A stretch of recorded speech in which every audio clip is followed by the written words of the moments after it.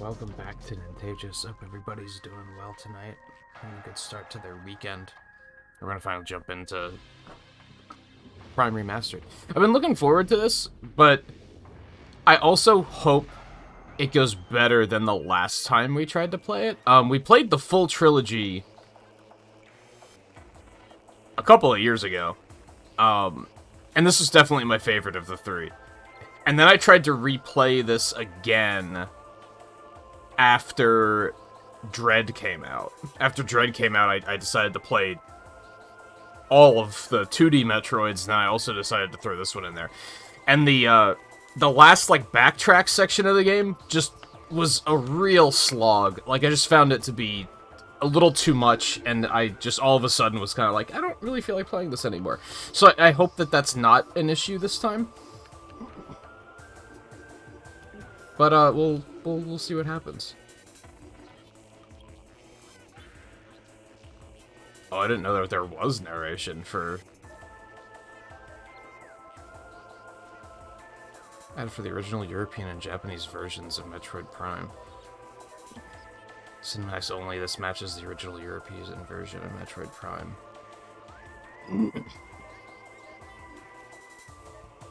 Is it in English, though? Do I want that on? I have no idea. I mean, I'm going to be used to it not being on. But I'm also, like, it sounds different, so I kind of want to try it. You know what I mean? I guess, I wonder if I could turn it off later. Probably.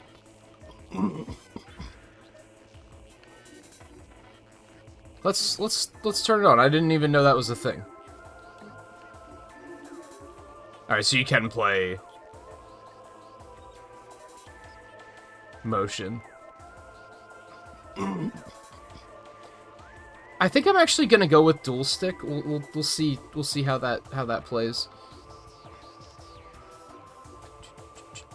I think everything else is fine.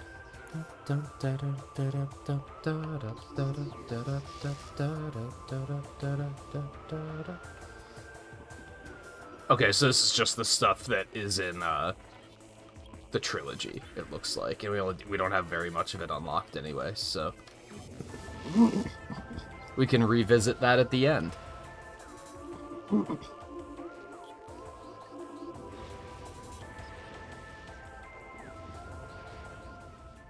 Put me in, baby. Riley, how's it going? Volpe, how's it going?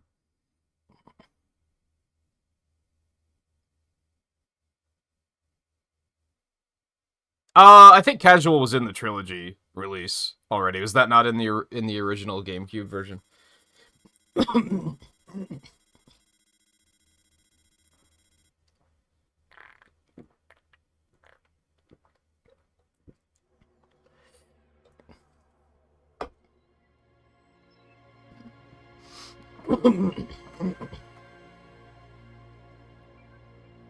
cosmos. In the vast universe, the history of humanity is but a flash of light from a lone star. The life of a single person should be lost in space and time. But among the stars, there is one light that burns brighter than all others. The light of Samus Aran. Her battles extend beyond her life and etch themselves into history. Here, another chapter of that history will be written.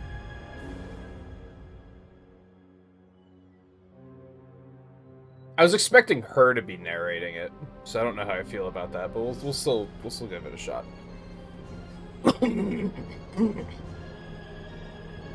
I also find it interesting how that's phrased, because aren't these technically prequels to Metroid 1 through 5? Or do they happen in the middle somewhere?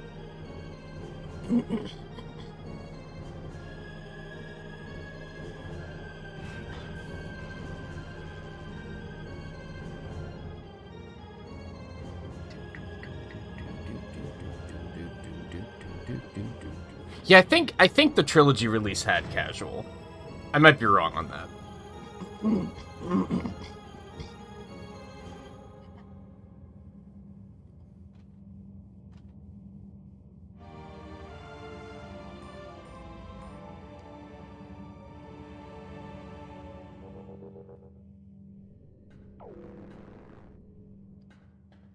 Yeah, so I'm kind of used to playing dual stick in thanks to the Xbox now.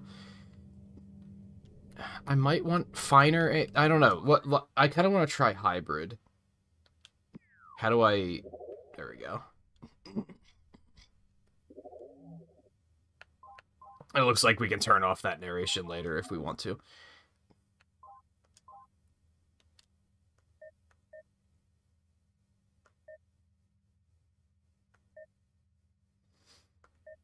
Enables motion control for camera movement and aiming similar to Metroid Prime Trilogy for Wii. Combines classic control scheme and with motion control for aiming. I think that's like kind of what I want.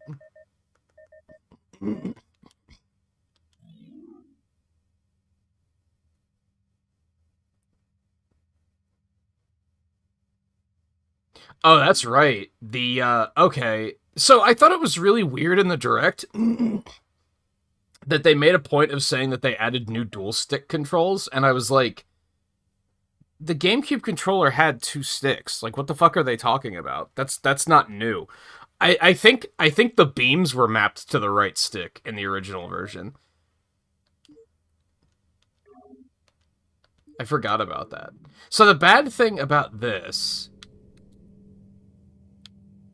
Oh god. Yeah, I don't like that. Can I, like, customize them? Because I don't like being able to not strafe. That's not great. And you have to... I do like that you have to hold R to activate gyro. It's not just active all the time. I think that's pretty nice. But I don't... I would prefer to still be able to strafe. Maybe I just want to use pointer.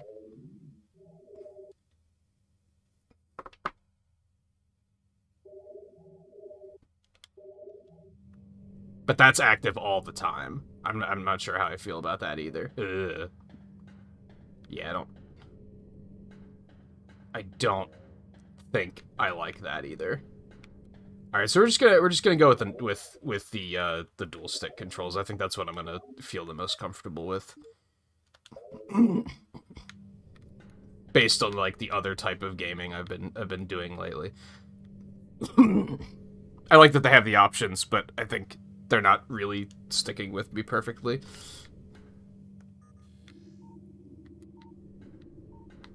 So I don't know how crazy I want to go on scanning.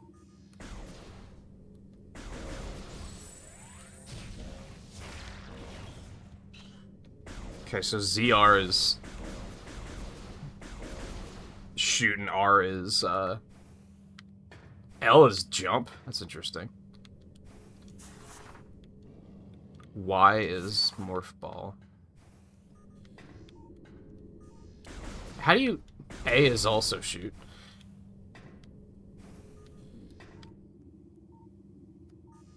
How do you scan?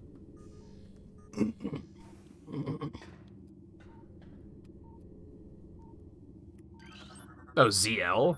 That's strange, because ZL doesn't do anything otherwise. I don't know how crazy I want to go on scanning stuff.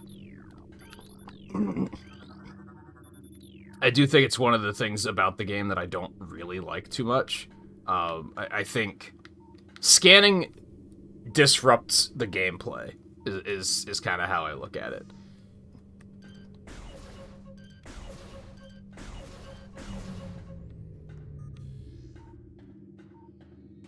You kind of have to stop everything you're doing to be able to scan stuff, and I don't really love that.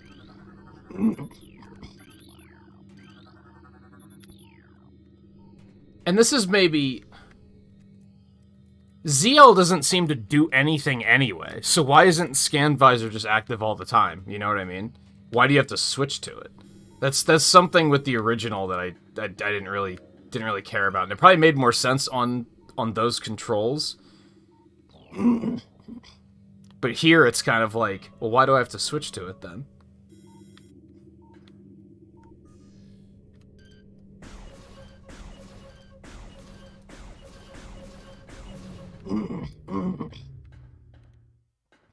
And I mean, don't get it twisted. I do think this game is a very solid game, but I do think it has some issues, and it's mostly just stuff that I hope to see fixed in Prime 4. I hope that's things that they address.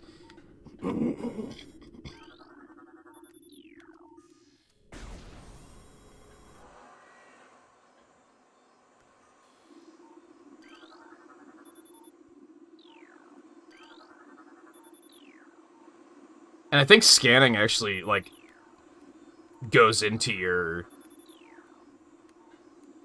like, completion percentage, which, again, not a big fan of. What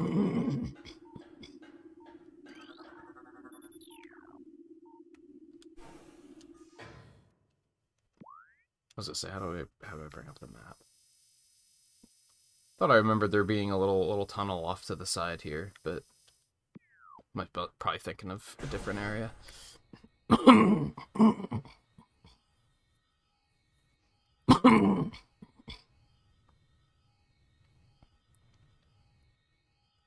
Yeah, if you're like, if you've only played the GameCube version and you've played it recently, then you probably want to use the classic controls.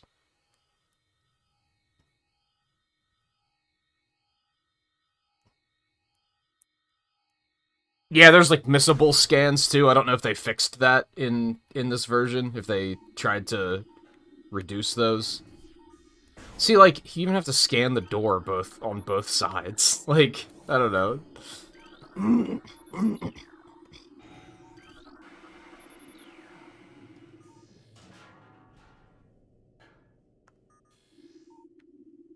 I think it's good on your first playthrough, because it's, like, kind of immersive to learn about your surroundings and such, but when you played the game multiple times, I think scanning is kinda ass.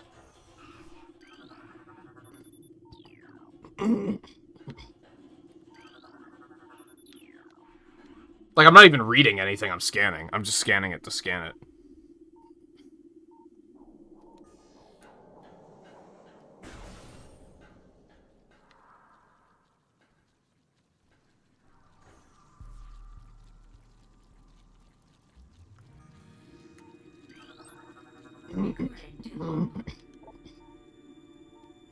Parasite interstellar vermin, they travel in swarms.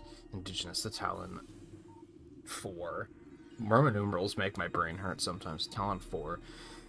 A single parasite is harmless to larger life forms, however they tend to travel in large groups, swarming over potential prey. Such swarms can be dangerous. I do think reading about the enemies is interesting. I think it's just, like, environmental stuff that I'm kind of like, who cares?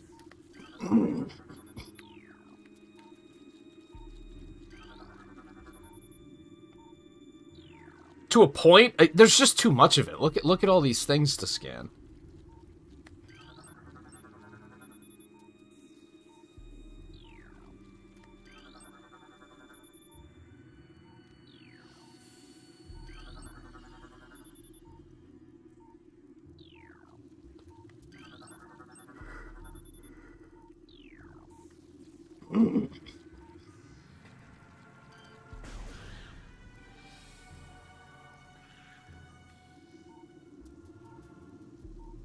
Thought I heard another one.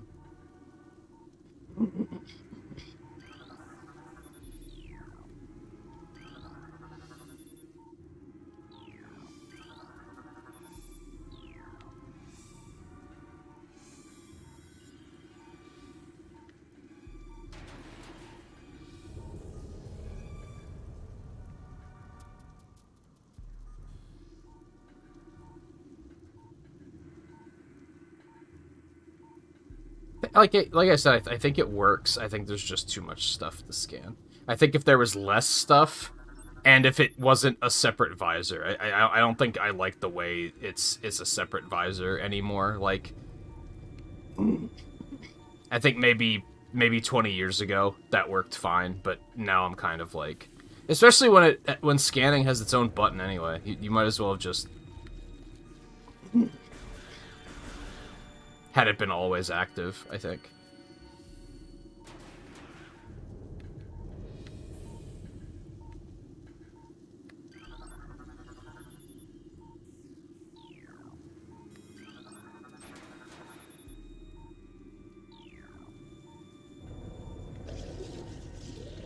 Alright, bastard still tries to kill me.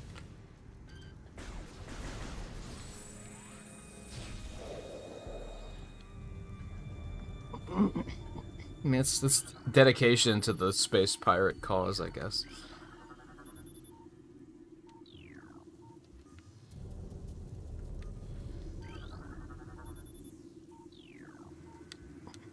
Maybe if it was a little bit more clear about, like, what scans are valuable.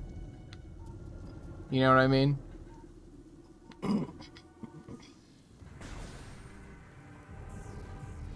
Because, like, obviously scanning every door from both sides isn't a valuable thing to do.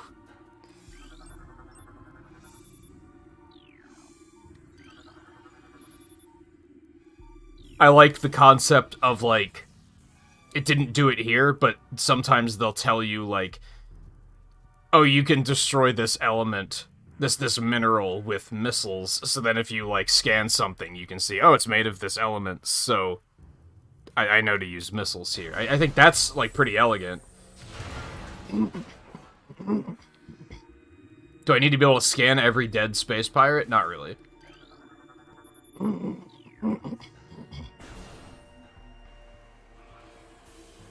And every door? Not really. Excuse me.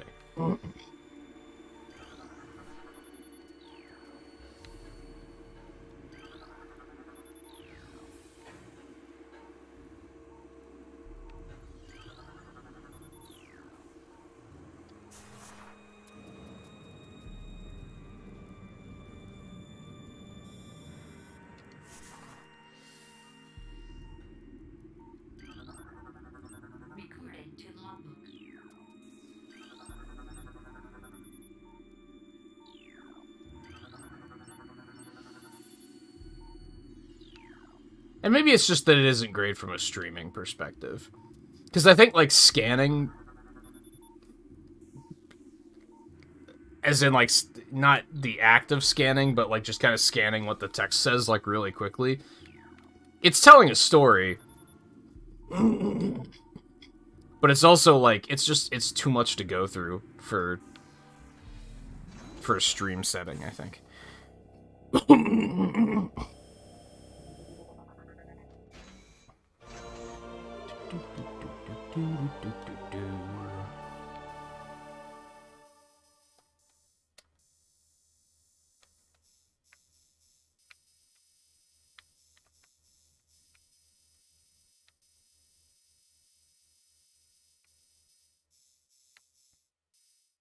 It's a fairly big map.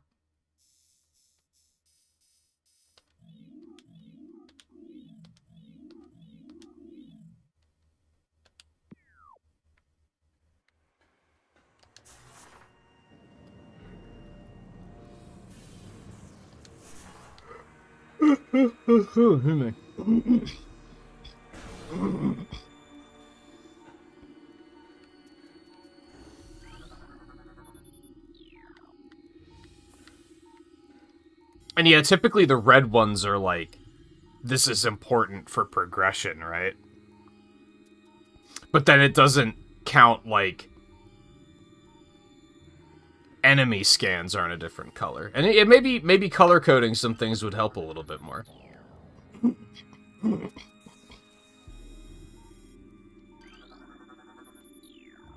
Like, do I need to scan the elevator before I activate it and after I activate it? Probably not. But when the game hits you at the end and says you got 97% of scans and you say, oh shit, I missed one because I wasn't scanning everything, it kind of creates a problem.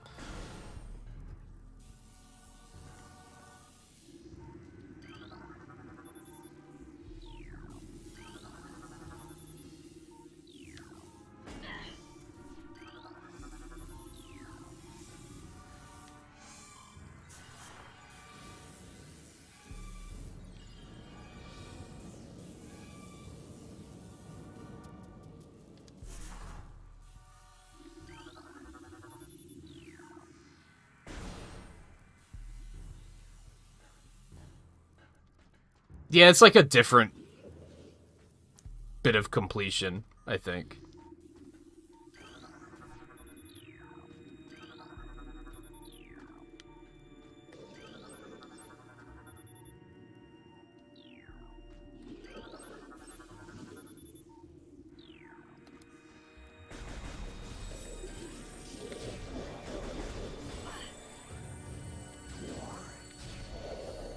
Fucker got me.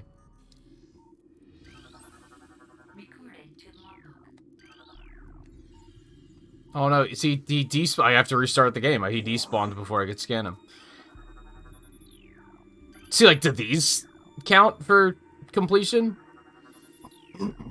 Not the door, but the, like, these logs on the wall. I don't know what counts as, like, what's a valuable scan and what isn't.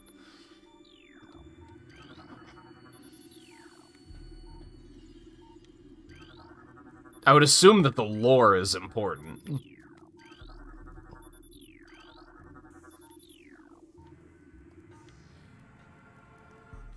And like I said, I think a big thing for me would be, I don't think there's a reason to have the scan visor anymore. I'm guessing that in the original, you used the same button you shoot with to scan. So that's what the visor was there for, is you had to be able to, like, switch move sets, if you will.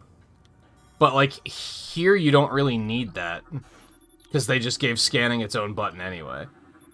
I think it would have been a nice quality of life thing for them to just be like, oh, you can just, scanning's just always active. Yeah, this is...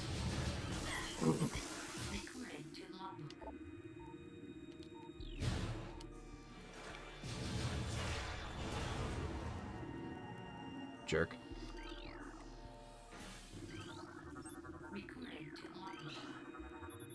Now, I might be wrong on that assumption, to be fair. It's been a very long time since it's been 20 years since I played the original version. I've played the trilogy release a couple of years ago. And I don't necessarily remember what the controls were in that.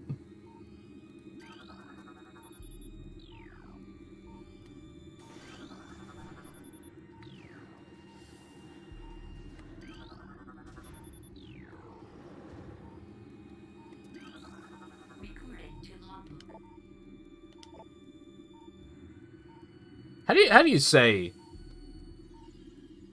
Zebus? Zebes? I think I've heard both. I don't know which one is actually correct. Well, the GameCube controller had a lot of buttons, but it didn't have 4 shoulder buttons. So that's a big difference with this, is they put scan on ZL, like that button didn't exist on the GameCube controller.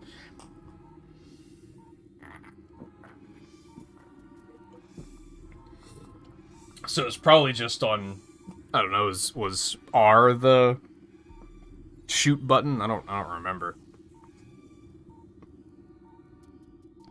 You think it's Zebus?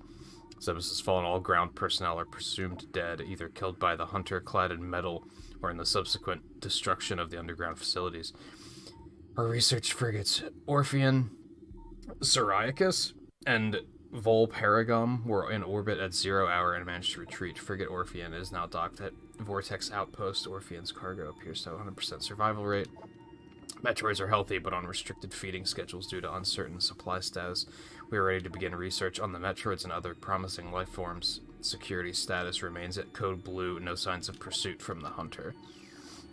So this isn't a complete prequel, but it definitely takes place after the first game, at least, if not a little bit later. I don't fully remember where this game's canonity is.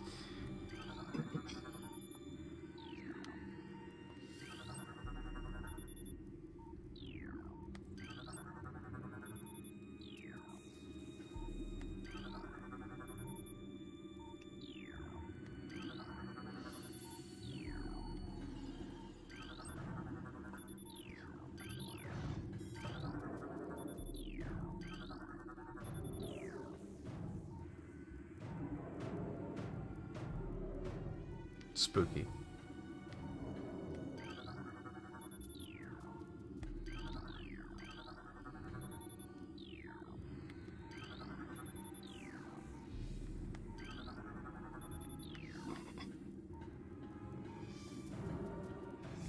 It kind of reminds me of, and this wasn't like, this was more of a me error than it was a game error. But in Wind Waker, they give, and you know, you guys know how I feel about that game already, but they give you a camera And if you take pictures of enemies and then take them to, like, that figurine shop, you can get the figurines made. But it turns into, like, it's not a very satisfying bit of gameplay, because then you start getting into combat and you're like, instead of fighting, I'm just gonna let it hit me a bunch while I try to take a good picture of it. It just doesn't work. It's not comfortable gameplay. This isn't that bad. But I still think the scanning just, like, it just takes away from the rest of the gameplay. You know what I mean?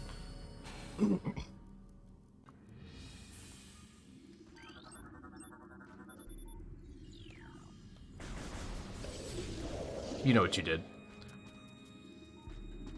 Oh, fuck. I should be seeing a space pirate and saying, oh, fuck, kill him. Not, oh, I gotta scan him quick before I kill him.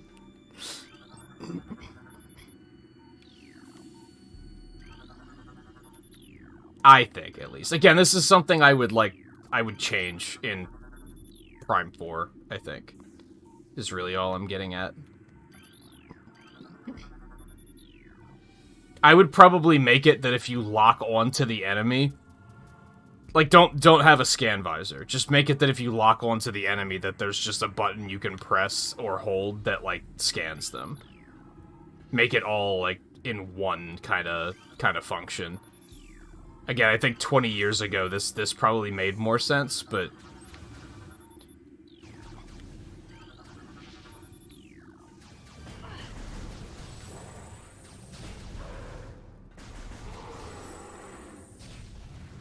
jerk.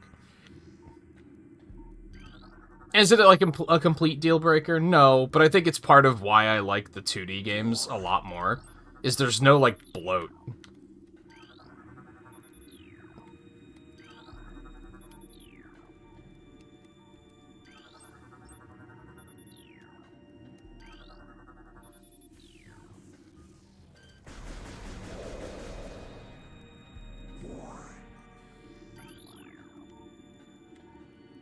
I guess what I'm getting at is I don't think the scan mechanic has aged very well.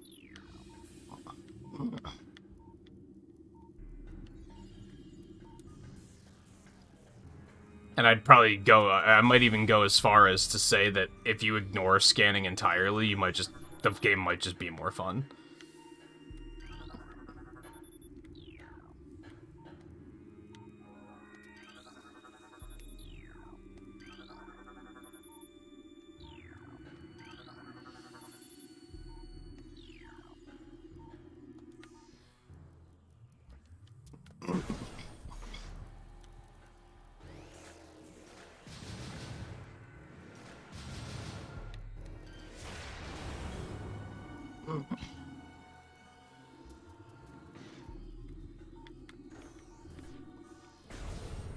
See, I keep pushing ZR to scan, even though I know that doesn't work.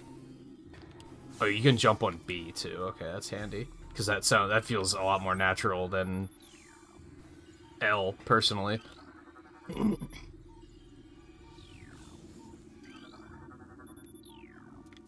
For now. Some people might argue that having it on L makes a lot of sense, because then you don't have to take your thumb off of the right stick.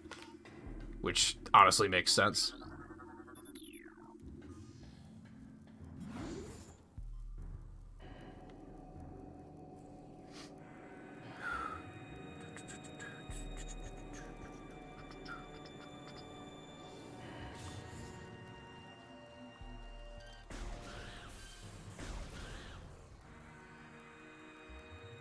Couldn't hurt a killer that's injured, will you? I mean, they're taking shots at me, so...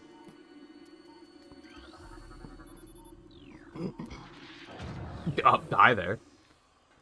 Well played.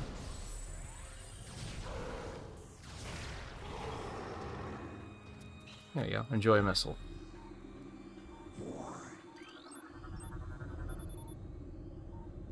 Death caused by removal of internal organs. Yikes.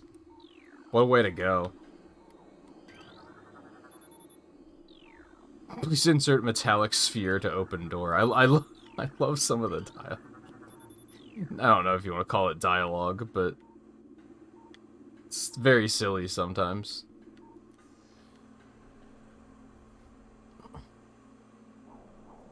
The Nightmare, how's it going? Welcome to the stream.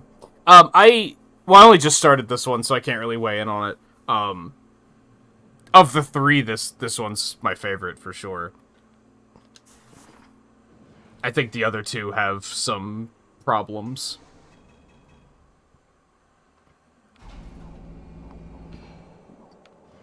I think 2's map is hilariously convoluted.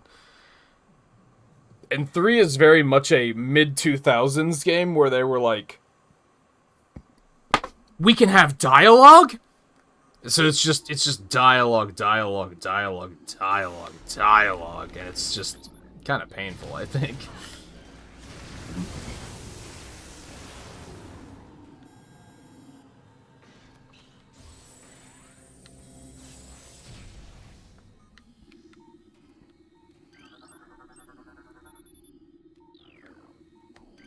And yeah, you can use the GameCube adapter for this game, can't you? I don't even know where mine is.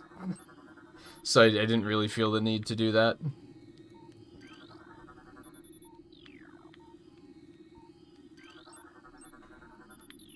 But it is neat that it is available.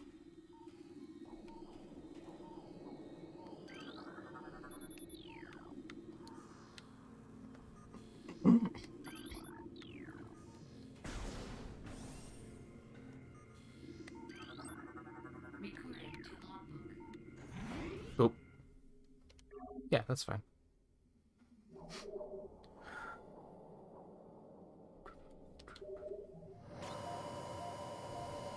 It does look really nice. For sure.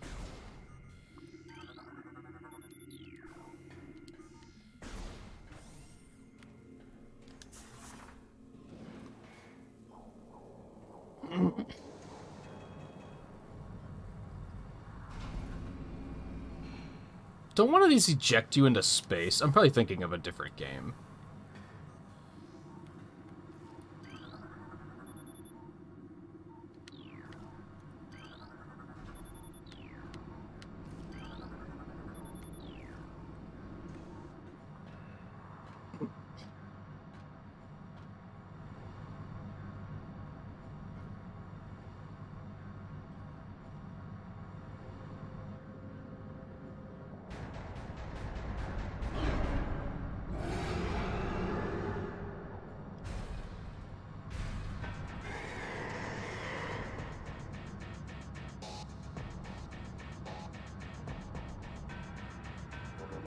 Whoa, they put the Smash Brothers stage in this game? That's awesome. What an idea. Parasite Queen. Parasite female genetically enhanced by unknown means. A weak spot has been detected in this creature's mouth. Use your auto-targeting to acquire this new target. Scans indicate the presence of a potent mutagen, origins unknown. Creature exhibits the ability to fire weapon-grade blasts of energy from its mouth, a trait not present in the standard parasite genome. It appears the pirates have begun a bioengineering programs with considerable results. Alright, is there any other scans around here? See, again, it, like, detracts from the gameplay. Instead of me being like, ooh, boss, let's fight it, I'm like, are there any scans in the area before I do this?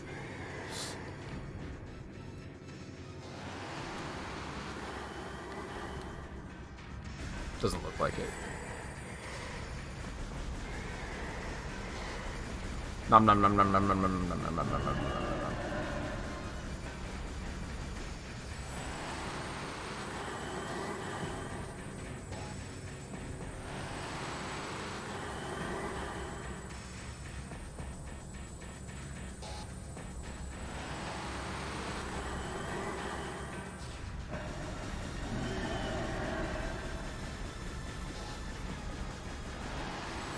Can you see its health?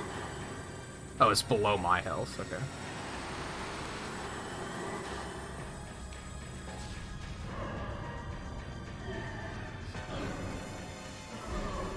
Easiest game I've ever played in my life.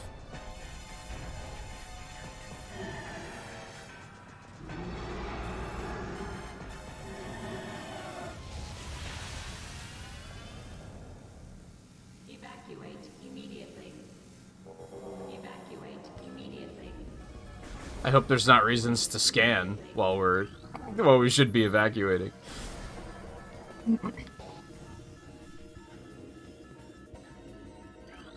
Hey, look at that. Things to scan.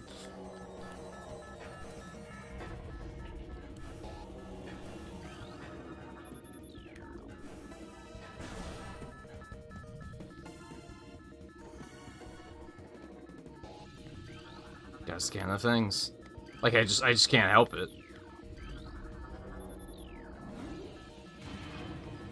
There's 6.5 minutes, it's fine.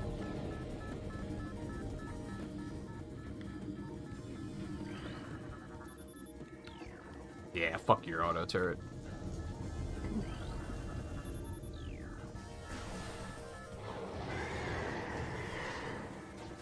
I guess the good thing is like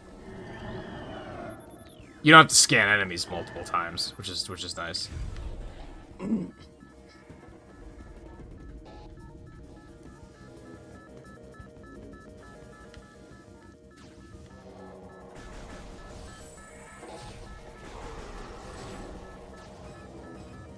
You know what you did. We've been here already, right?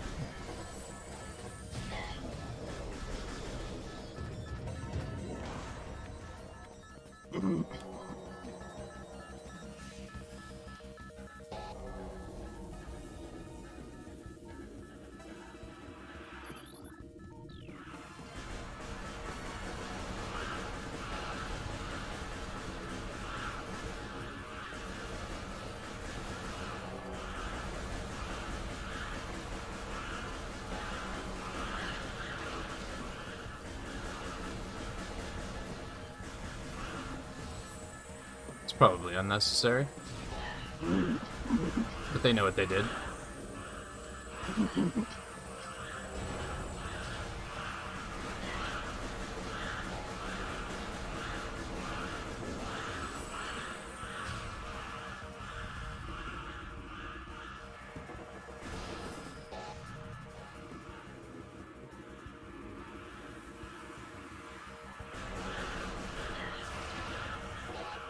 That didn't kill as many as I was hoping.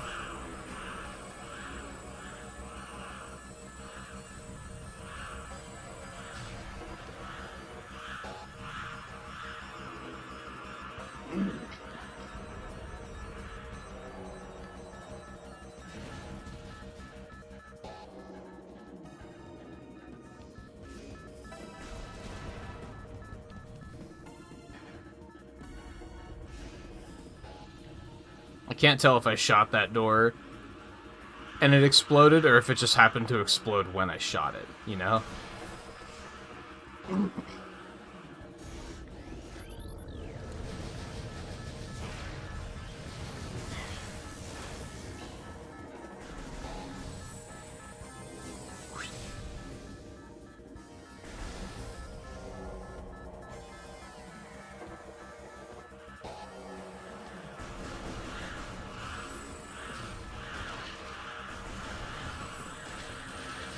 They do like no damage anyway, so I guess it's not that big of a deal.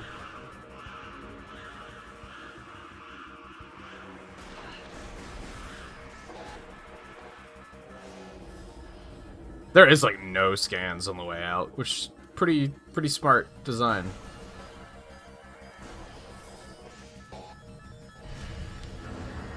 Yikes. This is not the way I wanted to go. Excuse me? I'm just gonna go.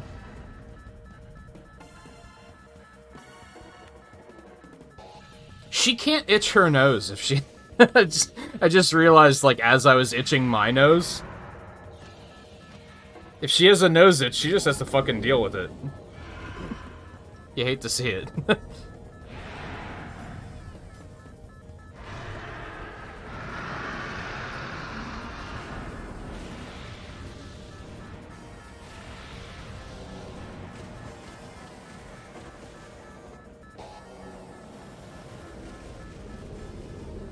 I saw people on Twitter pointing out that, like, this scene looks like it could have been a cutscene in a game, like, 10 or 20 years ago.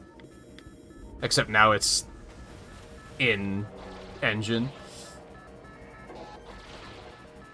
Okay, so ZL is grapple, but still... how frequently do you have to use grappling? You could probably just stick scan on that at all times, regardless.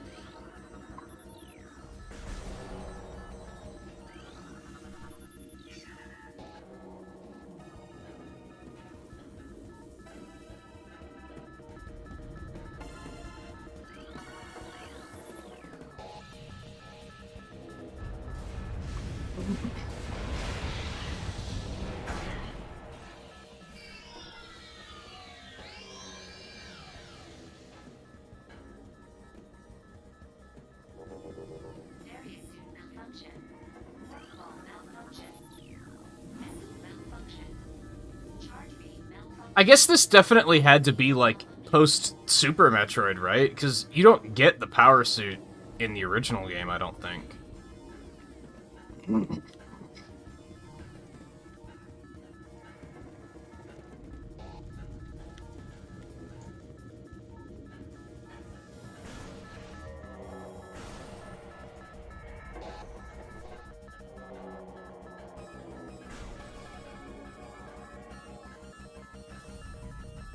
Or the various suit, or whatever.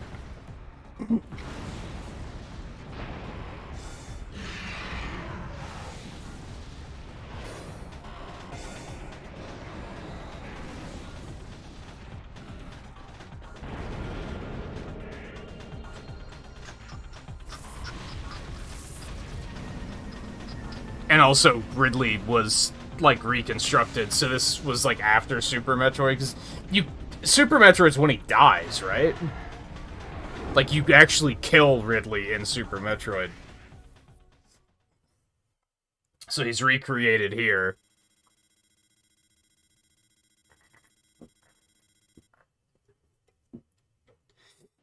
So this had to take place between Super and Fusion.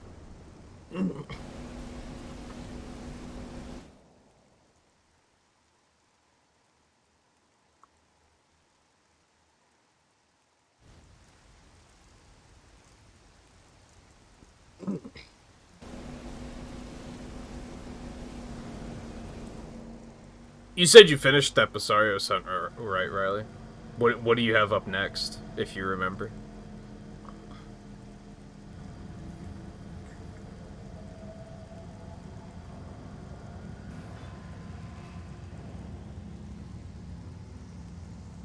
Wasn't Other M also after Super Metroid? So I don't fully know where this takes place. Sure.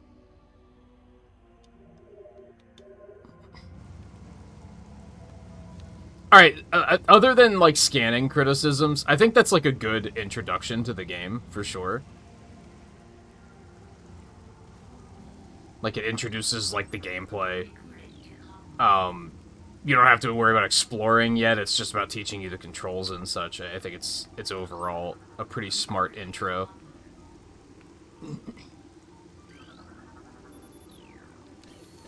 Alright, so I can't even Morph Ball yet.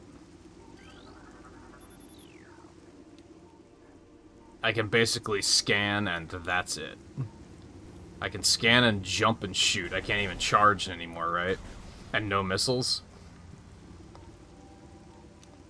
And yeah, you pointed this out, Volpe.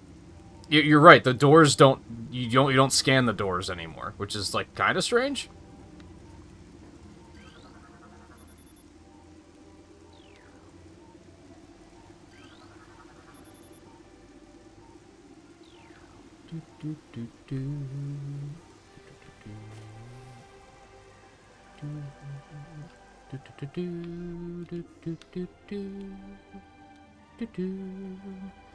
I'm pretty sure we don't go this way.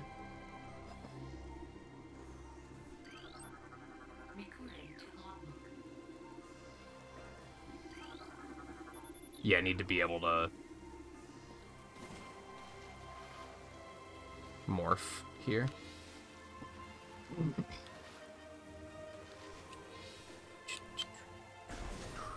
I guess because that was a facility, it makes sense that the doors would be, like, labeled.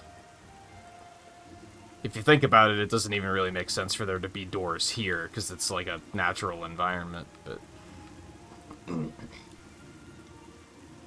think we can only go this way. Unless you're speedrunning. If you're speedrunning, I think there's a way to get up here, and you can get the super jump, like, as soon as you get here. I think that's a thing.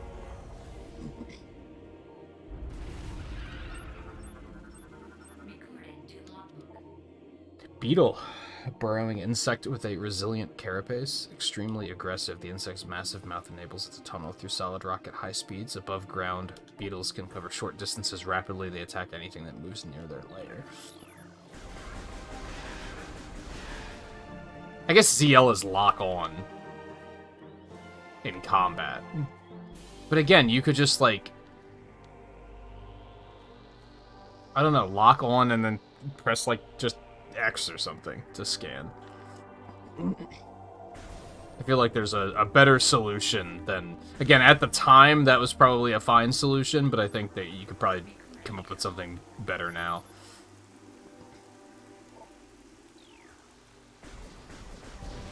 Bap.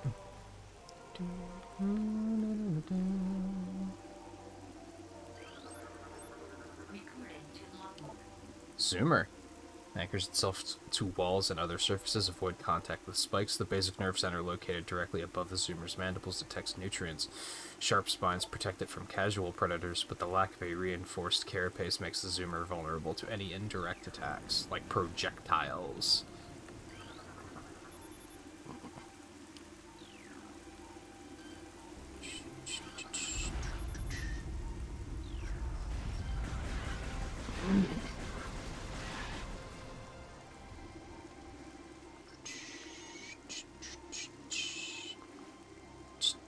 That's where we came in.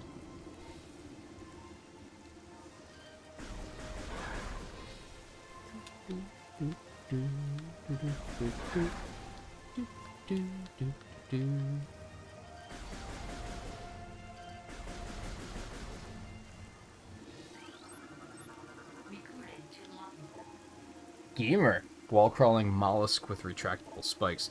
Gamer is an evolutionary offshoot of the zoomer family. When threatened, it extends lethal spikes and retracts its head deep into its armored carapace.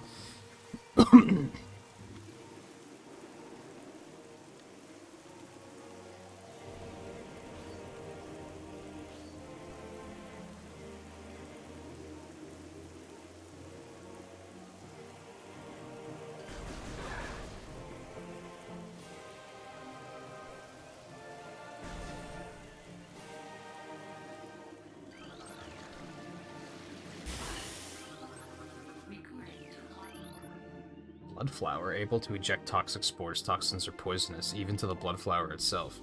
That's a hell of an existence. 3 mouth nodules protrude from the stalk beneath the flower, each with a rudimentary brain cluster and the ability to spew toxic fumes at anything within a 5-meter radius.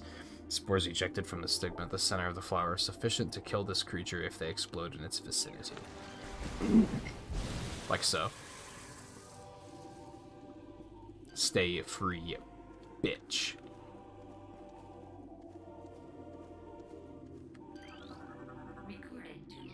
Blast door. Blast shield on the door blocking access. Analysis indicates that the blast shield is invulnerable to beam weapons. Explosive weapons may damage it. Alright, so we need our missiles back to go this way.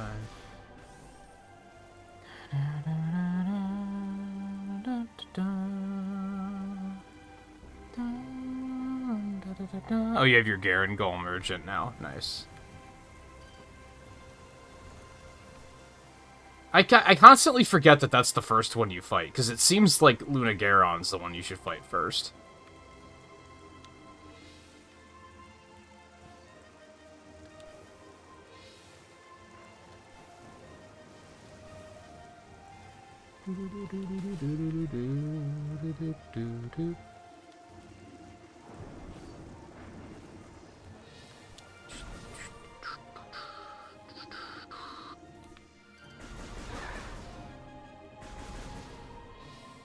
Oh, right, I can't charge to pull things in anymore.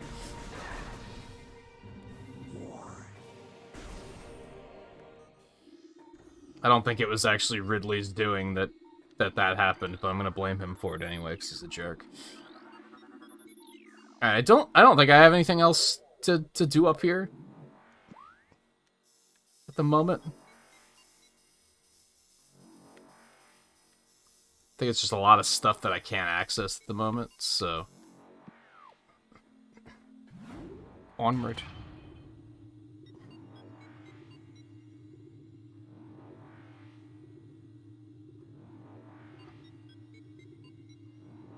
Yeah, I don't know how they did it. I wasn't really paying attention super close when I watched the last speedrun. But I know that they got there and they were immediately like, we're just gonna hop over here and grab the space jump.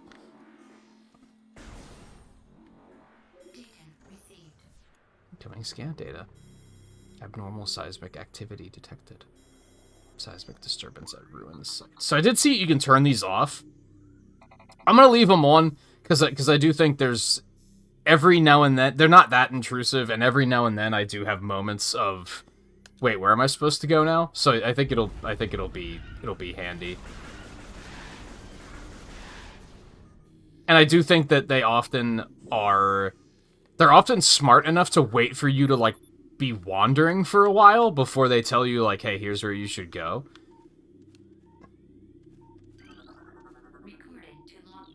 Chozo lore. They're not too, well, unless they changed it. Ugh. Oh, can you turn them off in the original?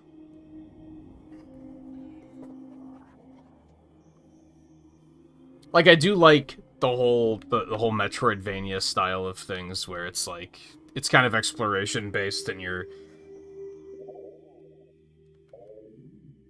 just having a lot of, oh, I can't do this area yet. But it's not it can be a little stressful and exhausting to hit moments of like, I've been wandering for an hour and I don't know where to go. So I think leaving those on will be fine. I vaguely recall a couple of moments in the first game where I was kind of like, I'm not sure where to go, and then the game would chime in and be like, oh, go this way.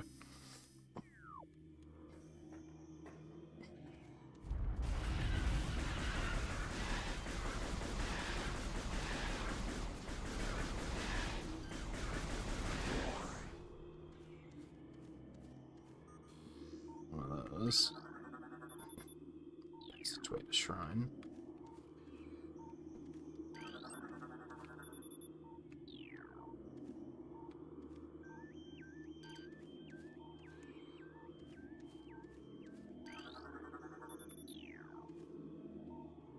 Thing I can't get yet.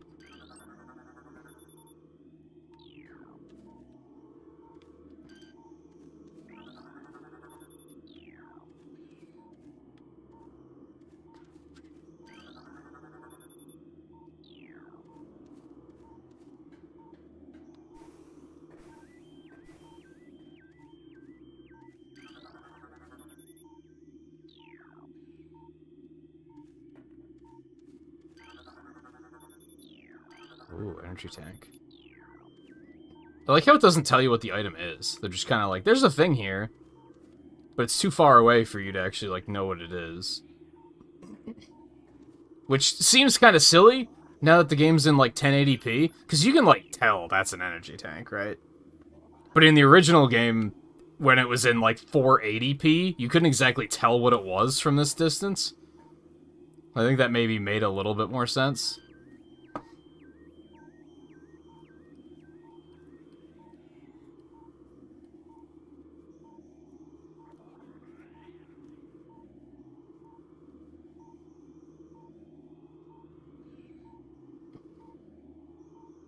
I don't know, Riley. That guy just sounds like a total ass. Anyway, I think that's his problem, is that he's a total ass.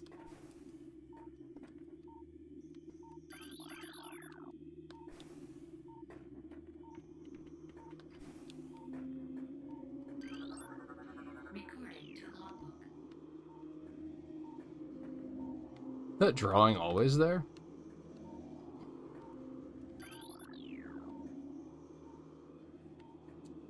This isn't the only way to go. Oh, I can scan that one.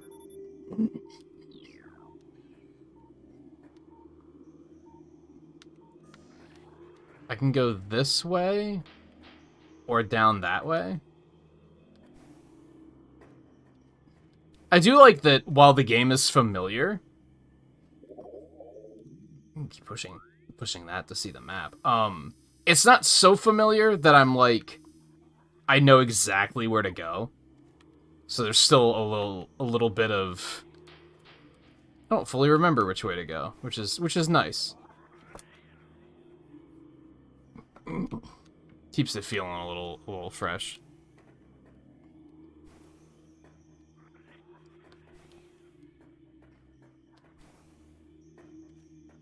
I do seem to recall that you go that lower way first, though, in this particular instance. I think this is a dead end.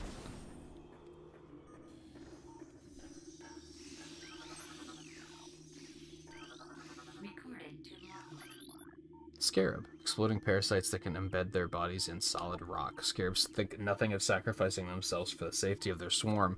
When a hostile life form is sighted, they block its progress by embedding themselves in floors and walls. Embedded scarabs violently self-destruct when threatened.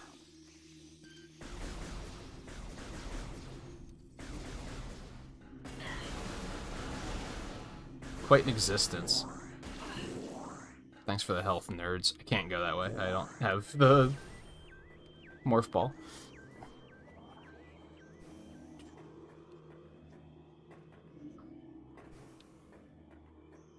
I did finish my Switch X armor after the stream. Riley.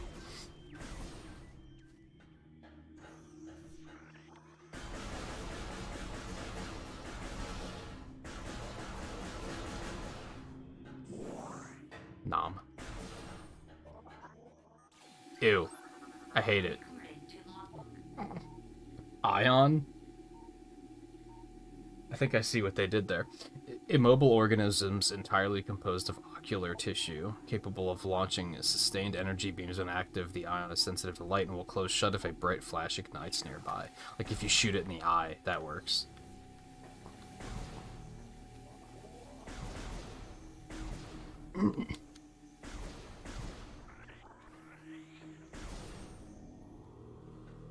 I wonder how this game...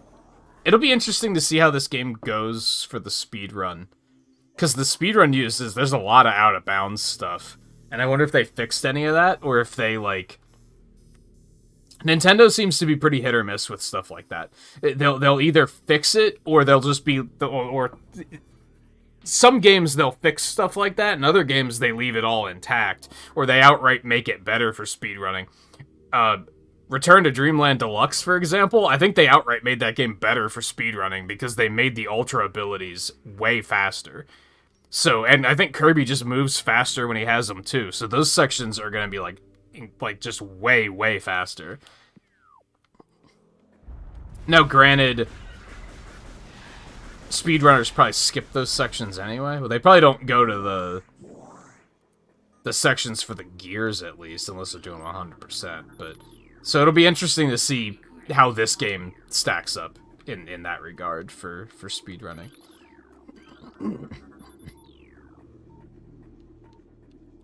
Will it be the new, like, definitive way to do it, or is it gonna be like, nah, the original's still better? I'm sure there will be some that'll speedrun both versions.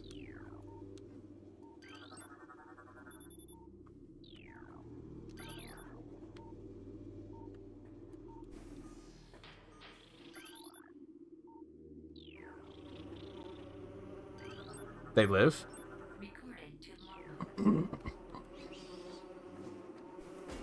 Ow.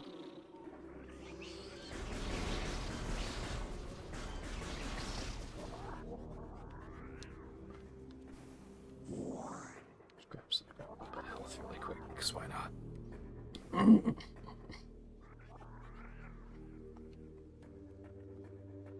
This is a save point, right? Yeah.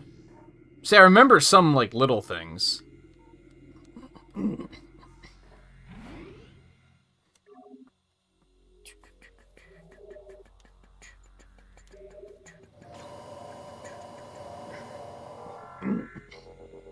Hey, David, how's it going?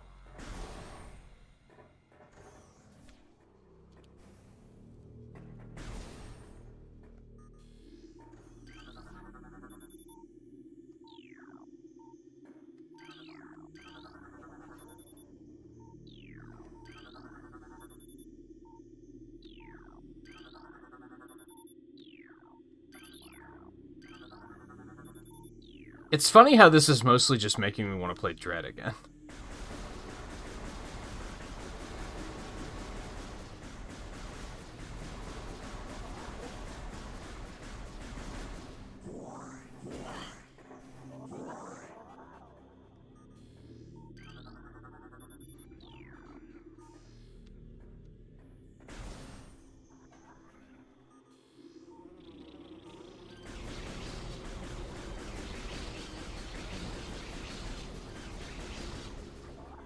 Honestly, with the lock on, I think having dual stick aiming is pretty solid.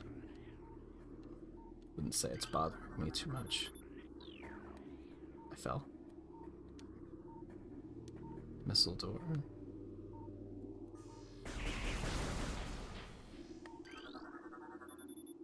Stress points present in Brimstone Wall. I don't remember what breaks Brimstone. We'll figure it out eventually.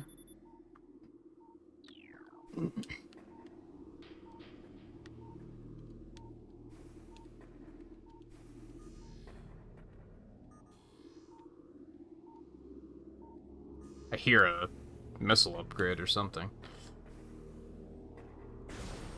That is something I recall liking about these games, is you can kind of hear the upgrades, so you just kind of know one's present. Plasmite, small insect capable of storing and releasing thermal energy. Plasmites are attracted to sources of heat, thriving on the energy present there. They emit light when hunting and will expel small bursts of thermal energy when threatened. Or you can just, you know, shoot them and they die.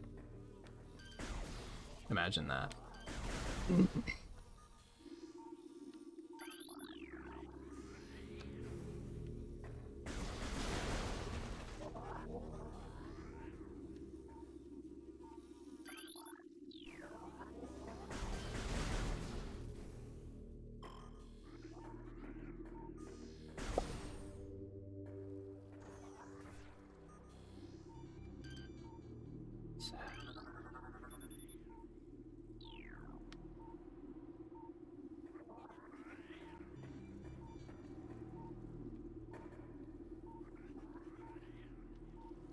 It's funny, the scanning isn't bothering me as much anymore.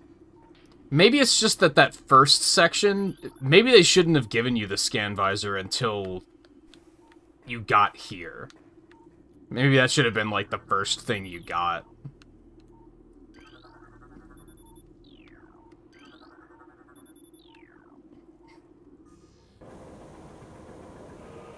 But it's important to me.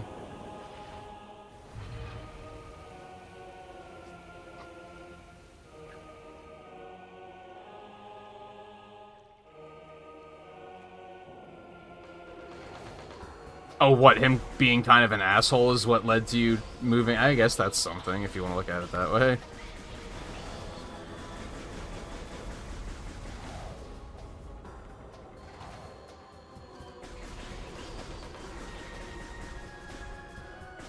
Still gotta deal with him, though.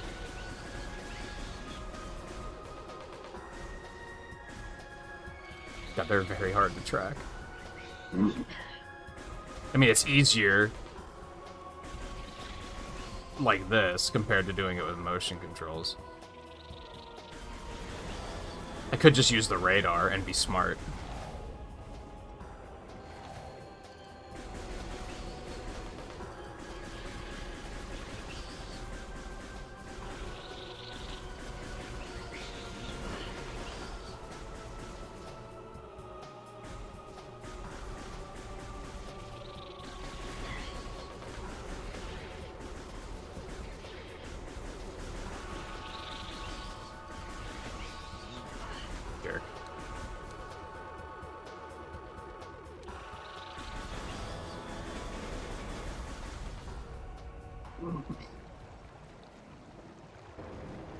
That's actually like a pretty difficult encounter. in my opinion, because you like, if you're not paying attention to the radar, you're just kind of spinning and just being like, they're around here somewhere.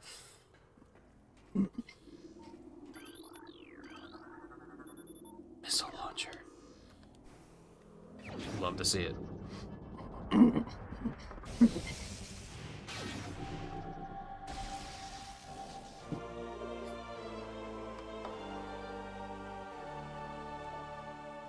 Fire. Press ZRA to switch back to beams. Missiles can destroy blast shields on doors. Additional data downloaded to the inventory screen. New extras unlocked.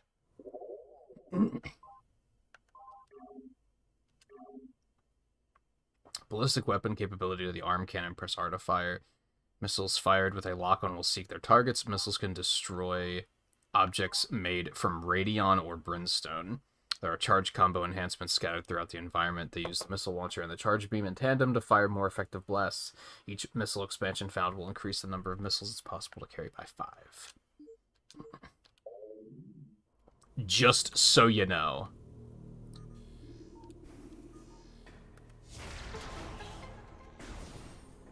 Oh, Poggy.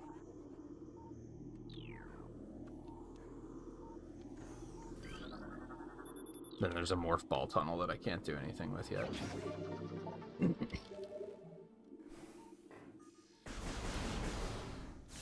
But hey, energy tank is very pog.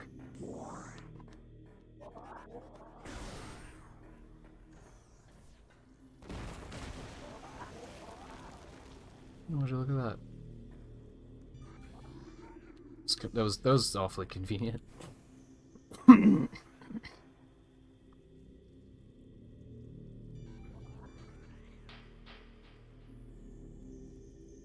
What's the purpose of that design? That's a good question. I don't know. Like, yeah, what was that there to do? I don't think they thought about that sort of stuff 20 years ago, though. Like, when they were making games, I think they just kind of sent it. Fuck your nest, by the way.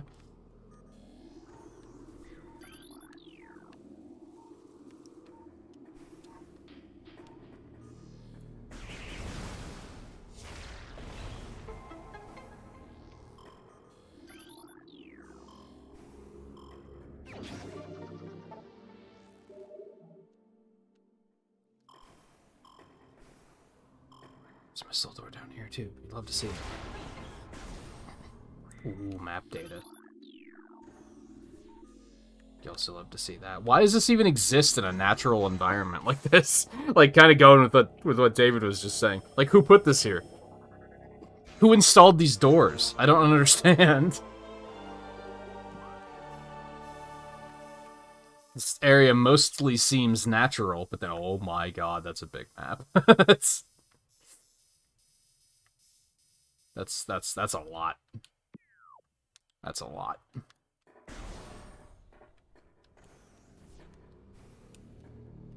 Alright, so we'll have to come back here once we get the morph ball, but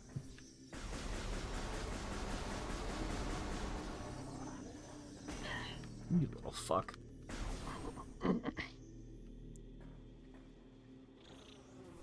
Stop.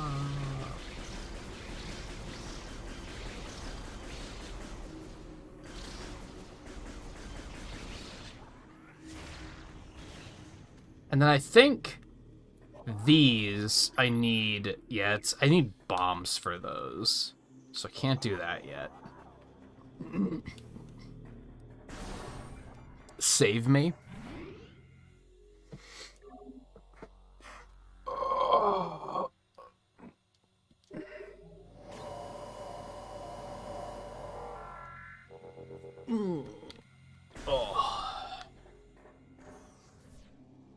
Yes, I can't get that yet.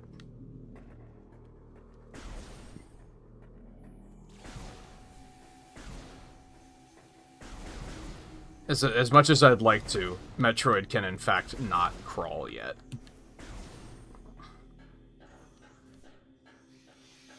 Ah, fuck.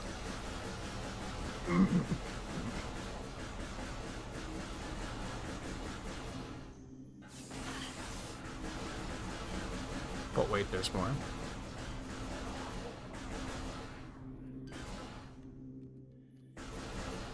There's so many. Surprise. Except not really.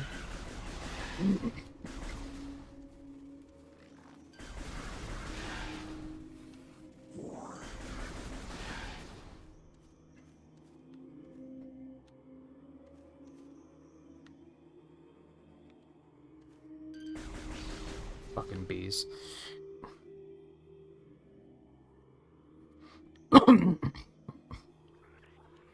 Hey, Scarlet.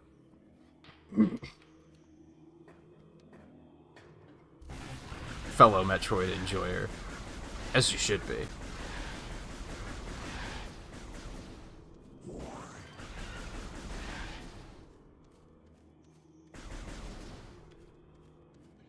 So you finished Fusion last night. Was that your first time? No, you had like a 3-hour clear time. There's no way that was your first playthrough, right?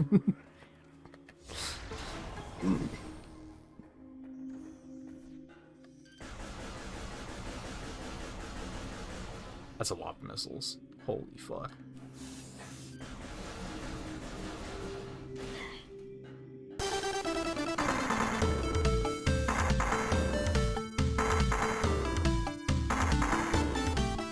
That is the fastest alert I've seen in a very long time.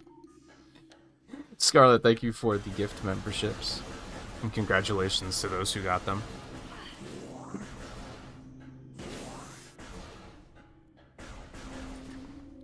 Full Bayview, Scarlet, Blue, and Casey. Yeah, that one was really, really fast.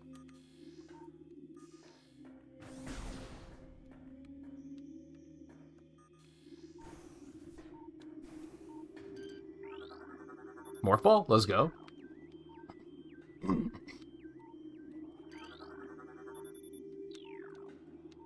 Yeah, like, who created these half-pipes? Why are they here? I have a lot of questions that I don't think scans are gonna answer. Let's just go, like, let's just pick up the Morph Ball. I mean, what's the worst to get out? Okay. That was your first playthrough of Fusion? What the hell? You wrecked that game.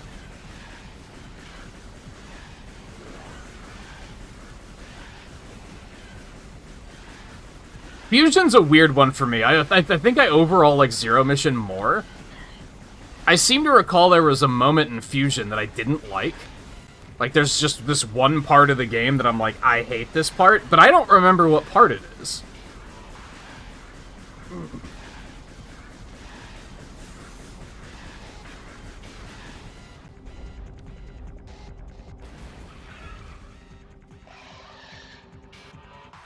That's a big butt.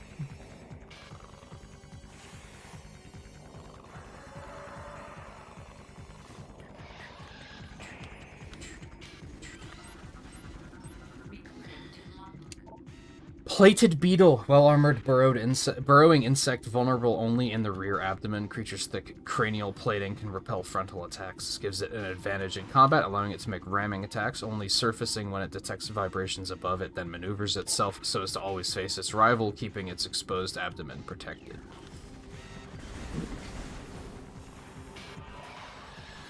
Just like Monster Hunter, really. Like how you're trying to get our tail.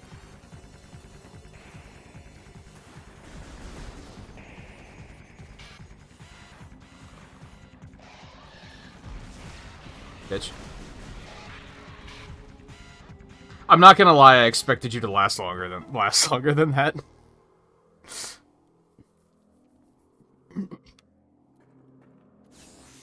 That missile made short work, for sure. Morph Ball me? Metroid can crawl? You'll love to see it.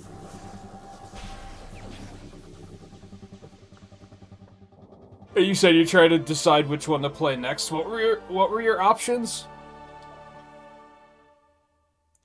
2, Super, and I don't remember what the other one was. I saw it like you got me this morning just as I was like shutting down to go to sleep. New extras unlocked. I'd love to see it. Changes your suit into a compact mobile sphere. Press Y to enter morph ball. Like the power suit, the morph ball is modular. There are several modifications that can be added to improve performance.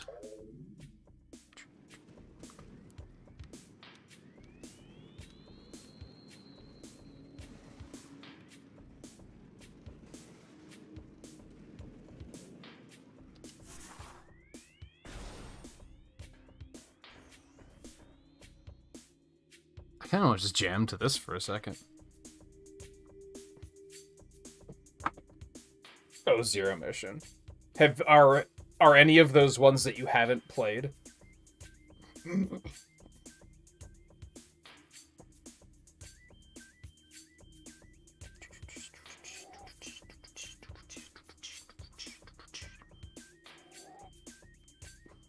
Super's another one that has, like, I think it's actually... I guess I don't know if you've heard me go on this particular rant, but I'm typically pretty critical of... I don't think a lot of Super Nintendo games have aged as well as people like to think they do, or think they have. Especially, I don't think Super Mario World is very good, and I think A Link to the Past is, like, kind of just average. Like, it's kind of just okay. But I do think Super Metroid is really good. I think it's actually aged very well, and I think it's still a very solid video game. But there is one area that I fucking hate. Like, I'd probably consider speedrunning it if it wasn't for that one area. There's just this one part where I'm like, I don't want to do this ever again. But otherwise, I think it's a very good video game.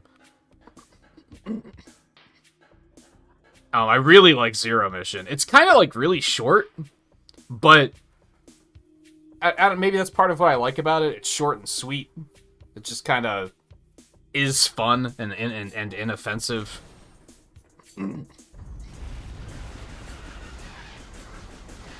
I don't think Metroid 1 is very good at all.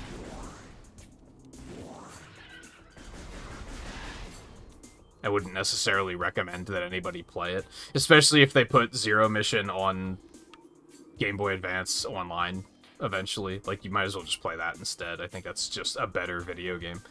I did see somebody on Twitter mention that once Fusion hits Switch Online next week, Metroid 1 through 5 are all playable on Switch, which is, like, kind of awesome.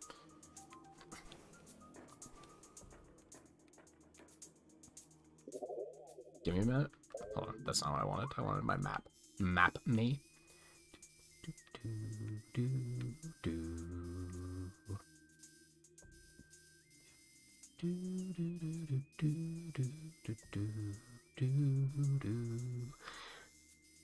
Alright, well, we could go this way now. And that's probably what they intend. I kind of want to go back this way, because there was stuff to get here that I needed the morph ball for. And there. But I think I also need bombs. I think it's probably smarter to go this way. Like, I think if I go this way, I'm gonna run I'm gonna run into a dead end. I'm gonna hit something where I'm gonna be like, oh, I can't do anything here. Can I jump in morph ball form? Is that a thing? You have to unlock that, right? Like, that's a separate upgrade, I think. That one's tricky, because I think maybe you just can't. I don't think you could jump in morph ball form at all in the original game, but then they added it into the trilogy. Because I think that was a thing that they added in Metroid Prime 3, and then they, like, retroactively added it to 1 and 2 in the trilogy collection. I think. Am I remembering that correctly? X? I cannot jump. Yet. You must have to... It must be attached to another upgrade.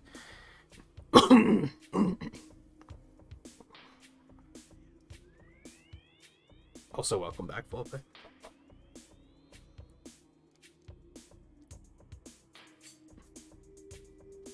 No, not the ghost ship, actually. It's the entire underwater area.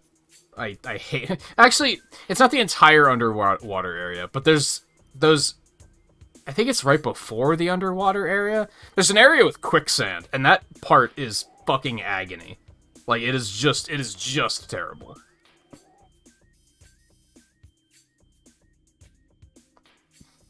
You know what? This might be against my better judgment, but...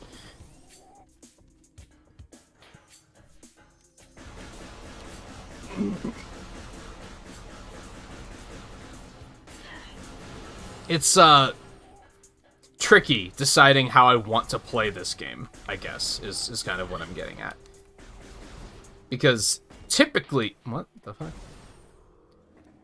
Typically, when it comes to Metroidvanias, I would be looking at this as, well, I remember these areas I could go to with the Morph Ball, so I want to go do those now. Since I've played the game multiple times within the last, like, 5 years, I'm kind of like, I should save all the backtracking until the end of the game, because I know that the backtracking is, like, kind of a slog. Also, I can't jump, so I can't get in there yet anyway. Never mind. What have I done? Do I want to keep going the other way? Let's not keep going the other way, because I don't think it's useful. I'm probably going to run into the same problem of, oh, I can't jump yet, so... What was I saying? Usually when I play a Metroidvania, that's how I play it, is I'll be like, oh, I have a thing, I should go back and... I remember this place where I needed this thing, I might as well just go back and do it. But like I said, I remember the end game backtrack part of this game being kind of a slog, so I was kind of like, maybe I should save all of the backtracking until the end. But that's not typically like how I like to do things, so I don't know. I don't know. We might be a little all over the place here. Fuck you. Go away. We're already hitting that point of the game where it's like, but I don't have to kill you. You're just in the way.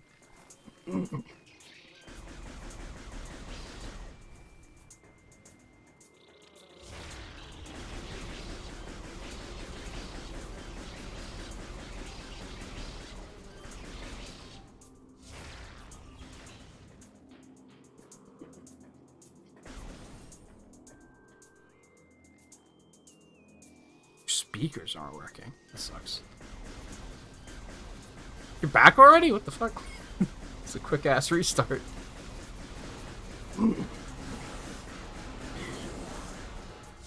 That's the wrong button.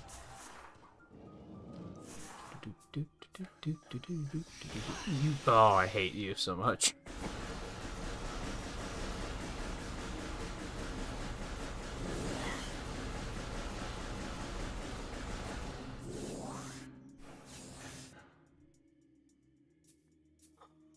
Was the quicksand in the water area? I couldn't fully remember it. That was like a year and a half ago already. That part was just ass. Like, oh man, did I not like that part of the game.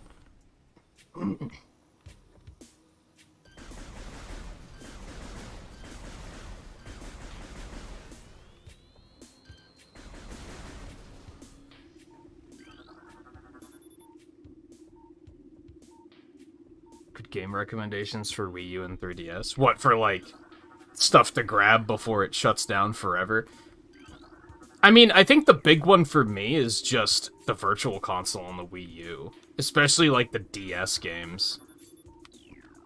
Because from a streamer perspective... I mean, even from, like, a casual perspective, finding those games can't be easy anymore. So... Oh, they just keep spawning.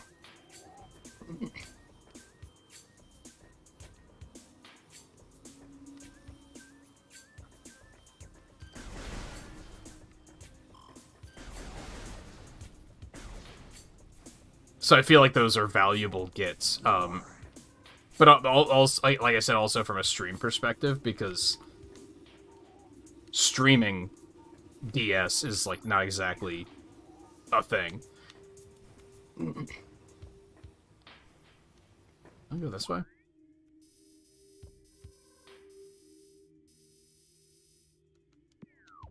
Can I do anything with this? No, because it's toxic as fuck.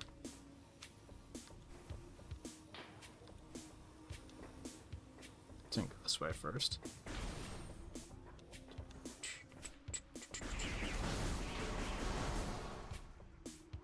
But I'm definitely going to pick up those DS Kirby games. Probably Star Fox. I think I'm gonna pick up the Pokemon Ranger games now. I was kind of talking myself out of that for a little while, but as I've mentioned a couple times, although I'm trying not to mention it a lot because I feel like it's low-key could be seen as bragging, but now that I have intense heat readings detected behind this door, I guess I don't want to go that way then. Now that I have access to that source that has access to the eShop card discounts, and I can get them for, like, significantly cheaper, I'm like, I might as well get them, because the amount of money I'd be saving on the cards themselves means that the games are basically, like, free. You know what I mean? Shriekbat. Territorial ceiling dweller. Body temperature peaks at 121 degrees centigrade. Is that a lot? I don't know. Shriekbats have high internal temperature, making them easy to spot with thermal imaging. They roost on cave ceilings while hunting for small prey.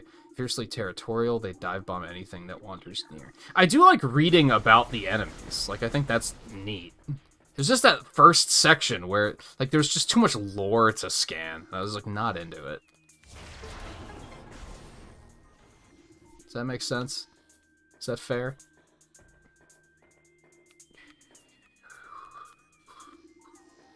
A little behind on chat. The Ridley boss fight area is part of the game you don't want to play Super Metroid for? I don't really remember that part. I mostly just remember the quicksand. I remember the rest of it being pretty fun.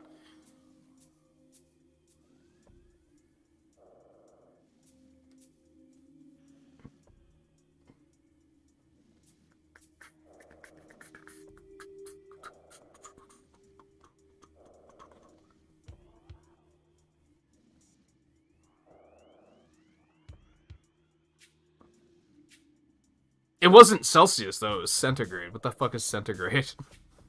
I don't know what that is. Is that a made-up measurement?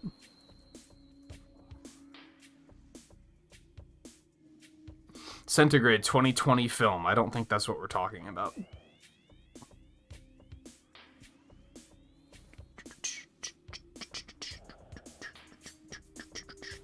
Oh, apparently they're about the same thing, but they're slightly different. Hold on, we're gonna pursue this because we're gonna learn something tonight. Because learning makes me happy. Depending on how old you are, you might read 38C as 38 degrees Celsius or 38 degrees centigrade. Why are there two names for C, and what's the difference? Celsius and centigrade are two names for essentially the same temperature scale with slight differences. The centigrade scale is divided into degrees based on dividing the temperatures between which water freezes and boils into 100 equal gradients or degrees. The word centigrade comes from centi for 100 and grade for gradients. Centigrade scale was introduced in 1744 and remained the primary scale of temperature until 1948. In 1948, the Conference General I don't know how to say any of those words. Decided to standardize several units of measurement, including the temperature scale, since grade was in use as a unit, including centigrade. A new name was chosen, Celsius. What does Celsius change, though?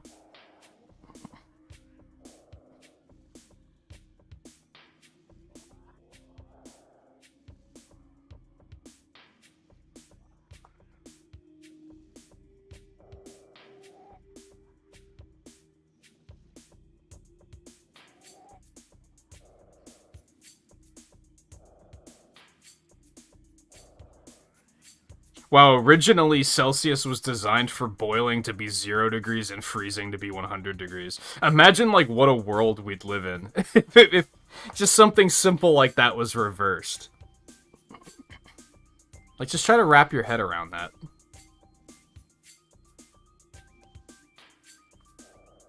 Centigrade scale was confusing because centigrade was also the Spanish and French term for unit of angular measurement. Interesting.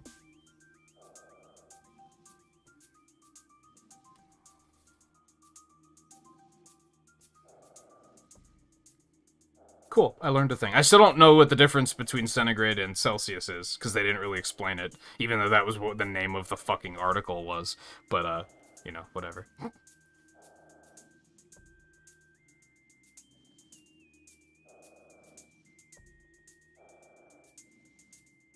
Yeah, Celsius was the name of the guy that invented the scale. You are correct.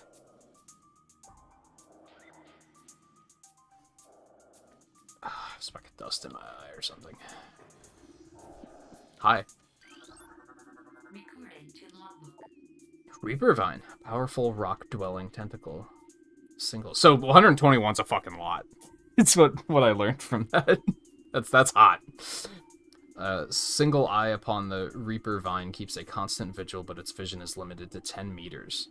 A scythe-like appendage on its tip is honed to lethal sharpness. The Reaper Vine will swing this blade wildly at anything that enters its zone of perception. Fuck you. Get out. Oh, right, the runic symbols. I remember that. I think the other one popped back. You son of a bitch. Popped back out and just fucking yeeted me.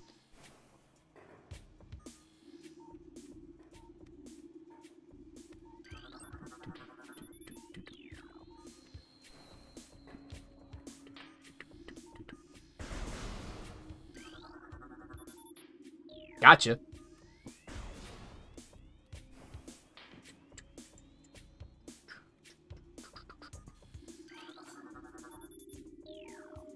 Gotcha.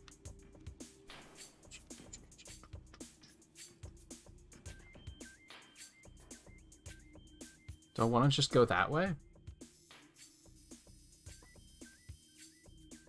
I'm not ready for this yet, right? That doesn't seem right.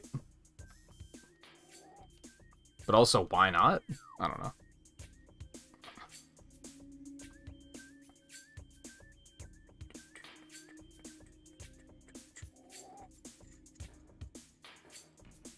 I think they, like, that's a scientific thing for sure, right? Where they tend to name things after the people that founded them a lot. Oh, I need bombs, so we can't go this way. Okay. Yeah, we are not ready for that.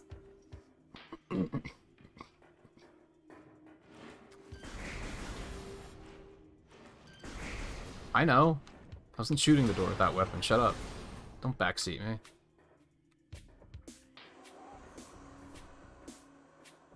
Man, I remember 20 years ago when I saw this effect of it, like, steaming up the visor. My mind was fucking blown, dude.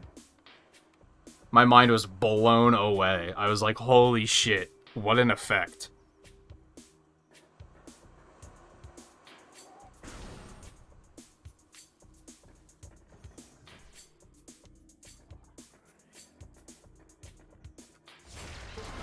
We got a save point over here, so we might as well just grab that really quick.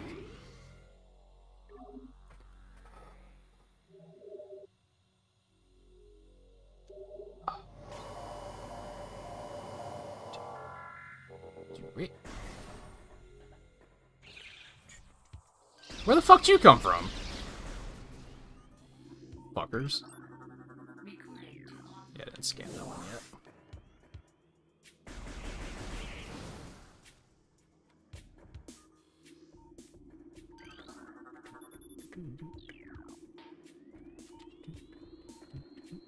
Yeah, it's like, I feel like the stuff to scan is like a little bit more few and far between now, which is making it a little bit more tolerable. I think it was just a lot for the beginning of the game, especially because that beginning area is very, like, there's opportunities to miss things. I guess that's what I'm getting at.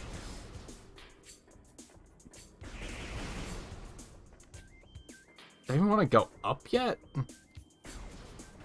don't think so. I think we might want to go this way first. That which fouls the water seeks the sun. Yo, boss tips? Let's go. Reminder that, like, probably for, like, Scarlet in particular, because you just played the game blind not too long ago. I'm probably gonna make... No, okay. Knock wood. This might not necessarily happen. But some of the bosses I'm probably gonna make look pretty easy, because I know what to do already. Just fair warning. Now, of course, there's probably gonna be other bosses that are gonna beat the fucking shit out of me. Just to make me look bad after I said that. Ow.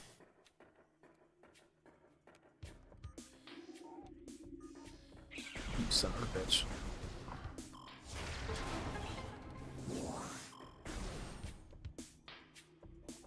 Do I want to be here yet? Like, I vaguely recall that I need bombs in here anyway, so I'm kind of like, maybe I should turn around and come back anyway.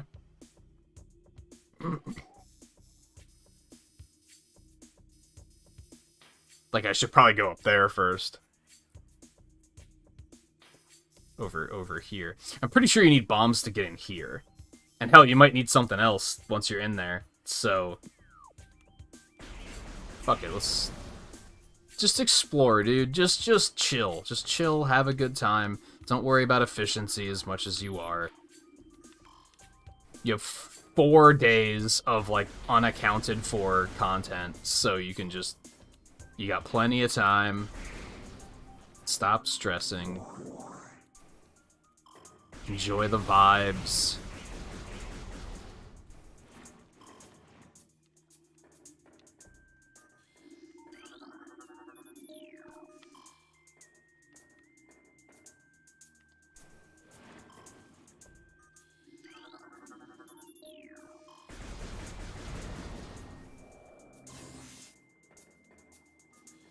Don't mind the quick pep talk I had to give myself there. I think it's a...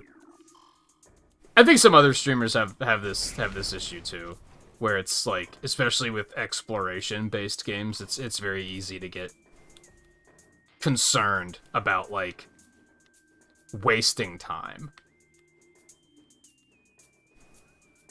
You start to worry that people are going to lose interest if you just dawdle in one area for too long. I didn't see that one down there. My bad. Maybe not even dawdle, but if you go too long without something exciting happening, then people might be like, ah, fuck this.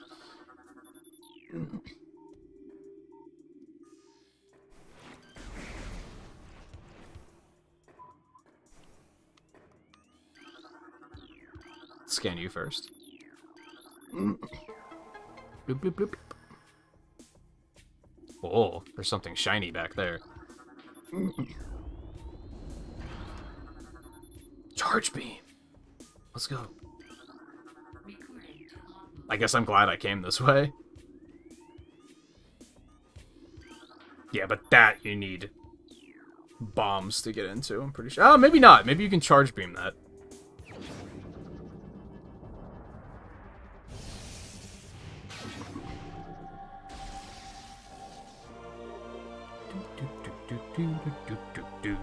I remember the rock boss always gave me trouble.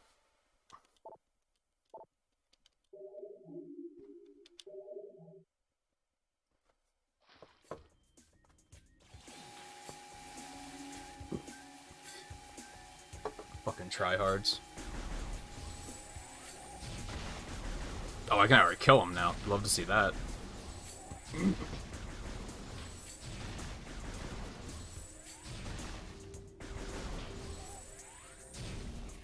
Nope. Bombs.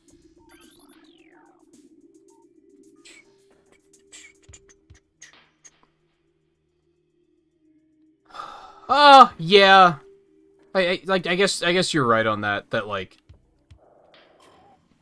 I don't think... Yes, when it comes to games like this, you should kind of expect people to just be wandering around aimlessly, because that's part of the game. But I think a lot of, like, first-time viewers won't necessarily think of that.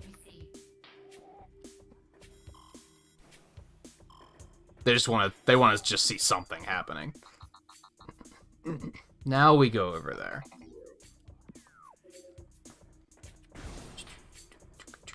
Which is fair, honestly.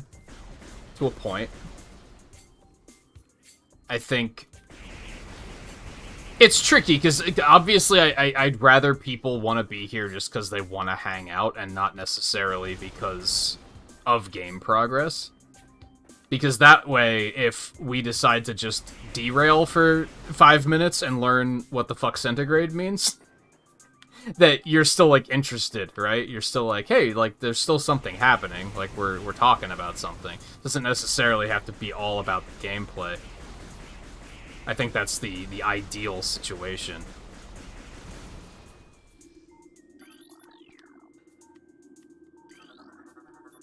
You never really want to be put in a situation where you feel like you have to keep playing the game because people are like, hey, shut up, stop, we can keep playing the game.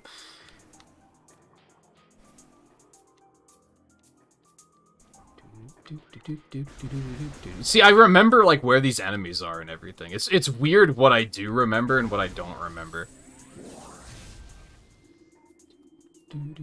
Oh, I forgot about those guys, though, so... Got 'em. Sandstone. That's bombs, right?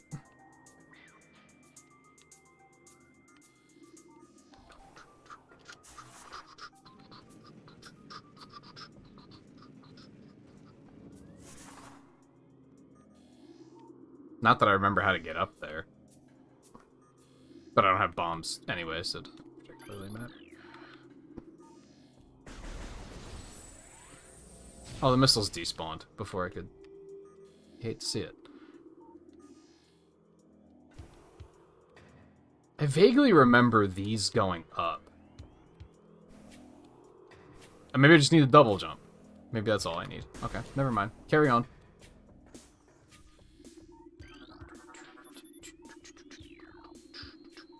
Ah, fuck.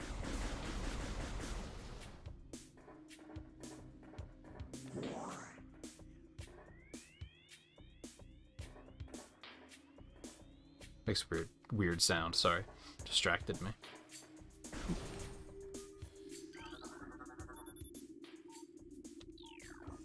Further collapse unlikely. There's nothing left to collapse. What are you talking about?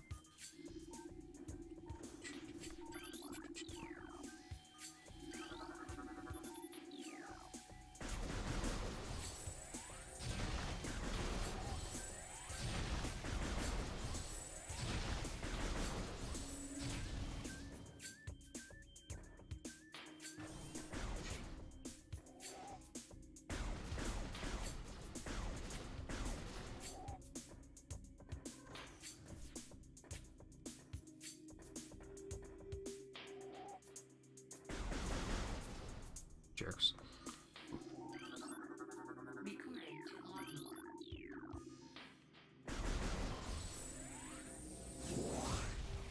Yum.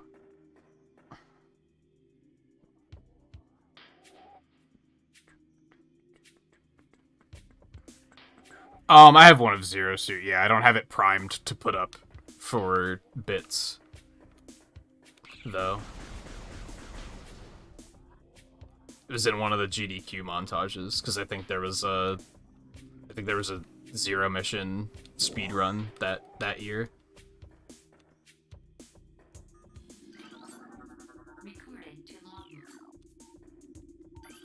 Stone Toad preys on creatures smaller than itself, vulnerable only from within.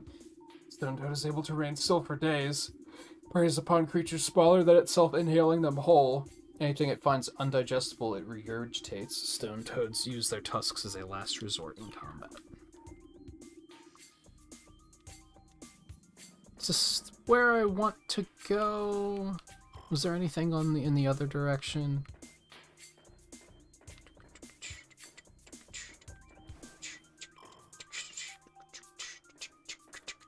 Nope. Just nasty ass water.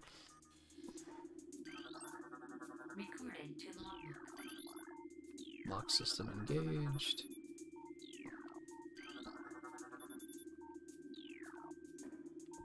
It's a lot of inactive platform. Shit, it's inactive.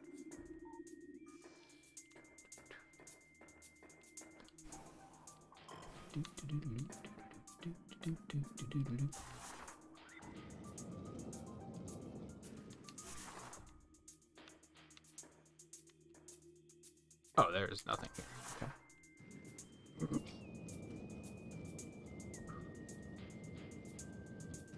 Blech.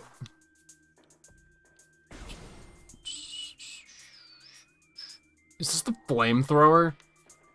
I forgot about this boss.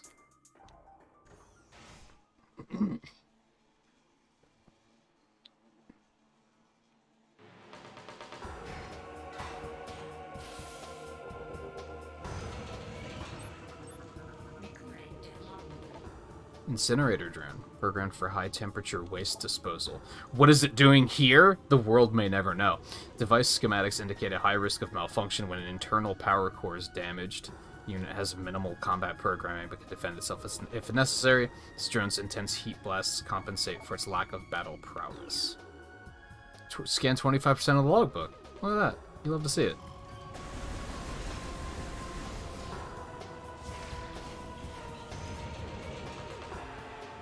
Oh, hi.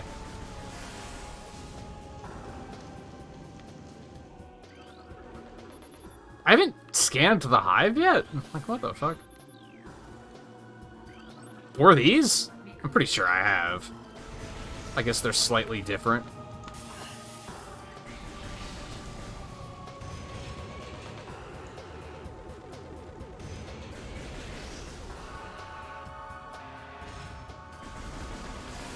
That one's green. Is that a different? No, it is not.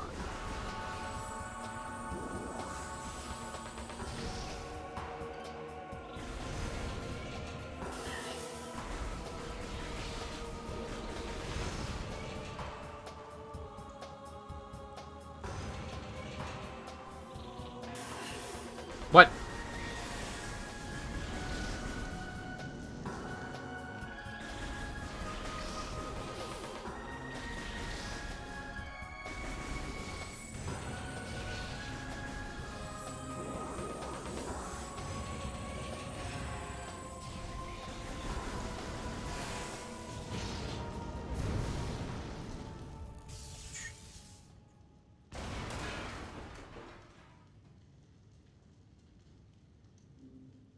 Yeah, was the incinerator put here because of the bees, or is it just inconvenient that that's where the bees set up their home? There's a lot of questions. Boink.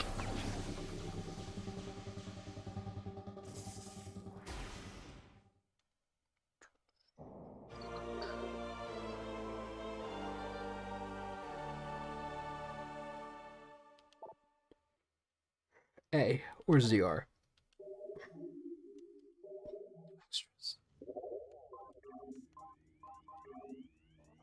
Default weapon for the morph ball.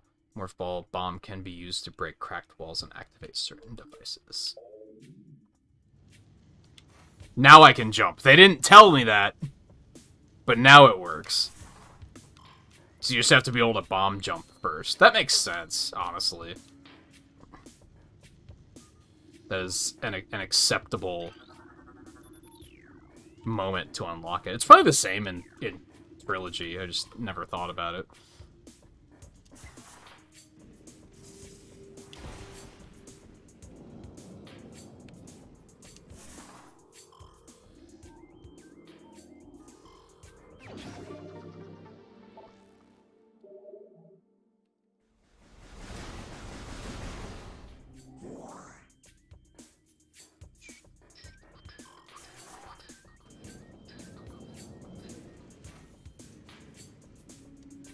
Oh, yo, you can still shake the controller to do it. That's cool. Again, it's just like Return to Dreamland Deluxe, where they don't tell you that shit. They're just kind of like, if you know, you know. I'm not sure how I feel about that. It's kind of fun, but it could probably be frustrating for new players to, like, play the whole game and then watch somebody stream it and be like, wait, you can do that?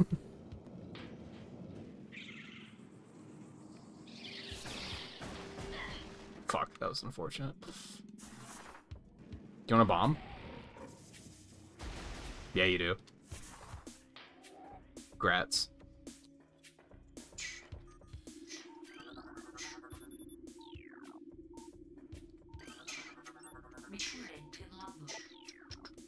Standard morph ball slot. Because, you know, like, standard issue morph ball. Like, what, you don't have a standard issue morph ball?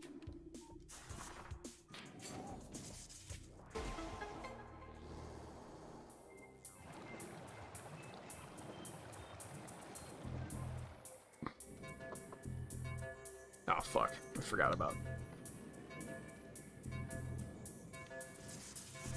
I was not paying attention. By the way, don't get it twisted. I'm assuming I'm coming over here.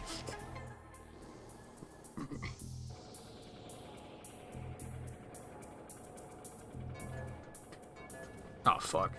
But I want to scan things! You can't do this to me.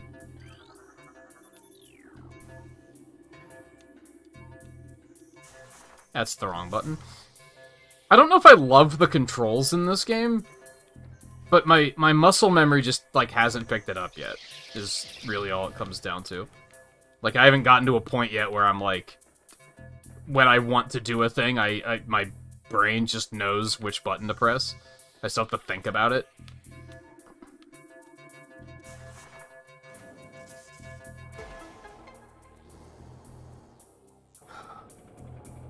Yeah, and like in the original game, there wasn't a morph ball jump at all. You had to use bombs to do that. It wasn't until 3 that they added it. And yeah, you just like, was it the nunchuck you just shook?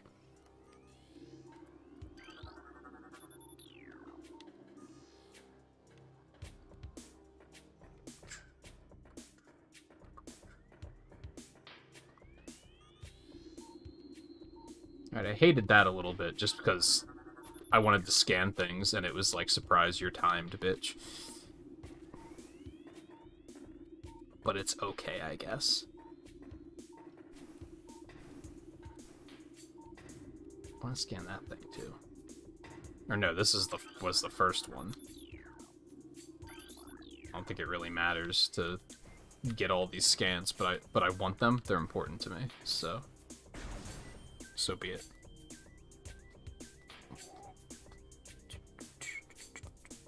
Yeah, it might have been the Wii remote. I don't remember. It probably was, because I think in 3, the nunchuck was the grappling beam, right? Where you kind of, like, flung it forward. Like, that's kind of ringing a bell.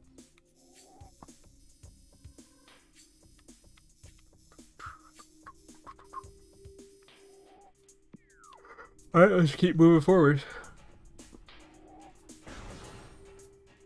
Well, fuck, I can't do that yet. Just fuck me, I guess. Oh. Oh.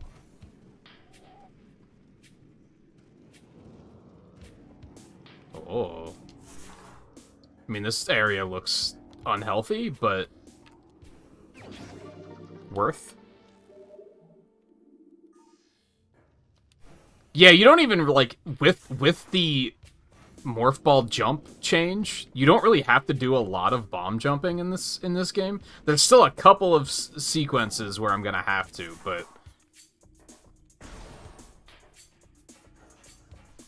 there's obviously more in that room eventually, but for now we just want the E-tank. And by E-tank, I mean energy tank.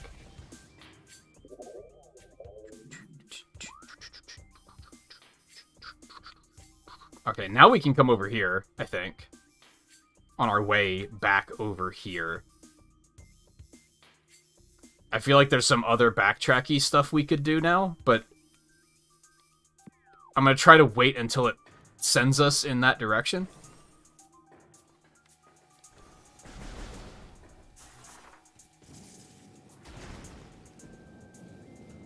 Later, nerds.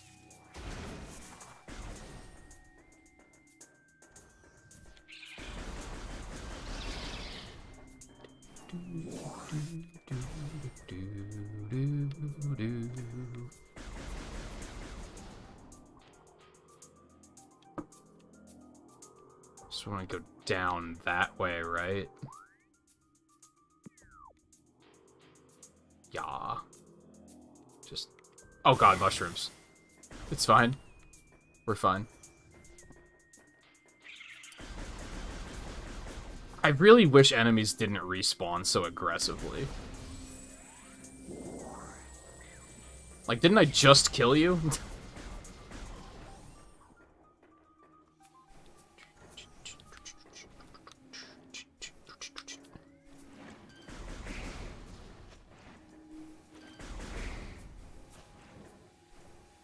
Wait, again, didn't I just kill you?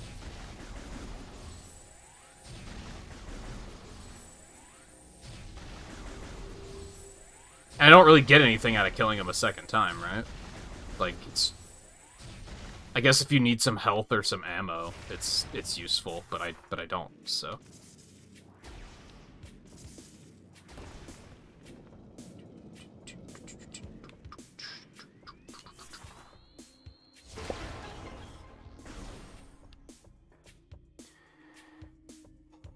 I kind of remember the controls being fine in... See, I don't remember the original. It was 20 years ago. But in the trilogy, they're fine. And I don't think these controls are bad. My brain is just, like, having a hard time remembering, like, this is what does what. I keep trying to push R to use Morph Ball, for example. I don't know why. I don't know why that in particular feels natural to me. And I tried to shoot there and wound up morph balling. Now, I don't know, are controls customizable in this game? You might be able to just completely change them if you feel the need to. I tend to not like doing that. That might be a weird thing, but I tend to think that the developers of the game probably put in a lot of time figuring out what the control scheme is and that they probably know best, but then sometimes I don't think they know best. Alright, so we're gonna have to come back here again anyway, once we get the spider ball. So you hate to see that.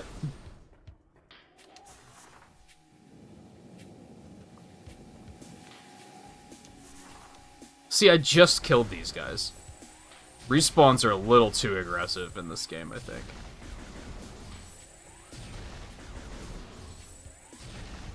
In this series, I think it's a problem in all three of the games.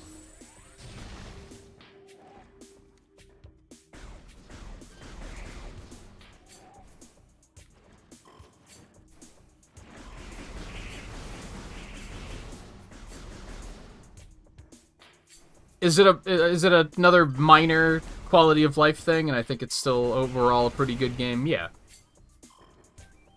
Yeah, it's not a deal breaker.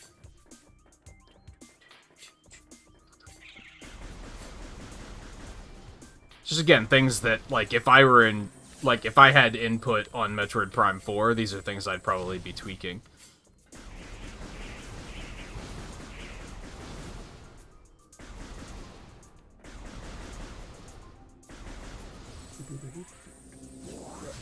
Let's go ahead and save while we're here. I think it's been a minute since we have.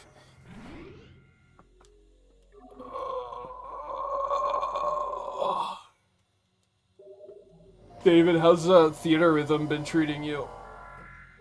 I'm still playing a shit ton of it off stream. I just put in another couple hours with it last night.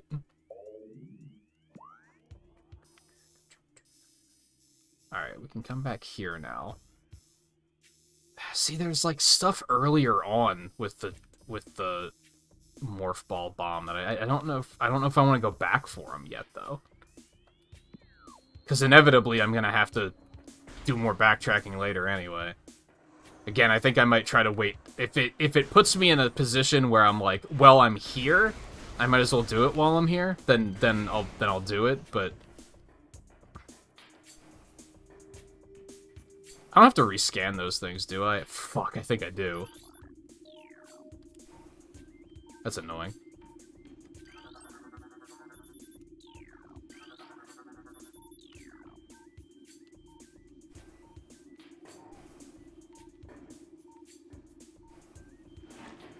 Wasn't there another one somewhere? That's not the first one I got, was it?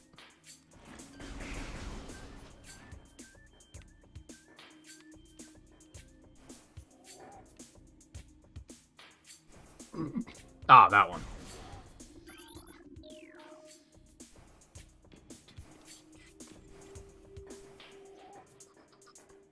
Yep, just did it again. I hit R because I was like, it's more fall time.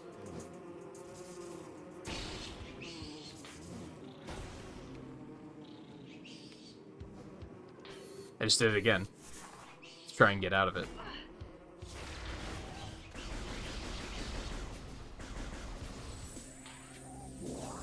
Yep. Almost missed that one somehow. Kind of blended in with the surroundings.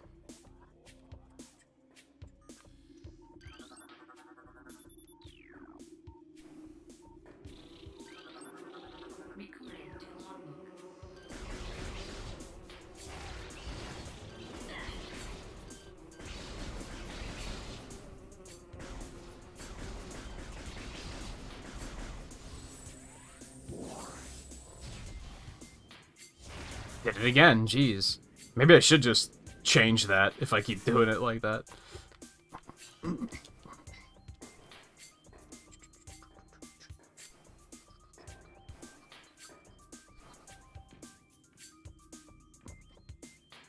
Really nice soundtrack in this game, too. I think that's one thing that Dread suffers on. I don't think Dread's soundtrack is very good.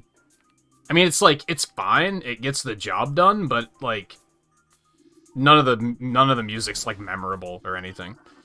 It's like the one thing I think that game is not suffering from, but could have been a lot better.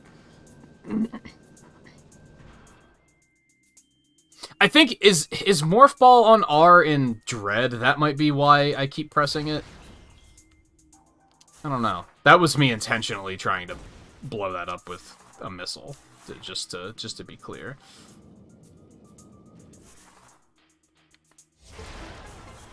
That was me trying to fucking shoot again. I think part of the problem is that there's a lot of stuff that has two buttons in this game.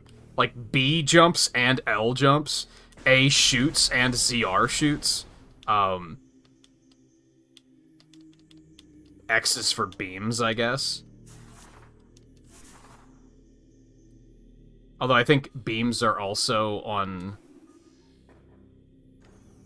No, I guess it is just... I guess you have to hold X and then use the D-pad. We'll find out later.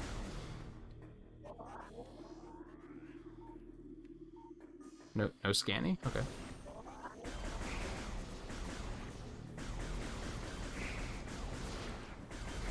But yeah, I think it's, I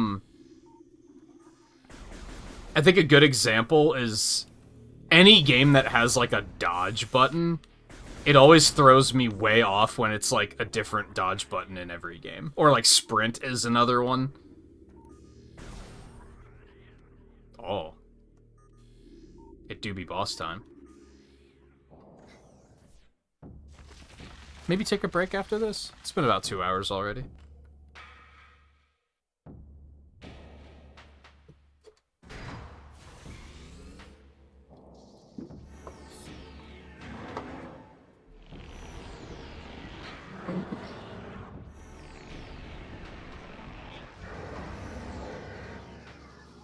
Blagra. What a name.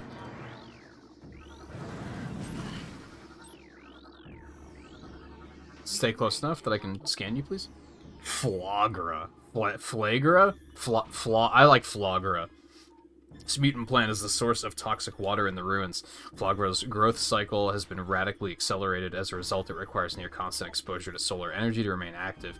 Its exposure has made Flagra's outer shell thick and durable. Its lower root system is unprotected and vulnerable, however. Exploit this flaw and possible concentrated weapon fire can daze it for short periods.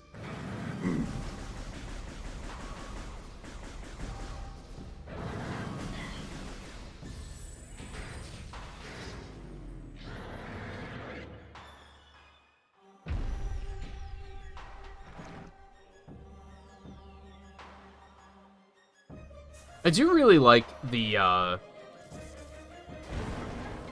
like the graphics in this game. And it's maybe tough to explain what I'm gonna try to explain, but, like, they're like a little bit more realistic, especially compared to a lot of Nintendo games. But they've still got like a pretty strong art style. I feel like a lot of times games that go for realistic art styles, they just kind of overdo it with like textures, and it just gets kind of muddy. Like again, it's tough to explain.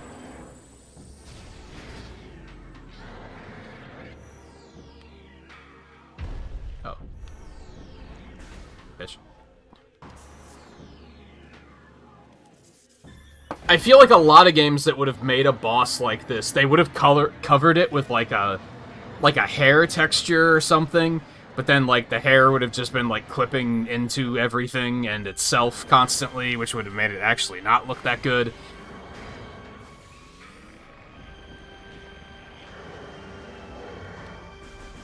The texture design and such is very, like, deliberate and, like, I don't know, it's just solid.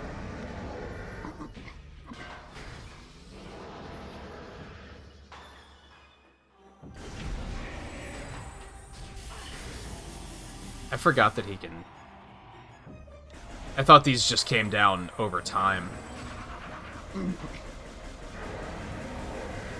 Okay, I wanted to try to stun it, but apparently that's not a thing.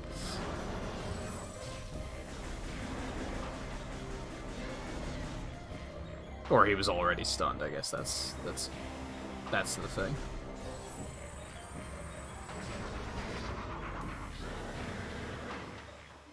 I mean, Dread's another example of that. I think Dread it has like a more darker, realistic art style, but it still has an art style, you know what I mean? They didn't just say, let's drop some super realistic rock textures in there and call it a day. And I think a lot of games that have realistic art styles tend to do that. They tend to just look very... There's like a juxtaposition there, I guess is the word for it.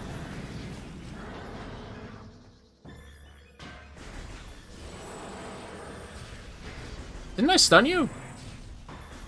Bastard, stop that. I think this game handles it well, though, is just all I'm getting at.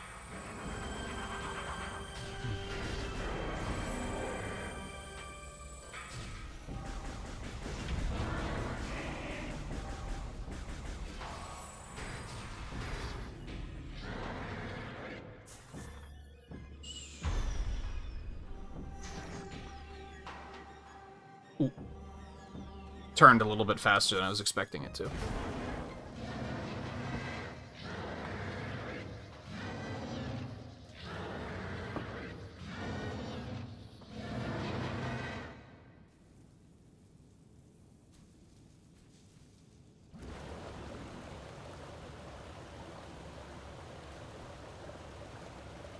The result that they came up with is like, it's almost like it's a Pixar movie, right?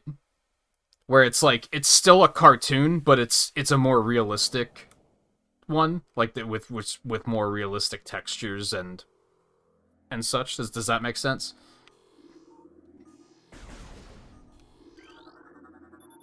Very soon.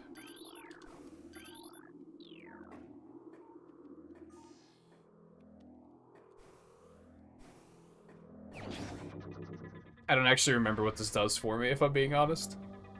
Is this can I go into hot areas already? Probably.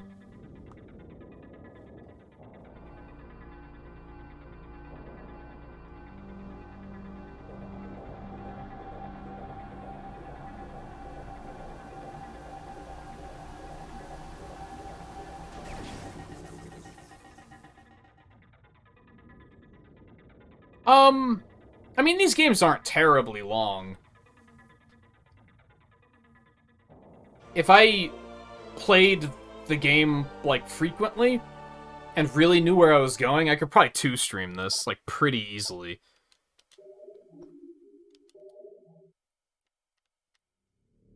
But yeah, they're pretty short. And I mean, like, I wouldn't say it's fast, because we've only gotten the charge beam, missiles, morph ball, and bomb. Okay, I guess we've gotten a lot of stuff, actually. Various suit adds increased heat resistance to the power suit's modification increases the suit's defensive shielding. While the various suit can handle a higher temperature than normal, extreme heat sources and heat-based attacks will still cause damage. Why are some of these lit up and some of them aren't? Oh, because the power suit's not equipped anymore, is probably why. Maybe? I don't know. I don't know why some of those are, like, lit up and other ones aren't. Shrug.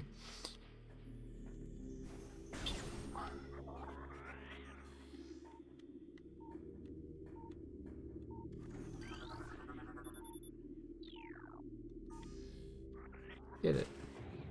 Oh yeah, there's something down here, isn't there? Am I remembering that correctly?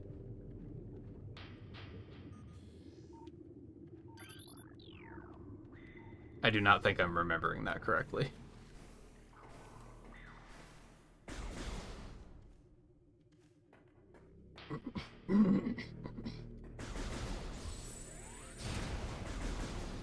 But we're still in the first area, I guess is what I'm getting at.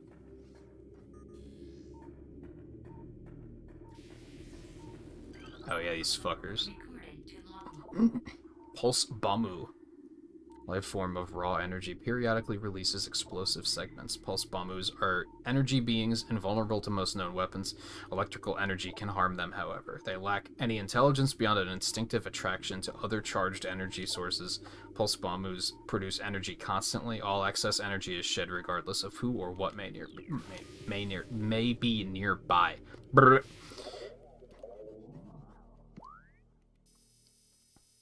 I don't necessarily want to go to the place yet. I feel like there were still some things I could have done here with the morph ball, but we should probably just go there, I guess. We could come over here, for instance, but I seem to recall you need the grapple beam here, or maybe here. So that's probably not a thing that I want to do just yet. I feel like I can pursue this area before we leave, though. And then I think there was a couple of, like, bomb areas over here that I wouldn't mind getting. It looks like we need the wave beam for that, so that's not necessarily a thing we're going to want to go to just yet. Alright, I'm just gonna go. Don't mind me.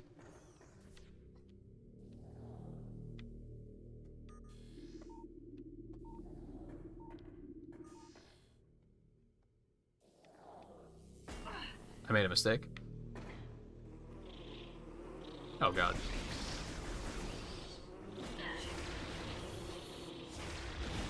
Why does this always happen to me?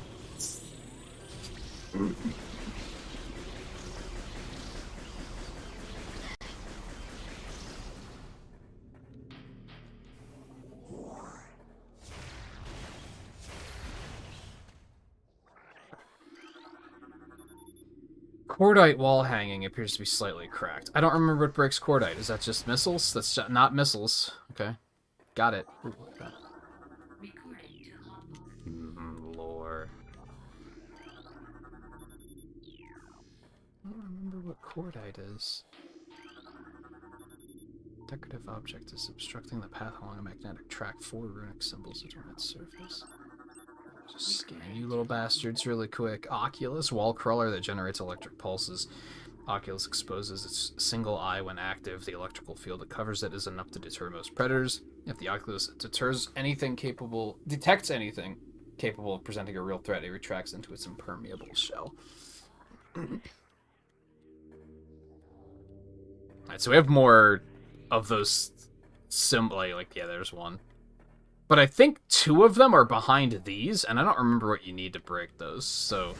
And I don't think I have it yet. Let's put it that way. I can't bomb them. They're too high for that, I'm pretty sure. Unless I bomb jump up to them.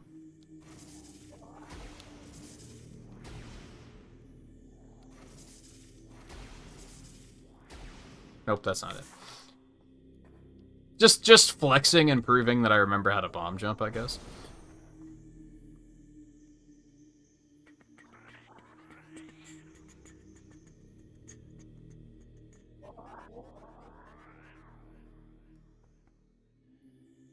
Yeah, I've seen a lot of videos about how, like, in animated movies that they don't animate, like, instruments and the playing of instruments correctly.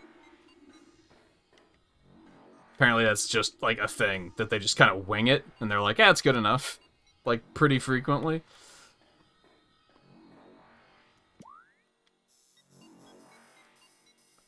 Alright, don't want to go that way and get what's over here first. And I think there's something in this room, too. And then we'll double back? Or do I want to just go this way, be spit out this way, and then I can come back through around this way? And come back to the elevator anyway, which is the way I need to go. I guess that actually makes a lot more sense. We don't want to go this way yet, just because we need the wave beam to, like, really progress there, so there's not really a reason. So, I'm gonna go this way.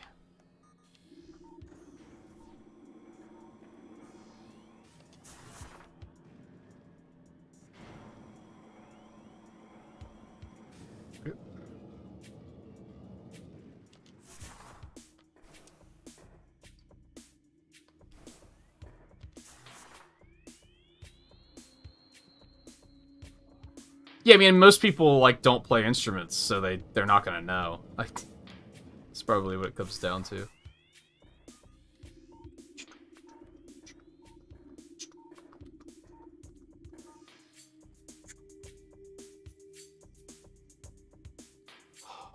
I think Pixar typically takes that stuff more seriously. I don't mean to, like, take shots, but most of the videos I've seen are, like, DreamWorks movies. Where they're like, oh yeah, they just made this up.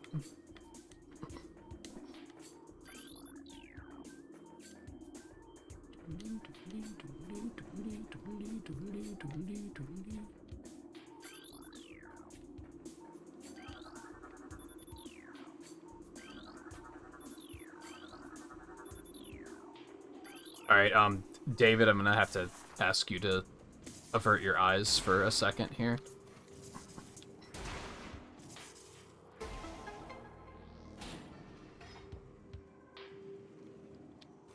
It'll be fine. I remember as a kid, 20 years ago, like, I was like, how the fuck am I supposed to do this?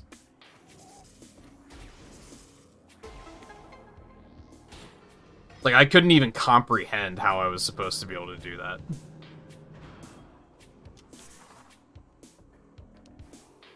Now I'm just like, whatever. It's fine. I don't know how to do the infinite bomb jumping. I don't know if you can do that in this game, but I know in the 2D games you can just kind of climb indefinitely with bomb jumping. I don't know how to do that. Maybe someday I'll learn.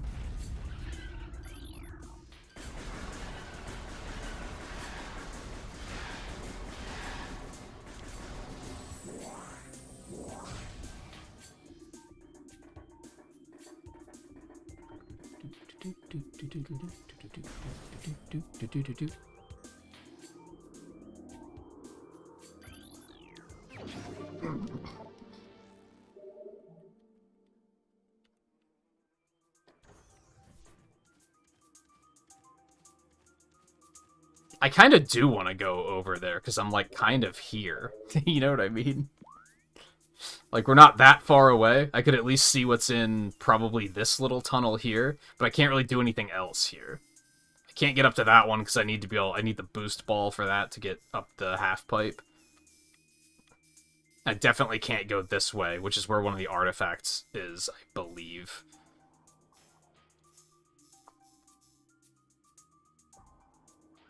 It's not that far out of the way. Let's just do it. I was gonna say it might be like just a missile upgrade, and it might be who cares, but it's not that far out of the way.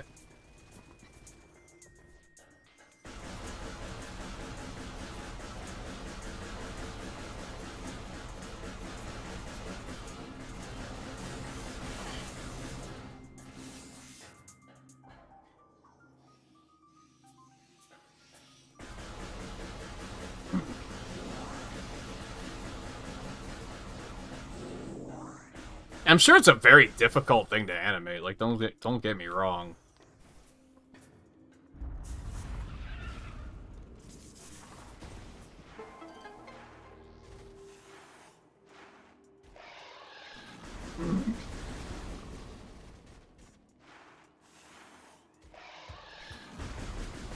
The one that surprised me was the, let's just say DreamWorks. This isn't DreamWorks. I think it's Illumination that made Sing and Sing 2. And apparently, the instrument playing in that is very inaccurate. And despite... You'd think that they would have put a lot of research into it due to the fact that, like, that's the whole fucking point of the movie. Like, music is the point of the movie. You think they would have put a lot of effort into researching that one. I would have. Like, when it's that important, when it's that integral to the movie, I would have taken it pretty seriously, personally. Alright, so that was just a missile upgrade, but, like, again, it wasn't that far out of the way. It's fine.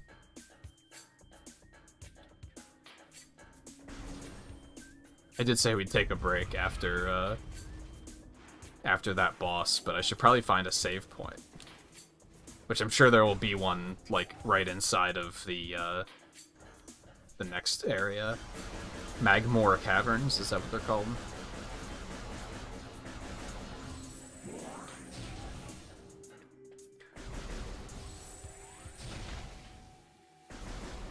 I was always blown away by the fact that you can see her reflection in the visor, too. Like, that's not even a modern thing. Like, that was in the original game. And at the time, it was like, whoa, what?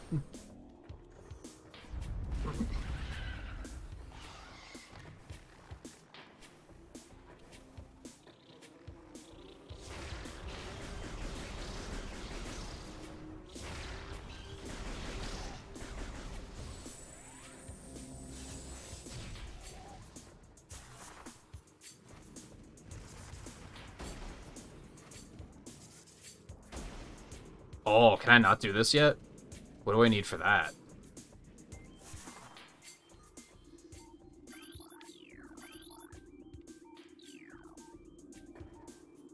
Oh, I see.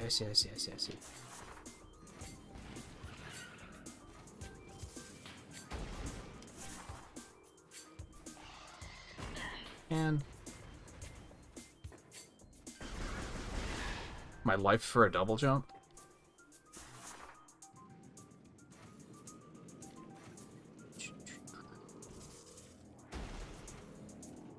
Yeah, we could even go back to, like, where our ship is parked, and there's some stuff there, too, I think.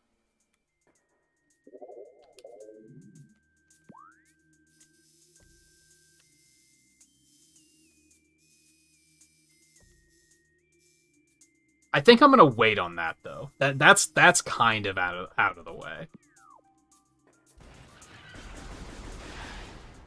And inevitably, these areas just kind of like layer back on top of each other a lot, so we'll be there eventually. I don't think we have to worry about it right now.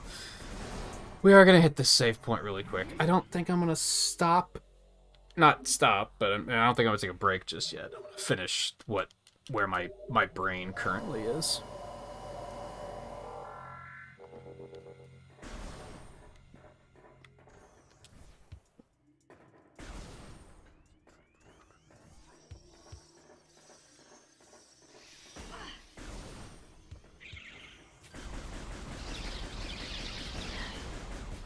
It's still kind of consistently mind-blowing to me. Like, I guess, I feel like we don't talk about movies, like, a whole lot, but... It's become a thing where, like, it's amazing for multiple reasons. Roger Rabbit existing as a movie, at the time, was fucking insane. Like, the amount of licensing and everything that had to be, like, negotiated to make that movie happen is just mind-blowing. Again, at the time it was mind-blowing, but now it's, like, weird crossovers like that happen, like, fucking all the time. It's like, what a time to be alive. They just added that fucking Final Fantasy VII collab into Power Wash Simulator of all fucking things. Like, man, how far we've come. It's just crazy.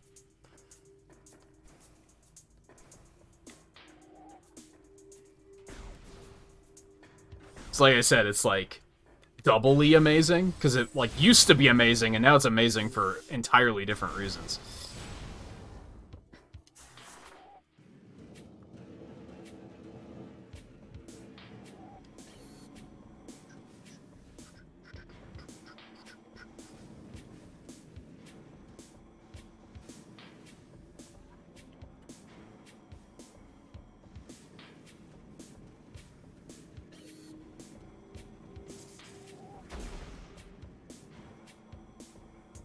Yeah, I don't. Well, I don't know if it's out yet, but they showed it the other day.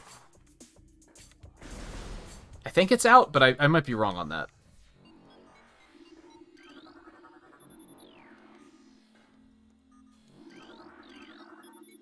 Magmoor Caverns North.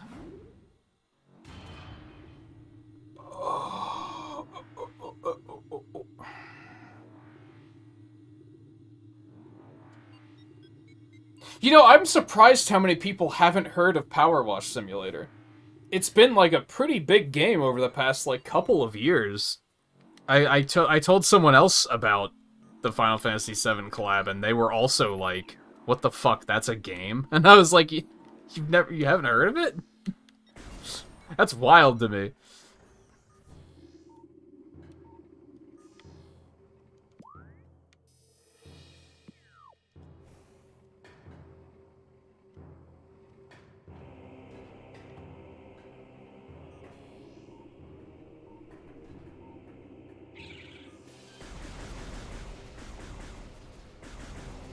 Did they make these things easier to kill? I feel like your shots have splash damage now or something. Killing those things is, like, slightly less annoying than it used to be. I think. Maybe I'm wrong. I don't know if they have... Probably not, because Square Enix doesn't own Tomb Raider anymore. Because that's the thing, Power Wash Simulator is owned by Square Enix, so... If you can fucking believe that. So, that's how it works. But yeah, they don't own Tomb Raider anymore. They sold Tomb Raider, like, last year. Which is still mind-blowing, because I don't think they sold it for much, either. Like, they just were kind of, like... They just wanted to get rid of it. Because in their eyes, it wasn't making them money, which is just fucking crazy. Because it was making them money. It's just Square Enix has a fucked up idea of what making money is.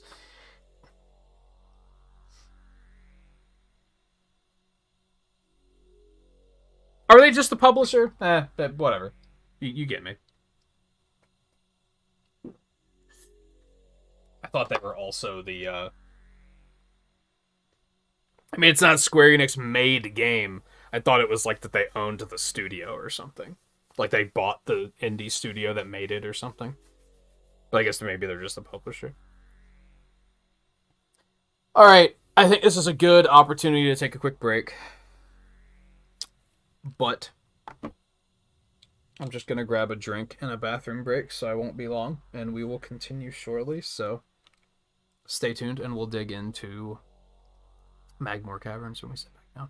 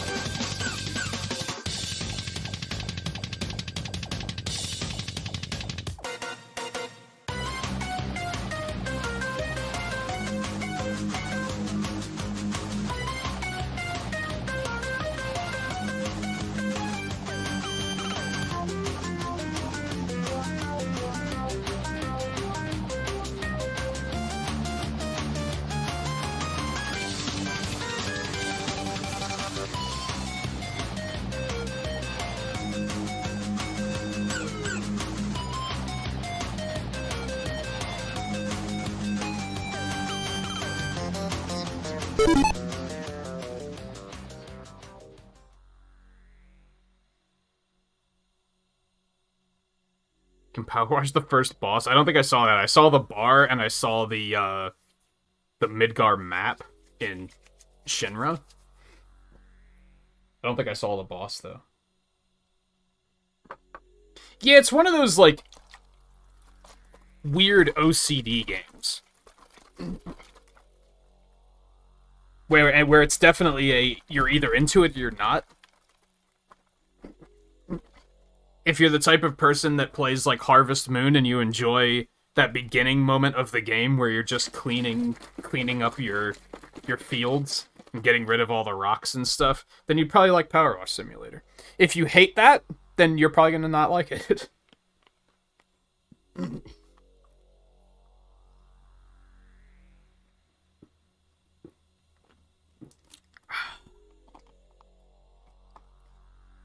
I can't get over how good this cranberry pineapple juice is. It is so good. Alright. It's such a shame that that I have, like, the issues I have with the later part of this game.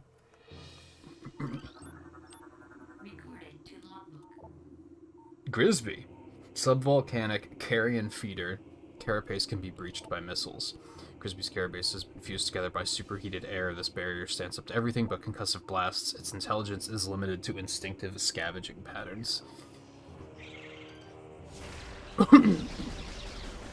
Yeah, I remember the later part of this game being so much of a slog. Like, the backtrack slog to get the artifacts. I remember that just being, like, kind of agony.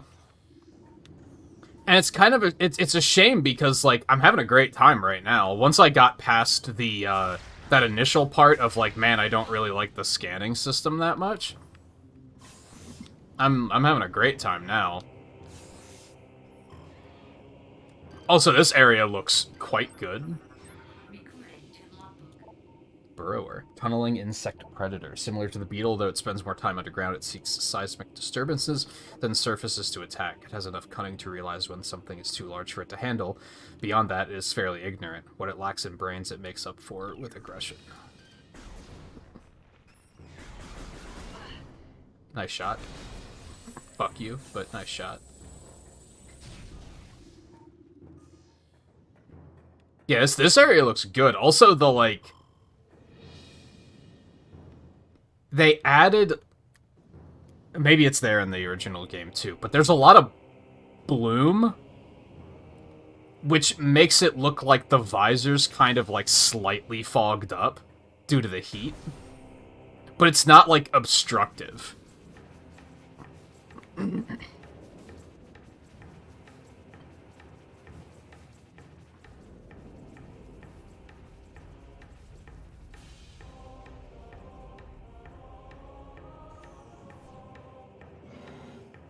Hi. The Magmor, the titular Magmor. Fire-breathing serpent that dwells in lava, Magmors prefer extreme heat zones and are susceptible to frigid attack forms. Sightless, they navigate the lava... It looks like they have eyes. What are those glowing bits on their head? Using their sonar receptors, Magmors have a keen sense of smell, enabling them to pinpoint targets with startling accuracy.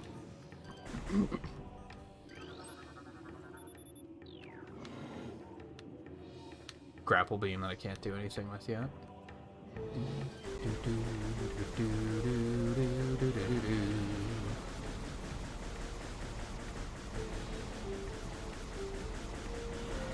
Holy fuck. That's a lot of health. Also, there hasn't been any more of that narration. I was expecting there to be more of that, but I guess it's good, because it would probably be not great if it was that intrusive. Was that?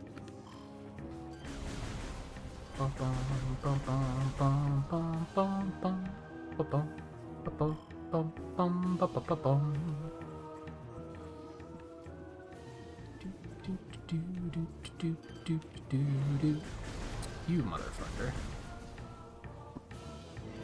I'd really rather not. Like, I have other things to do. Love how they were like, it can pinpoint targets with startling accuracy. Can it? Because it did not seem to realize that I was out of range whatsoever.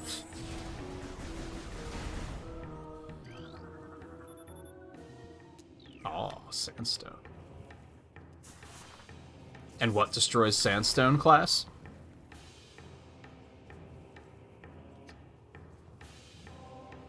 Hey, Mike.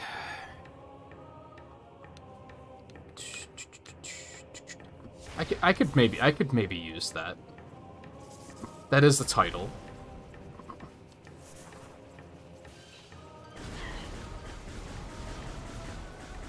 You said, did you skip the remaster because you have the trilogy? I think that was your logic. Is like, nah, I already have that. I don't need another copy of it, which is fair. Don't get me wrong. And I was trying to triangulate earlier because I couldn't remember, and I know that you'll know the answer. When does this take place? Is this between Super and Fusion?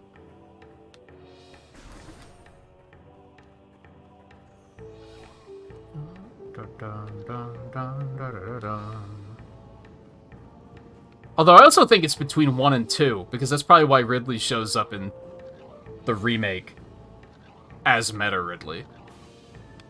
That would probably also make sense. Triclops. Hard-shelled creature with powerful jaws. The Triclops is a hunter-gatherer. It collects small creatures and bits of foodstuff, then deposits them elsewhere for later consumption. The hard tripartite mandibles it uses to move earth and rock are quite strong and difficult to escape once ensnared. Yeah, they suck. For sure.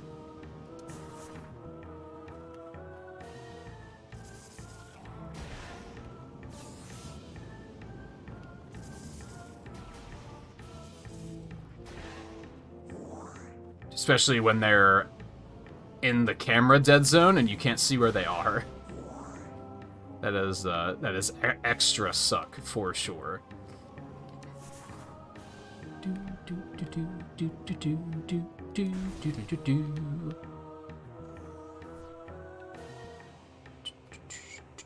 Yeah, the steam and fog effects are like better than ever for sure.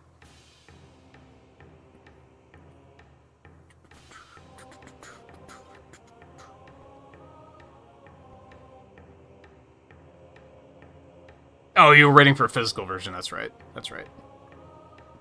It is between 1 and 2. I think I said that at first, that it was 1 and 2. No, I said it was a prequel entirely, and then I second-guessed it.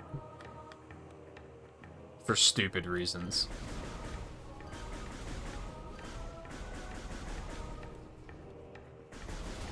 And in a shocking turn of events, there was no one in chat to correct me at the time. I don't think I scanned those yet. Yay. Where are we going exactly here?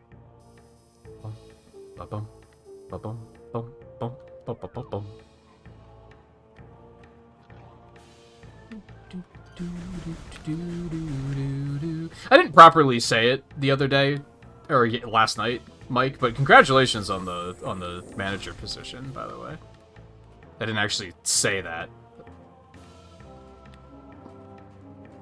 I was too busy, and I'm still shocked that that you got it. So did you want the position? Like, it just happened so fast. You haven't been at that job that long. How the fuck do I get down there?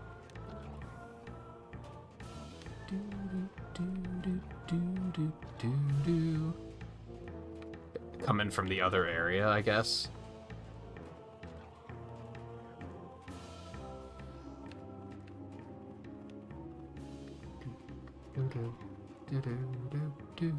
Alright, I guess we're going... Wait, is this where we came in?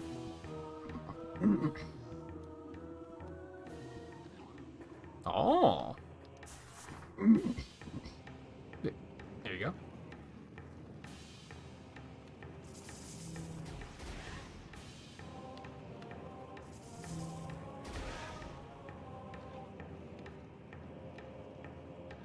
Bum, ba-bum, Ba-bum, bum, bum, ba-ba-ba-bum.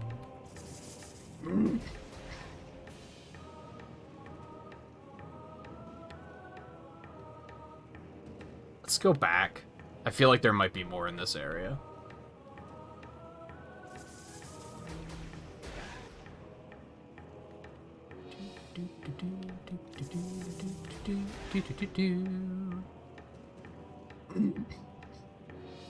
Feel like it, but I don't think there's actually anything here. That weird audio glitch again. I don't know what my computer's been doing with that lately. I don't know if it's like Windows Update doing some shits or...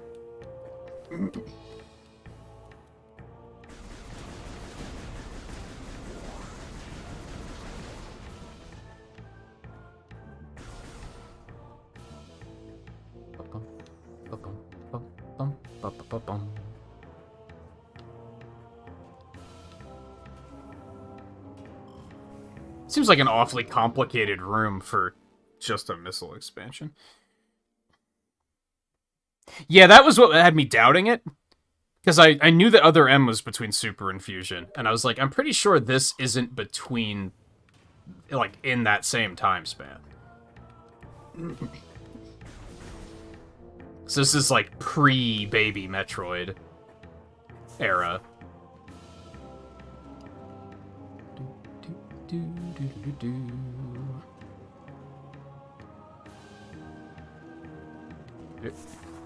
This is another area that's like, this is just a room that's here.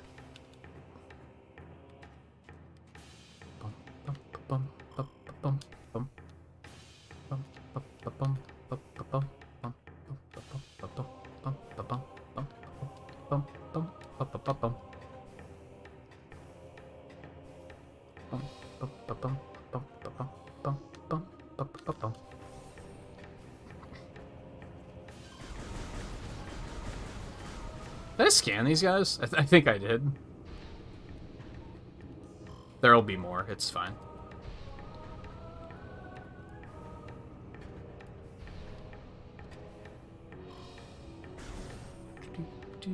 Ah, yes, this room. Who doesn't remember this room? I feel like even if you haven't played this game, you remember this room. I might be wrong on that, but... Hello? I thought these took one hit.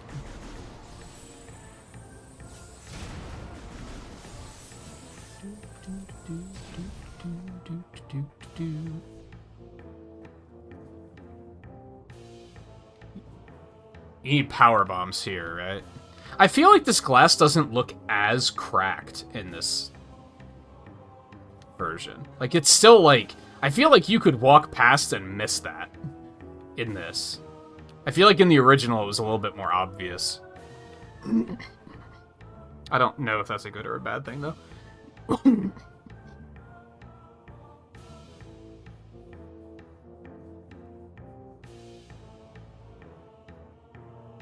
Yeah, but, like... Super takes place on Zebes, too, though, doesn't it? I think that was my confusion. I didn't think you got the Varia suit in the original Metroid. That was probably where I screwed up. I want to pursue that further. Or just keep going. Let's pursue this further. What else do we got here? I guess you can scan this, though. That's fair.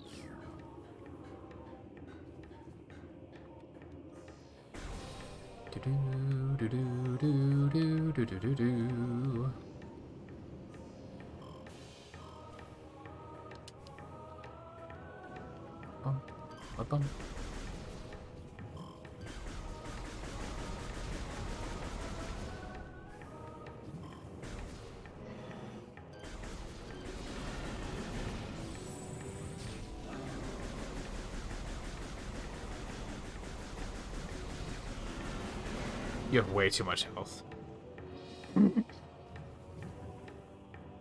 Yeah, that's probably where I messed up, is that it's not a different appearance. You're an asshole, by the way. Come on, dude. Why you gotta be like this? Wow, that lava is quite an effect in this version.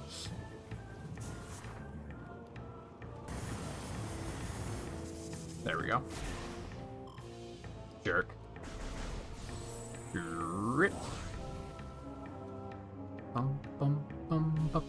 Is this the way I want to go?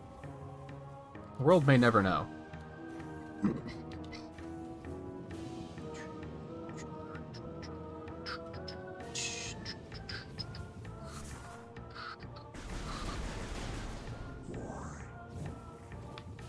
I mean, we want to get that, so off we go.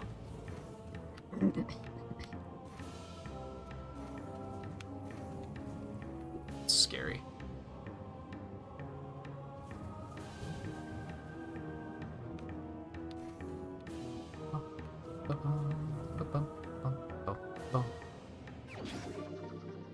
Beautiful.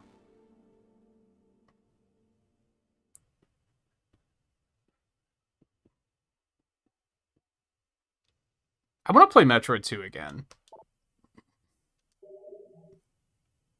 I liked it. I know Mike doesn't like it, but I liked it.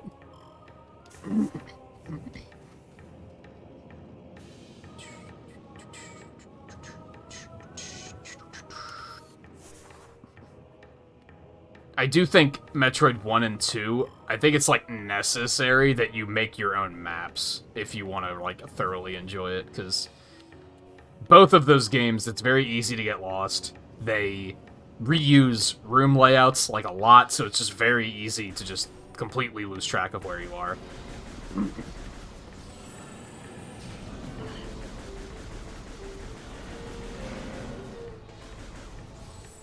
He didn't drop anything. What a motherfucker. Oh, he did drop something. It just took forever to spawn. Bum, bum, bum, bum, bum, bum, bum. Oh, I don't think I can pull it in from over here. Nah. Way too far away. Well, this isn't a place that I want to go to at all. That's not the button I meant to press.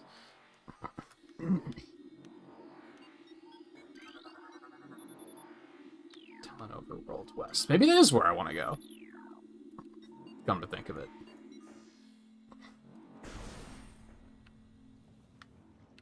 Well, I can't go this way, so I think that is where I want to go.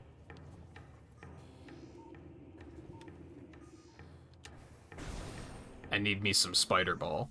But there was still stuff back in that room back there. I wonder if I want to... Do I want to, like, come back here? Because there are other doors here.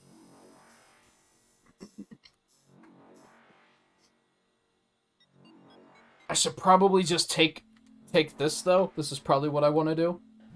It's probably here for a reason.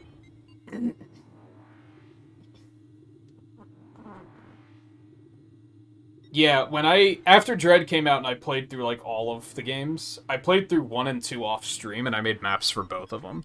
I still didn't like 1. Like, I don't think the original Metroid is, like, a good game. It's a proof of concept, if nothing else.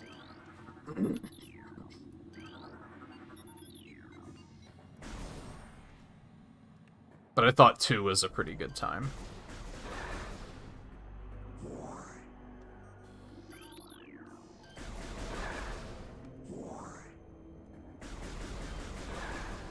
Personally. But again, if I didn't have a map, I probably would have hated it, because I would have been lost constantly. Isn't there an item down there? Look at that.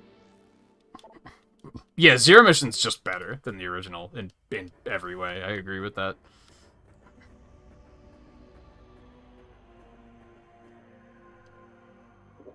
Also, Riven, how's it going? Where am I? Because, yeah, I do have, like, a bit of stuff I can do now that I have the Morph Ball here, so I don't think this is a terrible idea.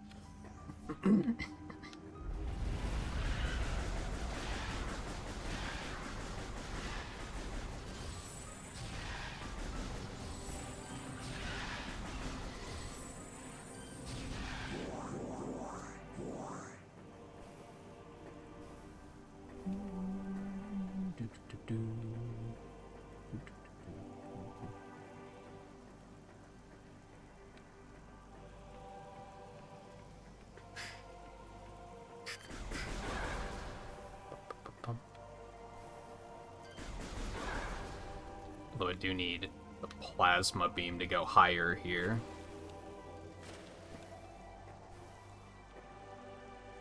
And the grapple beam, it looks like. And then that motherfucker. Oh yeah, this bastard. I remember you. Go ahead, try me.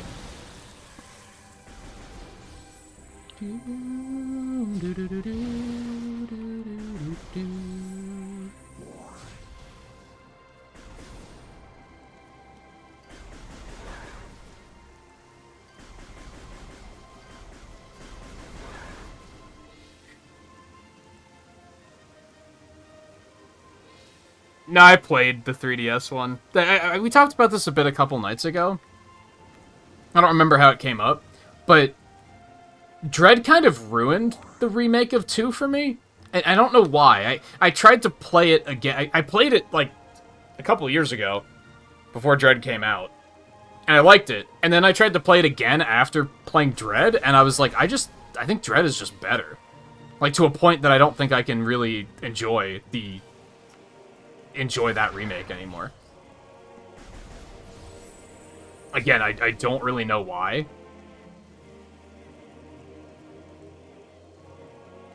I think I need the boost ball to do a lot of the stuff here still. I keep pressing minus for the map. That's not where the map is. Yeah, let's just go back to the ship. I don't know what we're going to be able to get back there, but I think I was gonna play the fan remake. I don't remember why I decided not to.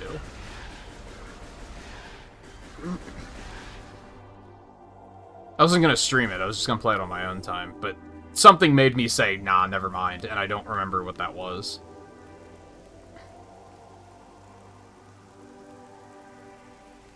Yeah, I think Dread is just smoother. I think the map is... It's a lot clearer where to go, like, at all times. I got lost a lot in Samus Returns. Where I would just be wandering and be like, I don't know where to go. And that didn't really happen in Dread, like, at all. Oh. The tunnel was there for nothing.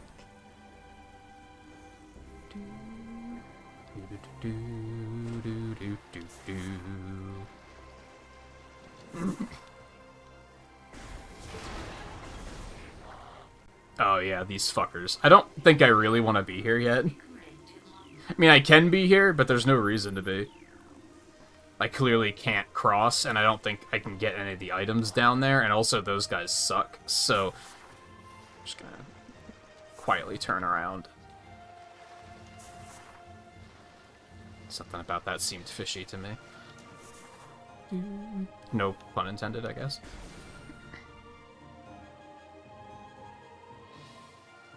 I think it might have just been my distaste for fan games. That might have been all there was to it that made me be like, nah, never mind.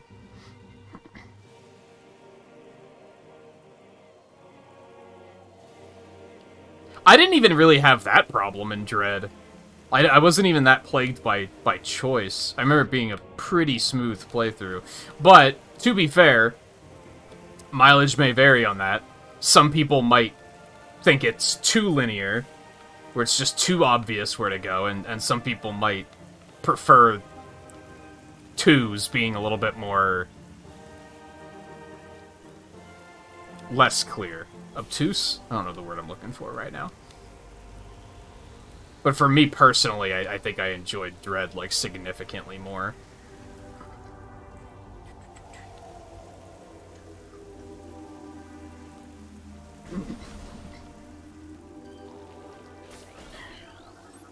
The fuck is that? Seedling. Plant-based ground feeder. Dorsal spines can be ejected in self-defense. But that's a very simplistic explanation. But it seems like a very simplistic enemy, so I guess what do you need? What more could you possibly need? Oh fuck. I know where I am.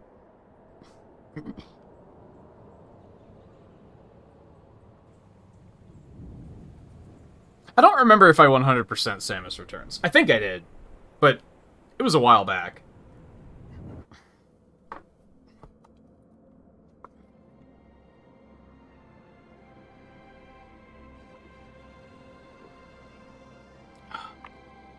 The interesting thing with Dread is that you can do a lot of stuff out of sequence, though, despite the fact that it feels kind of linear.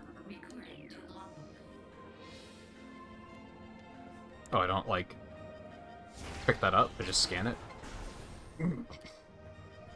Because I remember when you were playing at Scarlet that you, like, went really out of sequence.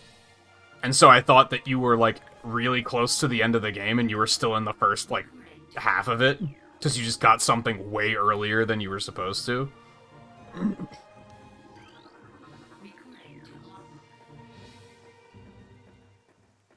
Just do another Dread playthrough. This is a good and fun video game. Oh yeah, the Emmys sucked. I forgot about those. I wasn't a big fan of the Emmys. That is true.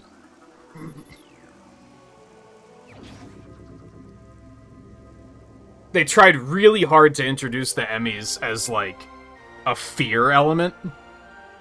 Or a horror element. And it was something you were supposed to be afraid of. But, like, dying in one hit and being sent back to the last checkpoint isn't scary. It too quickly becomes, they're scary, oh yeah, this is just a video game. It's like immersion breaking.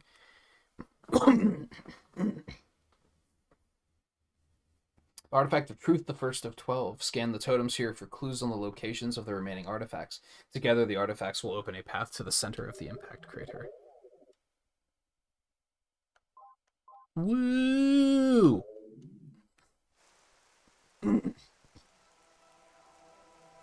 At least I can start getting some of these early, I guess. Fortunately for me, I started learning the speedrun Dread, so if I wanted to replay it, I could do it pretty quickly. I'm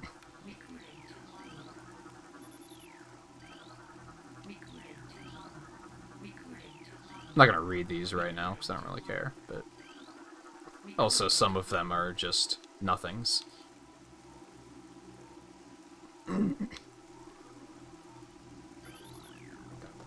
that's the one we turned in already. I think it said.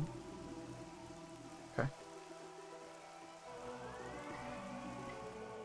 Yeah, they give hints for where the artifacts are, which will be useful later, but I'm not going to worry about it right now because they're just going to be talking about areas that... They're in my logbook, I can check them later.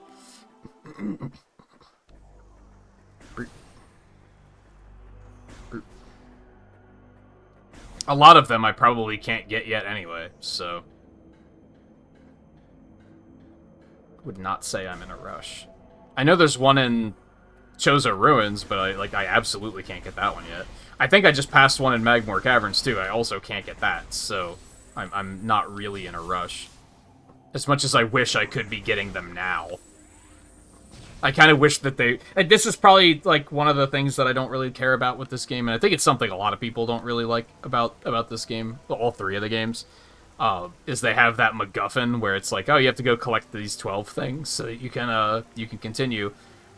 I don't think it would be so bad if they were designed in a way that you could get them early. Like, when you pass them the first time, you could just be like, oh, I'm just gonna go get it now. Then I think that would probably be okay. But you can't, because they're typically locked behind shit like power bombs, so...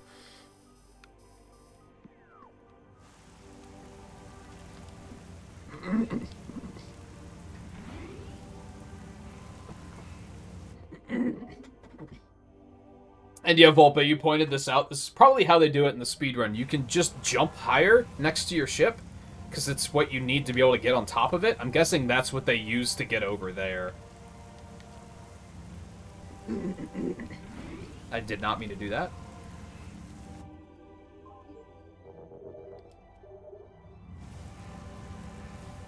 But I definitely remember that being a thing in the speedrun, where they were just like, oh, we're here, we're just gonna hop right over there and get that, and, like, right at the beginning. I think I remember that anyway. It's one of those things where, like, the more I say it, the more I'm like, did they actually do that? Am I remembering that correctly?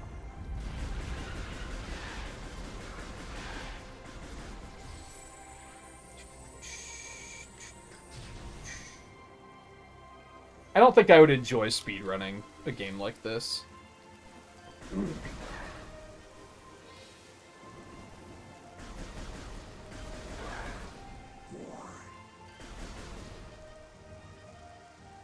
Don't go that... No. We're not going that way. We're going up around that way.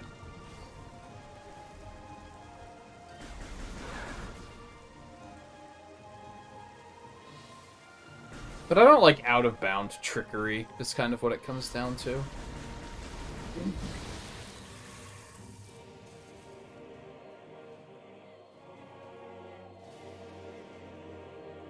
Yeah, it's true. I forgot that they made her a new ship in 2 and 3. Oh, I remember it in 3. I actually don't remember it in 2. I don't like 2 very much. I think 2 and 3 both have, like, problems that kind of hurt the experience, and I'm not sure which one is worse.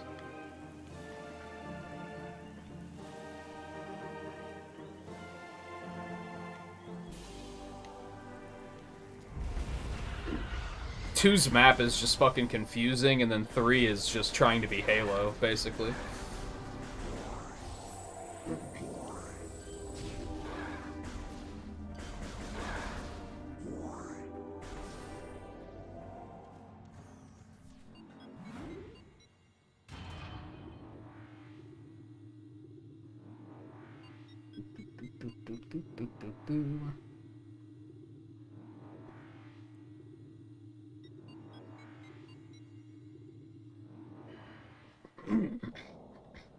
Okay.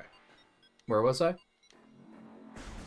I did not get the spider ball, so... Fuck, I hate it. So we have to head back to the big room. If I had to guess... Ow. We didn't necessarily have to go back there yet. What did we really get out of that trip? The artifact knowledge, right? And, like, a missile expansion, I think? Ow. I'm impatient. Don't mind me.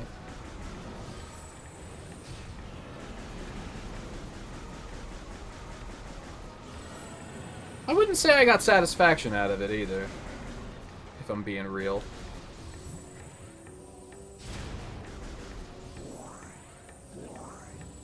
Alright, I'm gonna do something stupid.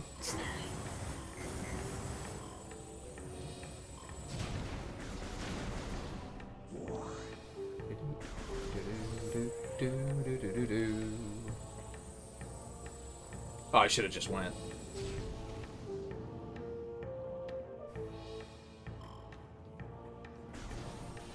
Yeah, you never see the ship in the first game. You never go up to the surface.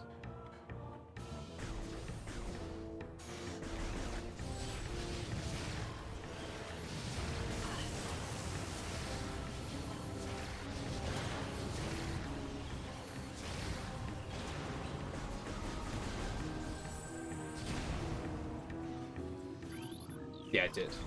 I don't think I actually, like, read their description, but I did scan them.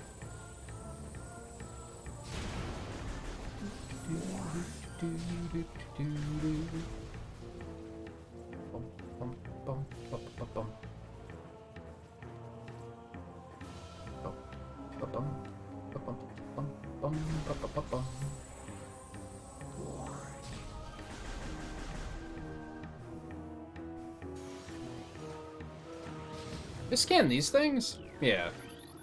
I thought maybe I didn't because they're stronger than the ones at the beginning of the game, but...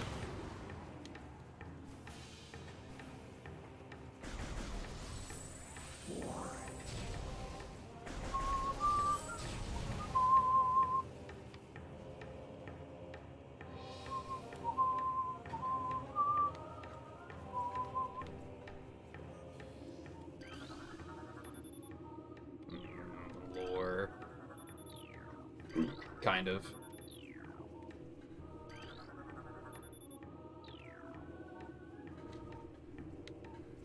Isn't this where... I guess the morph ball thing is up top. I don't think I can get up there yet. Yeah, no, we need double jump first. Okay. Nope, that's not the button. I thought about that for like 5 seconds and I still picked the wrong button. You hate to see it. Can you rapid fire missiles in this version? I don't think so. Was that like a glitch that you could do? I don't think I can do much of anything here, can I? Do they want me to go up there? Well, I made a mistake. Jump, please. For some reason, the bomb jump like was not working there, or not. Just like the morph ball jump. It was just like, nah, you fucked up. You have to deal with this now. There we go.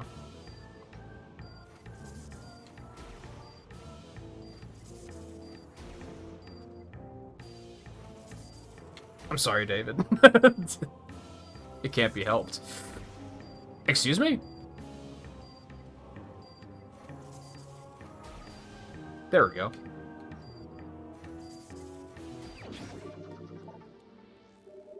It's funny how this is, like, not as difficult as it would be in the original. Because you don't have a ball jump. So you did run the risk of wiping those things out, and then you take the floor out from under you.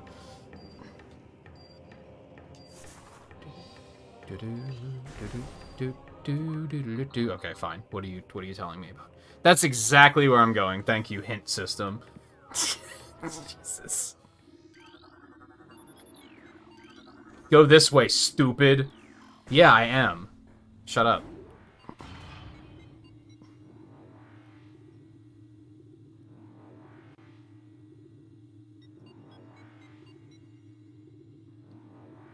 Bump jump up to the platform of the Britain. No, I don't think you're gonna be able to get that high. I think that's just a double jump situation. We're probably gonna get it soon, if I had to guess. Oh, that was the last energy tank you needed?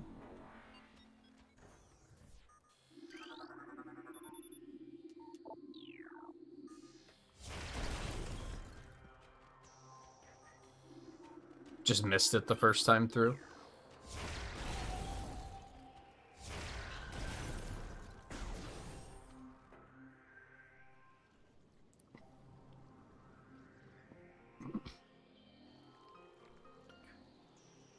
Like, where was the hint system when I was fucking around in the overworld? It didn't give a fuck there. Waited until I almost figured it out. Then, oh, we got you. Flicker bat. Scavenger with optical camouflaging that renders it invisible to the naked eye. I don't know! I can see it. It's right there. Flicker bats are deceptive creatures. The only way to track them reliably is with X-ray imaging. They fly ceaselessly, hunting insects and other small prey that float on the air currents. Flicker bats tend to fly in cyclical hunting patterns using primitive sonar to navigate.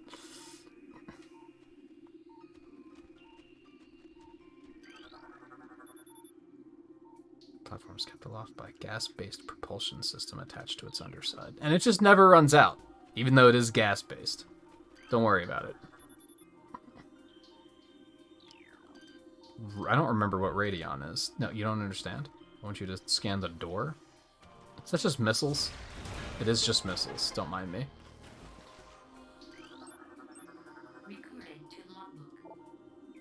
Crystallite. Territorial cold weather scavenger. The shell of a crystallite reflects beam weapons. It can only be cracked by a concussive blast. They hang upside down in an ice cave during their larval stage. Moisture runs off its body and forms the hard ice shell, which the crystallite retains for the rest of its life. Life over. I'm just pushing every wrong button. Morph Ball on Y just doesn't feel right.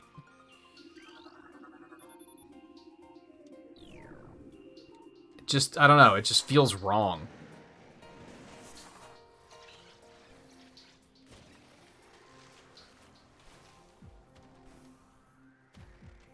Alright, but I can't get up there yet.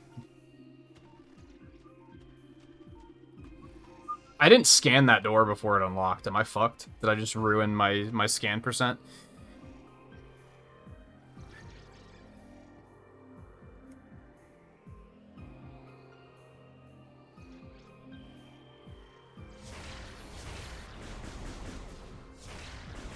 I don't think you can really rapid fire them.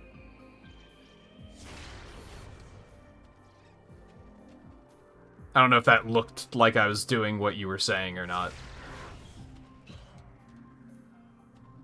It did close the cannon, like you said. It just it didn't allow you to actually shoot another one.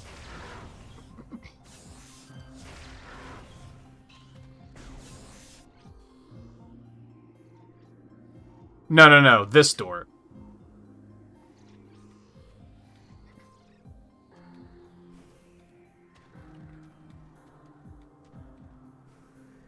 That I'm going to now.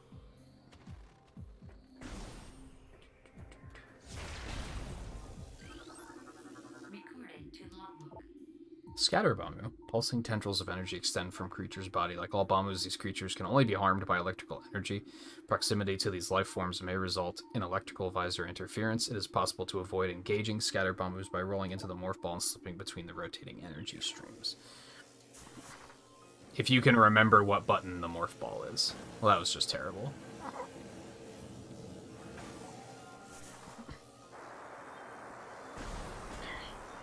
Ow. Fucker.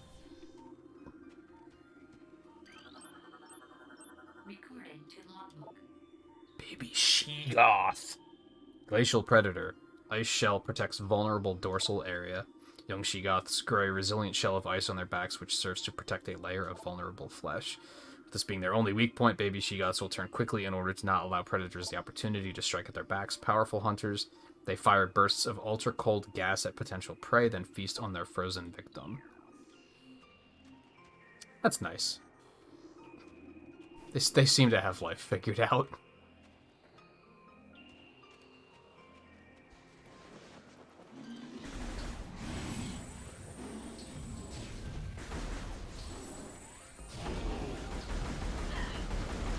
Oh, look, you can see it cracking in this version. That's cool.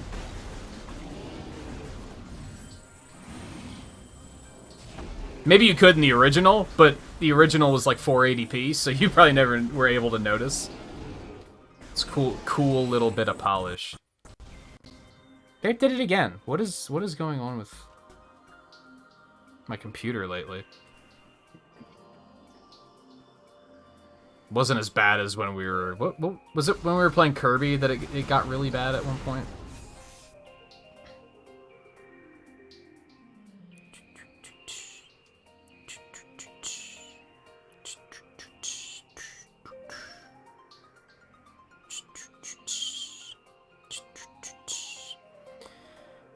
Samus Returns Super Metroid or Zero Metroid? You started Samus Returns, didn't you? Oh, no. You mean the original one, not the remake. That's Return of Samus, right? I always mix them up.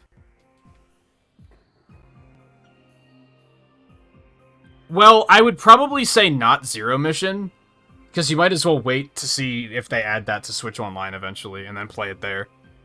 And then the other two you do have on Switch Online, right? Which is extra useful for work, right?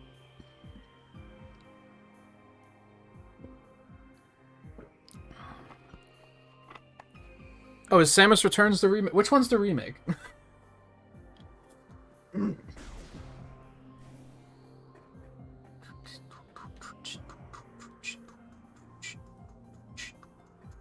I hear you, but there's not a lot I can do about it.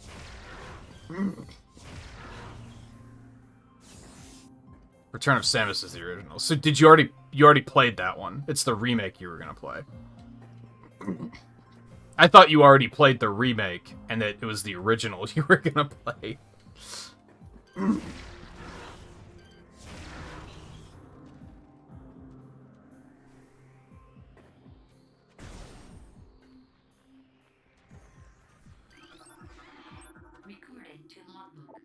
Ice Burrower. I'm not even gonna read that one. I'm just gonna assume it's this. It's a burrower, but ice. Got it.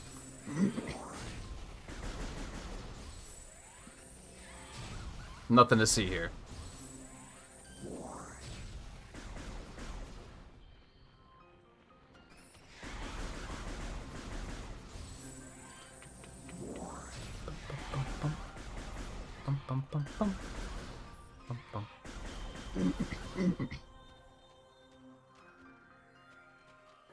They leave? What the hell?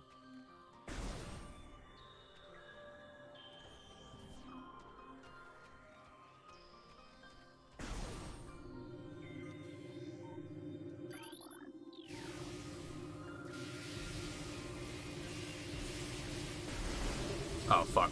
That was almost bad. I almost started charging.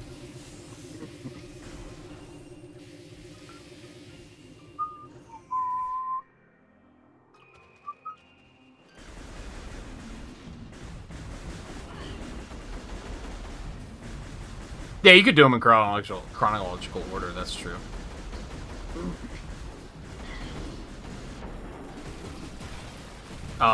Stop.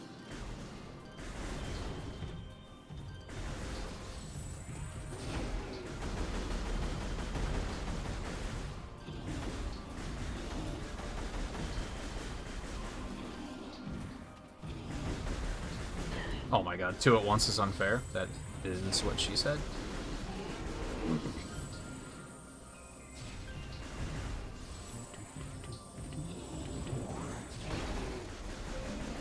Jerk.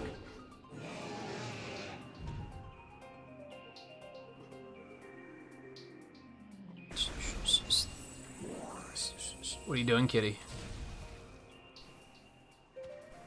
Yeah, it's true. It's been about 5 minutes since I closed the door, so you want out now, right? You couldn't have just went and did what you needed to do while I was on break. You had to wait until precisely 5 to 10 minutes after I closed the door. Seems about right. Sorry, she's been really annoying about this lately. She's been very, like, can't decide if she wants to come or go. Come on.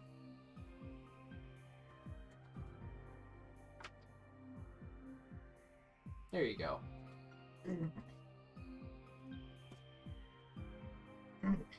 At least I opened the door and she immediately left. It's never fun when I open the door and then she just decides to, like, run around in circles. And just do nothing. I'm just like, man, I need to continue playing the video game. Like, I'm busy.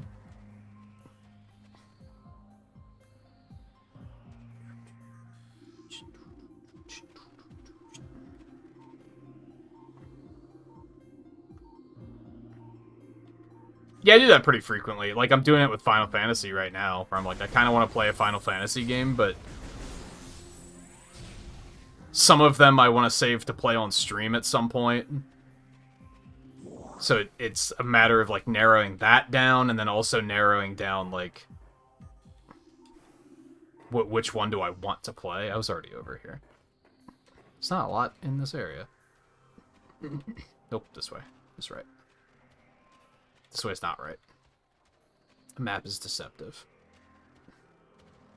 Yeah, I hear you, Missile Tank. It's just there's not a whole lot I can do about it right now.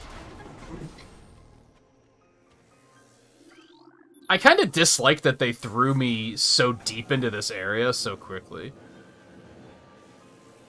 And sure, Metroid games do this a lot, where they'll be like, we're going to send you to this area, and you're going to get, like, one item, and then you're going to turn around and go back. But I still feel like we were only just getting started in the lava area, and then they sent us here already.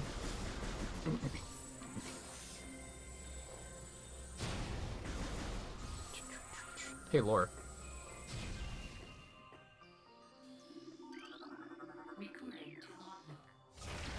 Can I not blow those up? Or they just take a ton of damage?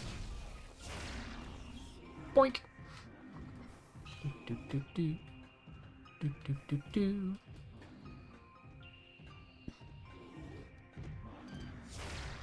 Surprise, bitch!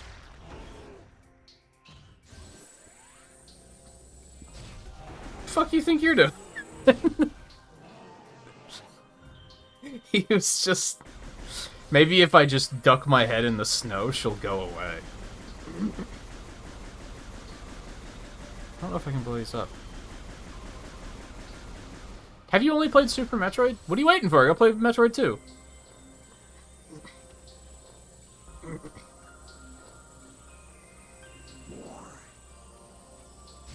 Do it. It's right there.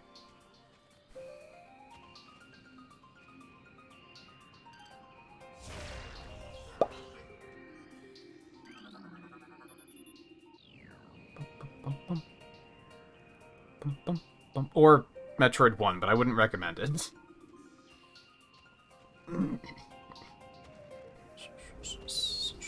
Definitely play Fusion once they add that. Oh, those are falling behind me. Boost Ball. Not one of my favorite upgrades. Yeah, or play Xenoblade Chronicles 3. That's another... He doesn't own that, though. At least the Switch Online ones he owns. Well, owns, in quotes.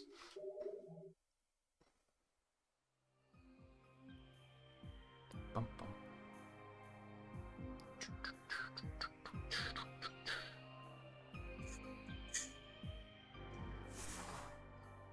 You played Fusion? You just didn't finish it, I'm guessing.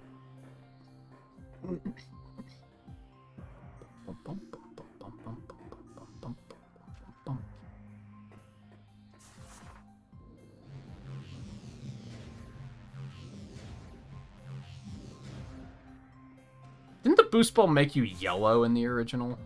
Did they change that?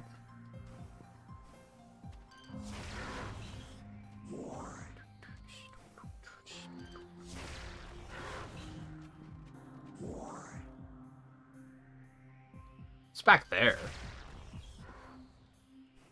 Behind the ice. Oh, is that just a way to get back from over there? But is there anything over there?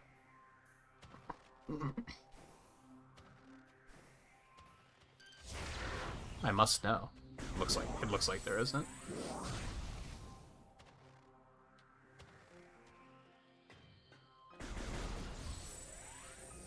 There.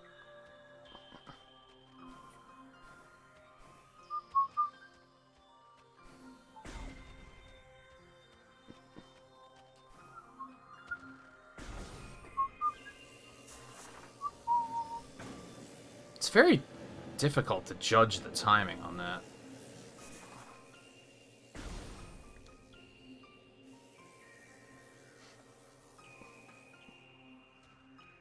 Yeah, now that you don't have Persona, you're probably looking for a new game to sink your teeth into anyway, right? What the fuck?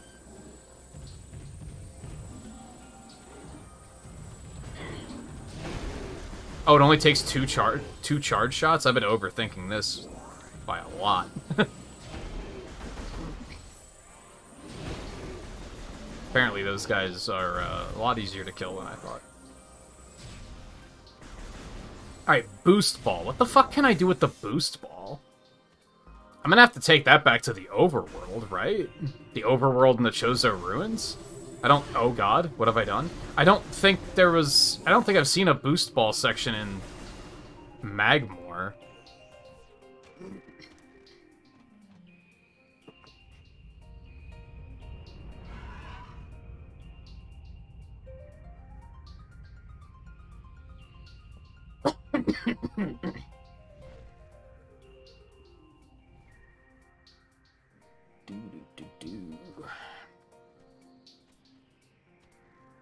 I don't think I have a whole lot else to do in this area. Like, I think this is basically what I was here to get.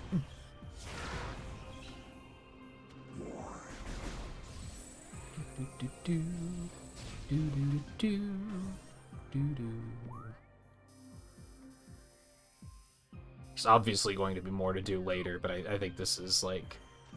I think Dread did this too, where they send you to an area, you get like one item, and you're like, oh, this is like...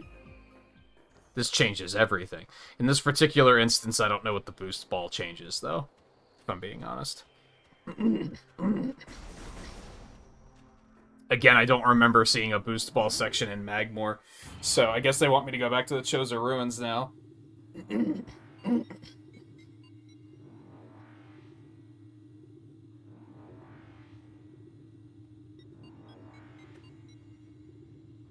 You probably don't drink that much, either. But it might also be... I don't know, some people are just better at it than others. This sounds condescending, but look at Mike. Like, Mike can drink a lot, and he can still completely function to the point where you don't even completely, like, immediately question it. I think I've maybe twice been like, Mike, are you drunk? Like, usually it's, like, completely fine. Some people can just do that. Some people can't. Some people have one drink and they turn into a complete shithead.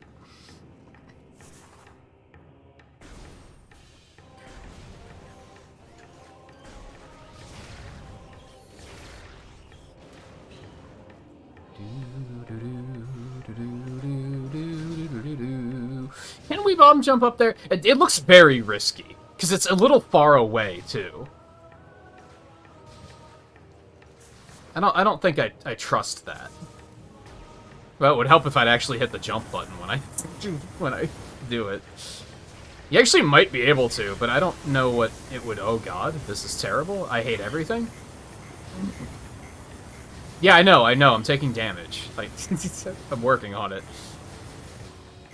Oh my god, this is just terrible.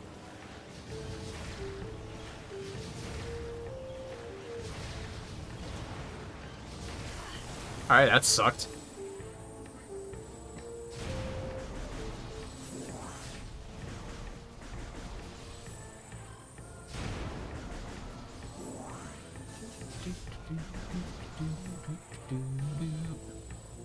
Don't go up and try that again. I think I do, even though it's probably stupid.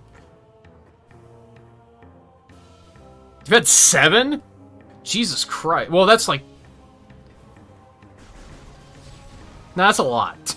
I was gonna try and justify it, but no, that's a lot. Yeah, you must have, like, really high tolerance. That could just be age.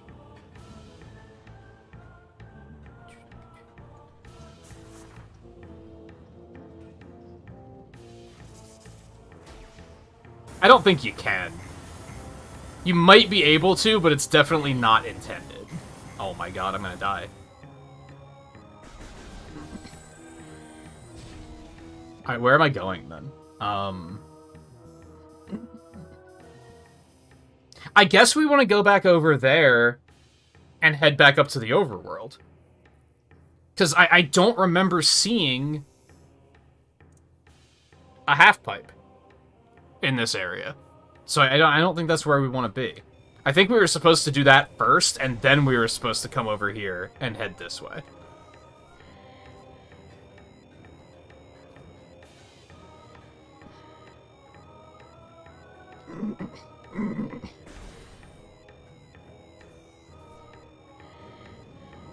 Oh, can we go in that way? Ow! I made a mistake. I'm gonna die. This is bad. Oh god.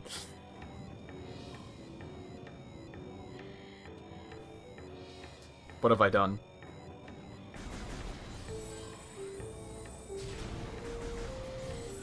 Help. Give me life.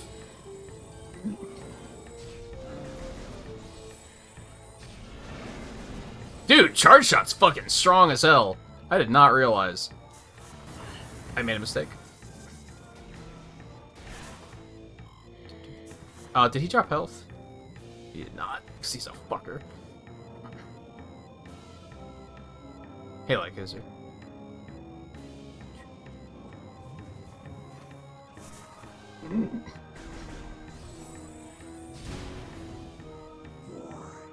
Help. Bum, bum, bum, bum, bum, bum, bum, bum, bum. Ow. We'll be fine. We're about to get back to our ship. Does our ship have a name? Just... Samus's gunship?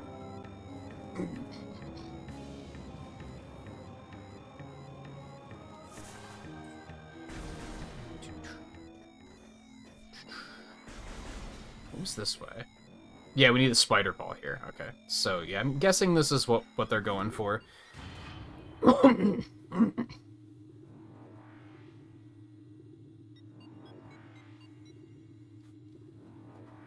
Yeah, you usually name ships, don't you? That's not that unusual. Don't gaslight me.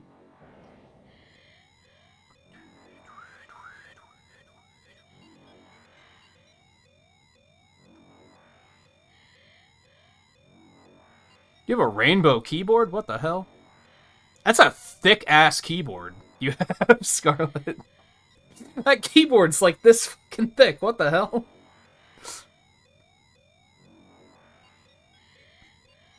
That's crazy.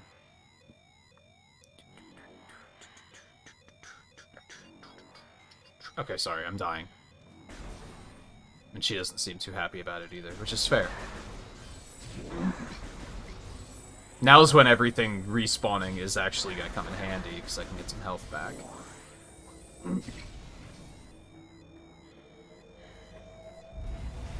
Alright, so I can think of one half-pipe in the... Oh my god, the charge shot's so good. I never realized.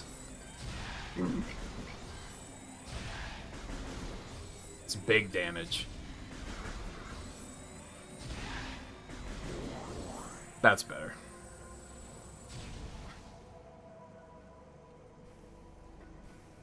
My mouse has a rainbow LED and you can't change it, and I kind of regret that. But like I don't really look at it because with the way my setup is set up, I have my laptop's like elevated and the mouse is under it, so I don't really like have to look at it that much anyway. But still, I wish I could have made it just one color. The laptop LED is purple, though. Which is lovely. I made it purple, that is.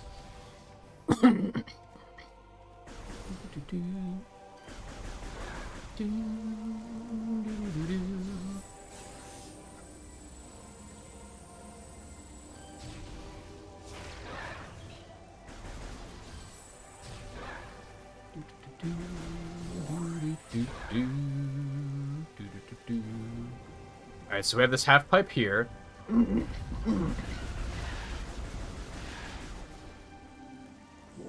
we're talking.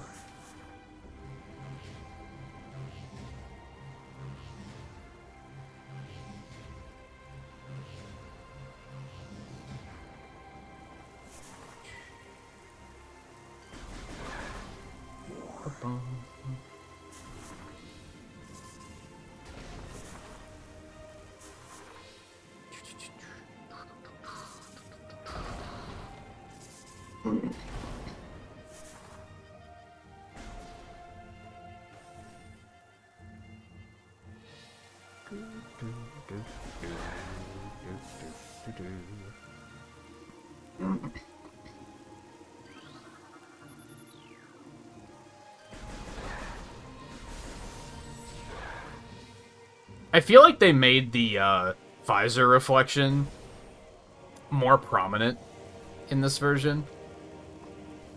It was like a pretty subtle effect in the original. Space jump!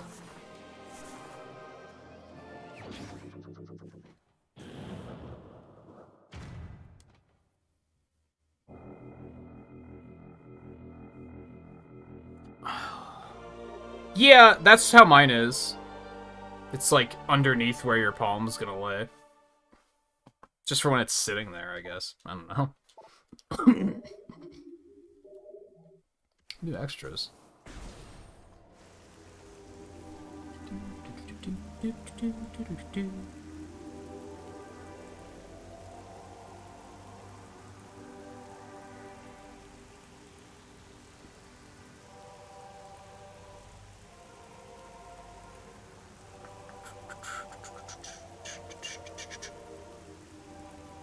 McDonald's is pog AF, maybe because you're young. It's not all because you're young, Riley.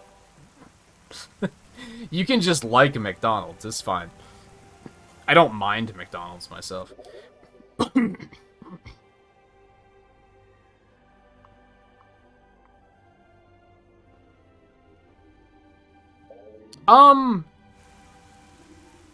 Why? It's like the visor effect is still like 4x3. I guess I get you. It doesn't really bother me.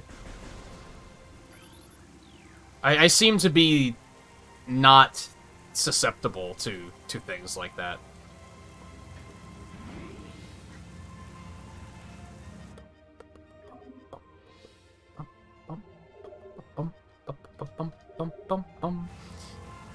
Okay.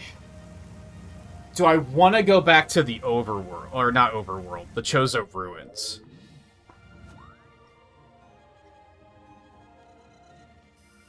Because there was some half-pipe stuff here, too. Not a lot, though. I think there was only, like, 2 instances. There's one here. It's the only one I can immediately think of. So I don't know if I want to go all the way back for that. It's, like, not that far out of range, out of range, so I don't think I should. I think with the space jump obtained, that we want to just head back to Magmore.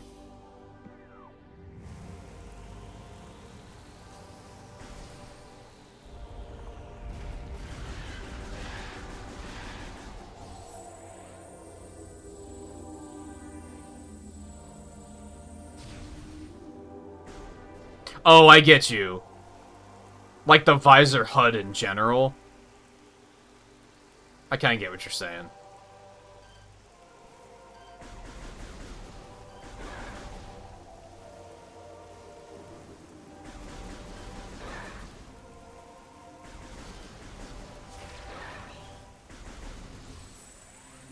I don't need the health anymore. What are you doing?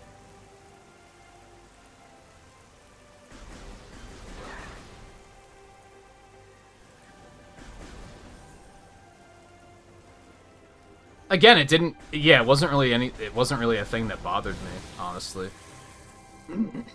Maybe because I already played the trilogy, and those are already in 16:9. I'm just gonna fucking dive here. God, there's so many. Why?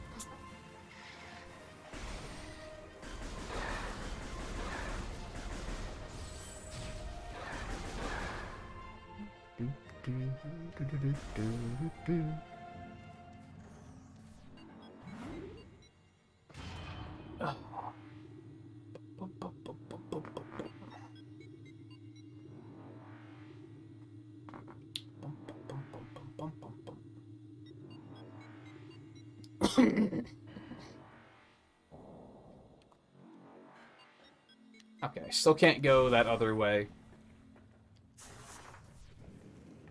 I mean, I think we want to go back to that big room and head towards the top of it, is our current objective.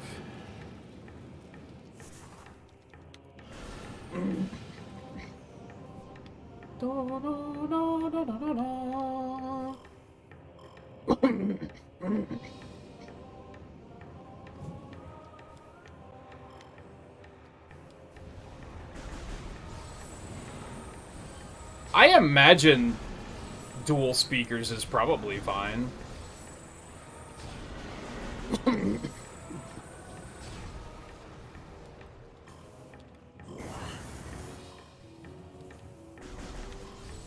I don't know, I don't take that sort of stuff super seriously, so I wouldn't be the one to ask, is probably what it comes down to.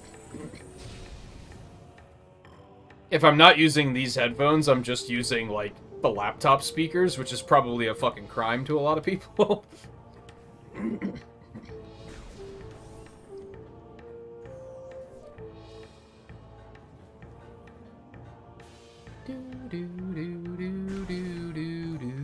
How do you get up into... Oh, it's from above. Never mind. These fuckers again. Enemies definitely respawn too quickly in this game.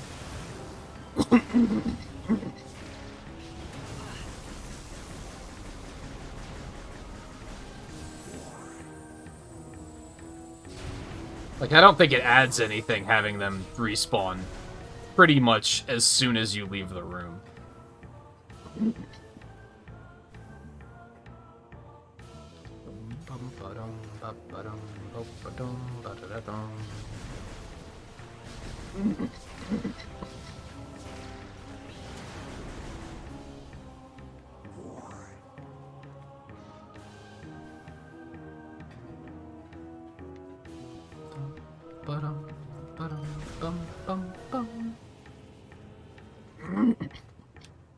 I think this probably was the 5th encounter. Like, yeah, that sounds about right.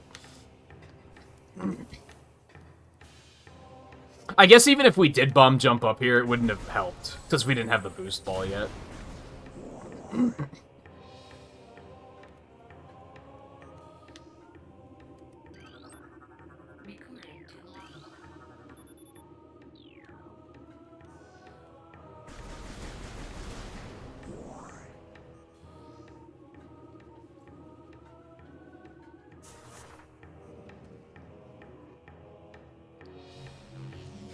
Yeah, we needed to be able to do this, so...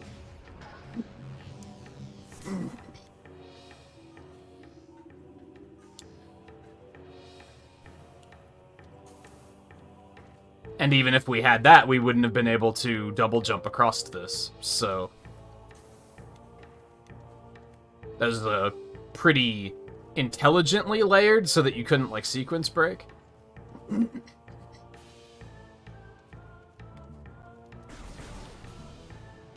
Oh yeah, one of the artifacts is right there. I forgot about that. But then there's another one below us, but we can't get it because we don't have power bombs.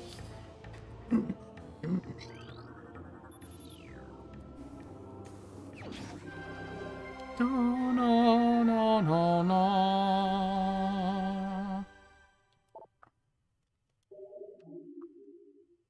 25% of all items. New extras unlocked.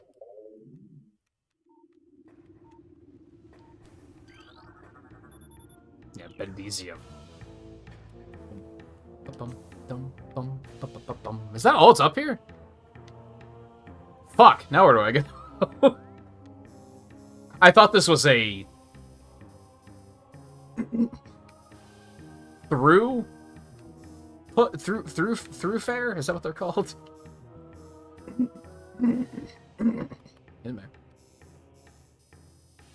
So I thought this was going to lead us somewhere else, and that is not going to be a thing. So, I guess now we're going to head back to the Chozo Ruins with the boost ball. There has to be another half-pipe somewhere, I guess, that I'm just forgetting about. Or an area that I can do with the double jump now. Because, like, we can't go this way yet. We need the spider ball for that.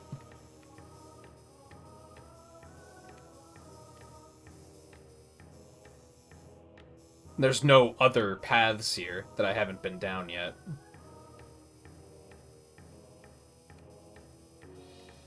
Yeah, so we need the spider ball to continue here. I guess we could go back to Venturana Drifts, too, with the double jump. I don't particularly want to, but that actually might be what they intend. That might be what I'm supposed to do at the moment.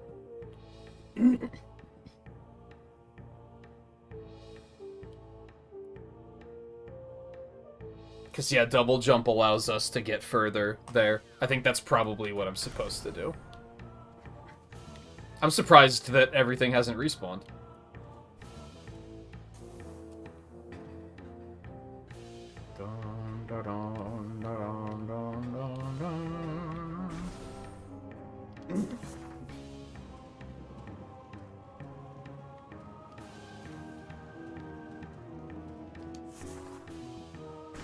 I don't want to go back to Chozo Ruins yet, unless I have to. Because the one area I can think of that has a half-pipe, I'm also going to need the wave beam, so I might as well just make that one trip.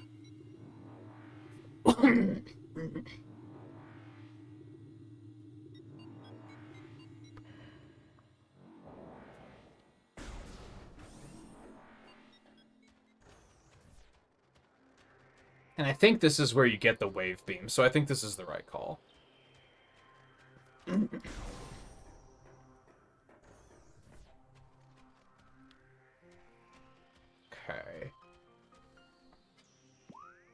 Where are we going? Oh, there's a room down there that I didn't even go in. I think it's just a save point, though. I think we just want to go up this way. I think that's like our next goal. Okay, I didn't even get this last time.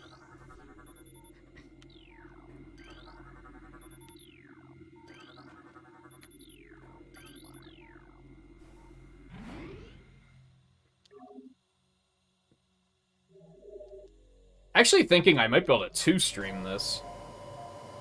I don't know.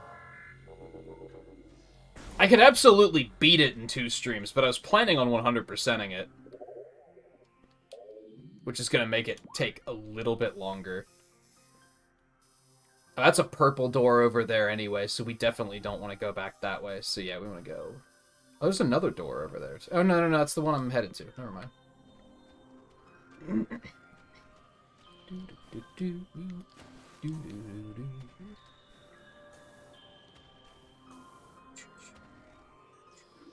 Still don't remember.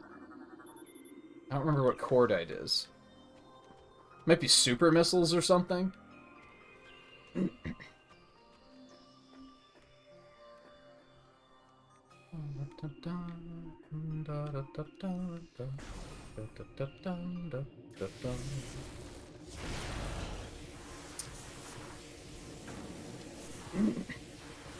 I think it, like... I've talked about this before. I don't remember what game it was where it came up. Where I said, I think it's annoying when the beginning of the game introduces... Well, any point of the game introduces you to a new... It introduces you to a problem, introduces you to the solution, but then every time you come up to that problem, you have to address the solution again. It's not as satisfying when you have to solve the same problem over and over and over again, and that's what some of these enemies are. Because, like, the one in the hallway that was rotating with the beams, we figured that out. So now whenever it shows up, it's just an annoying obstacle, because it's like we've already, like, problem-solved this particular problem. Having to solve it again isn't, like, doing anything for my... like, my experience.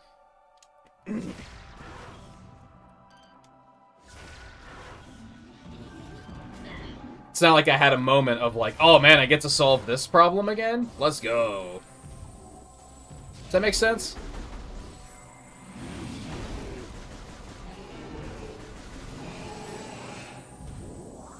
Now, at least that was, like, fast, I guess?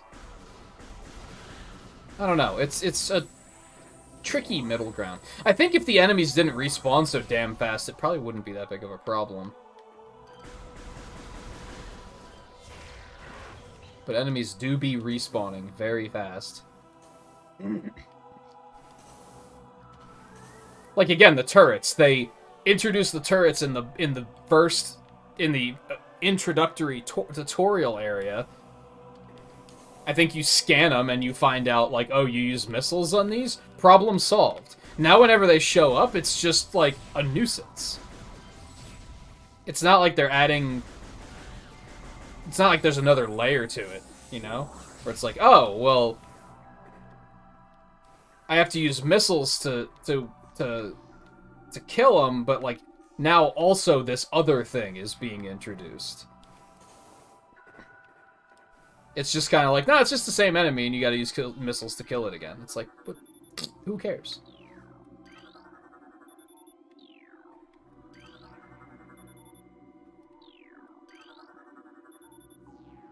Can't you blow one of these up?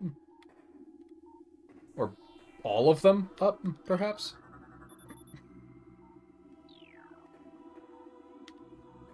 The shaman adorns the door.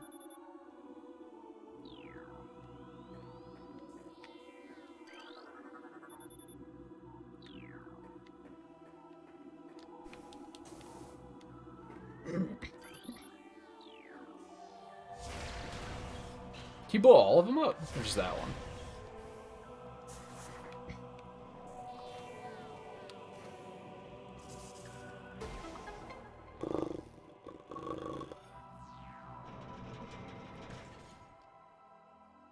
I've only played the first Jet Set Radio. I didn't finish it.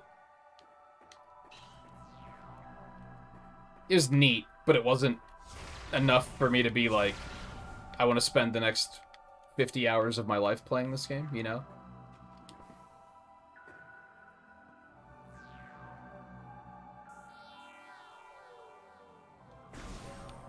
Oh, it snowed a lot there. It thankfully was too warm here. It all just turned to rain. What state are you in again? I completely forget, because I'm just bad at remembering shit.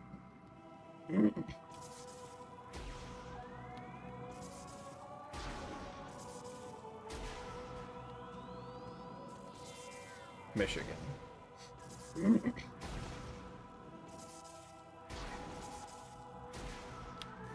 Yeah, fortunately it was all rain here. I think it was still cold enough that, like, it was, like, probably icy rain, but... I actually woke up and heard rain, which made me happy.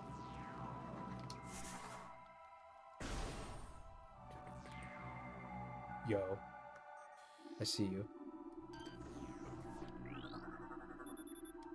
Wave beam. Man, it's just sitting there in a wide open room. I'm sure nothing bad is gonna happen.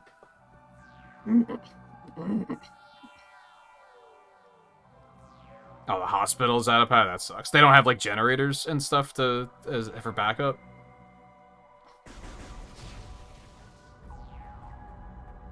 I'm just gonna take this and... Yeah, okay, never mind. Who set this trap? Why is this here? Bitch. Wait for it, wait for it. Bitch!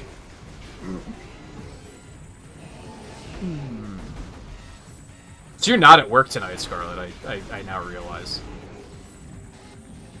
I guess it makes sense that you'd probably want to do Zero Mission now, because like I said, Super Metroid in particular you can play on your Switch, so that's a perfect work game.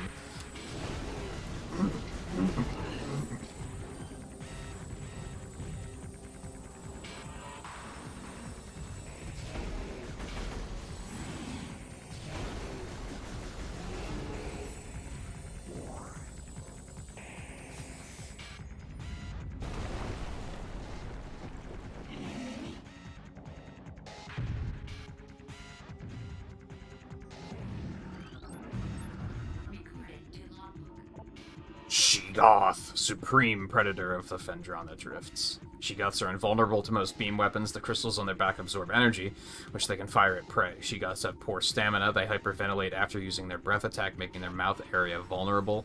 The soft underbelly of a Sheegoth is susceptible to concussive blasts. In battle, they expel blasts of frigid gas to ensnare their targets. They are also fond of ramming and trampling their hapless prey. They don't just eat you like the small ones do. They fucking kill you. Got it.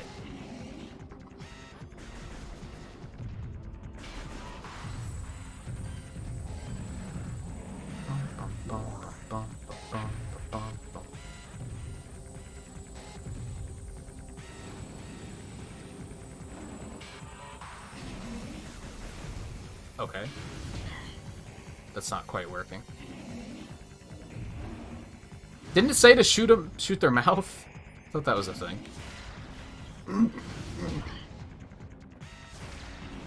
I guess I should missile them instead, okay. Hey, stop, go away. Stop. I'm stuck.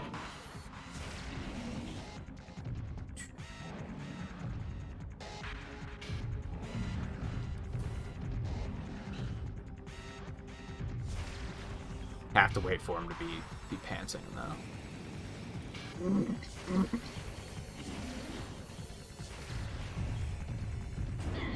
I'm stuck.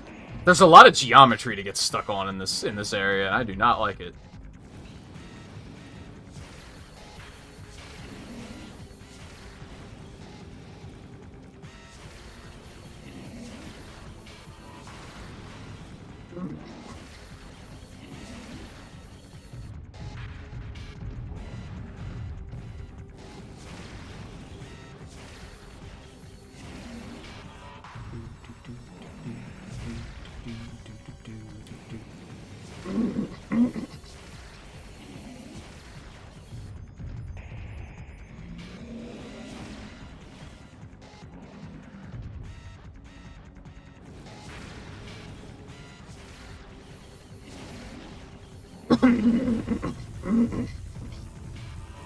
How did he get his energy charged when I'm not hitting him with normal shots?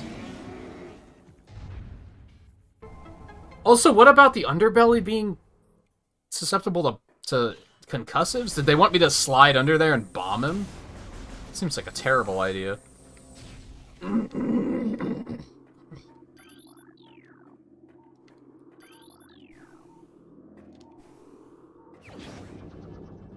Shiny.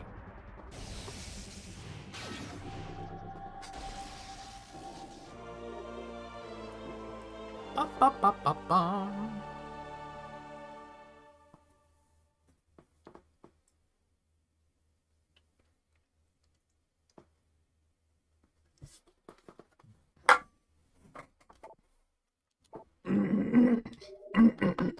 Dude, mate.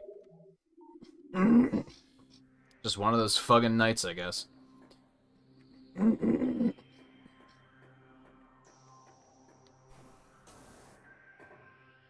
I was not paying attention. Okay, so it's just X and D-pad for switching weapons.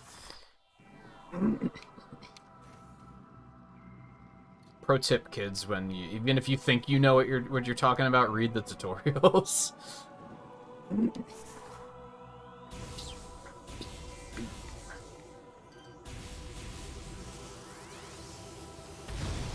Later, bitch. That was very dramatic.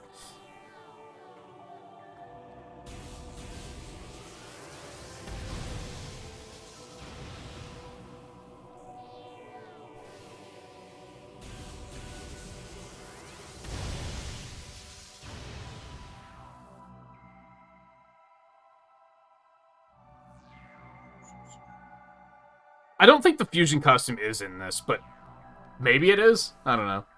I would assume not.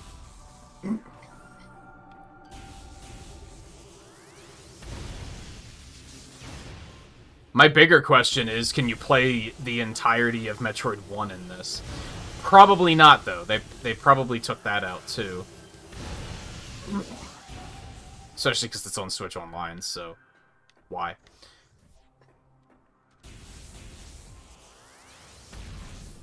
I don't know how to deal with that.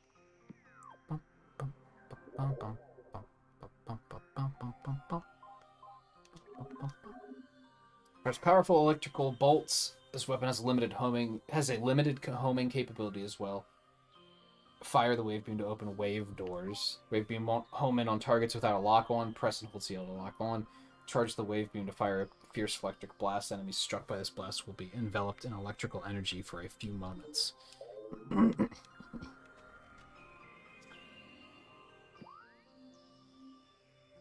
Okay, we might as well go check out this this wave door over here, right?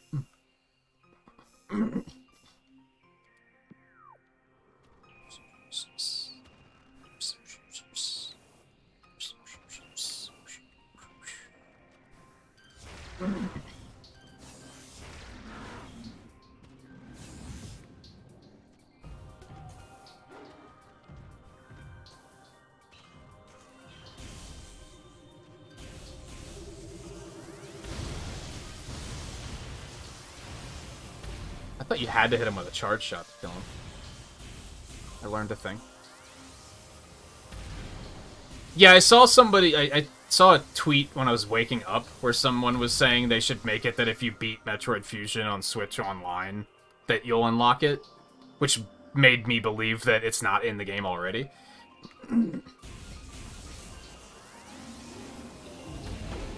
I don't think it was in the trilogy release either. I would assume not. But it's also a first-person game, so who cares? I don't understand why people care about cosmetics in a first-person game.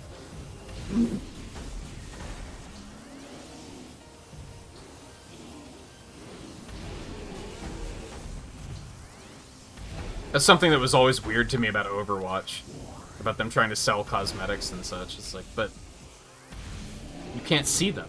Only other people can see them, so who cares?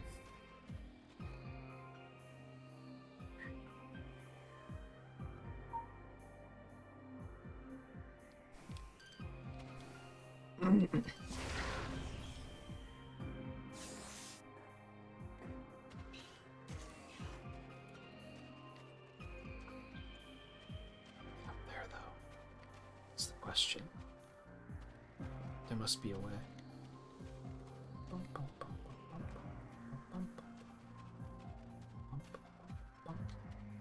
There must be a way, and I don't know what that way is. So maybe I can't do that yet. Jeez.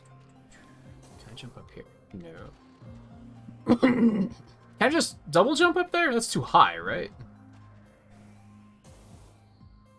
Yeah, that's too high.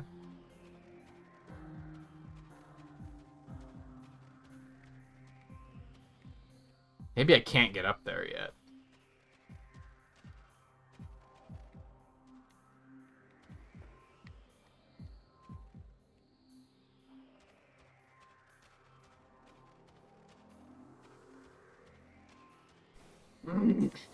Oh, hey. I didn't see that before. Oh, can I go up here? Oh, would you look at that? I missed this before.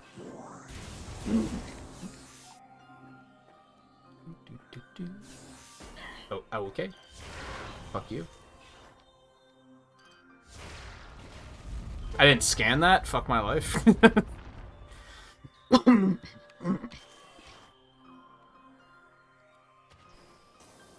It's probably fine.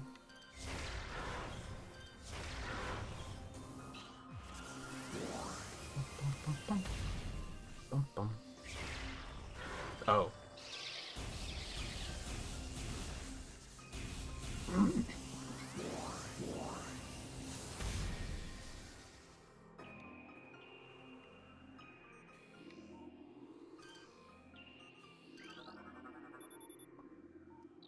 Oh. Need the majig.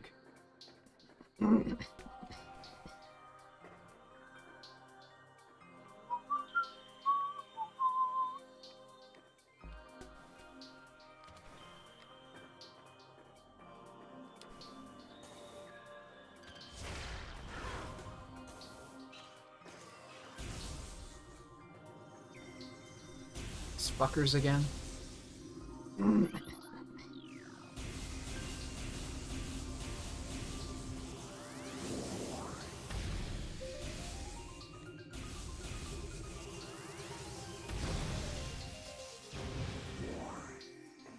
Whoa. Is that a frame drop, or did I get stuck on something?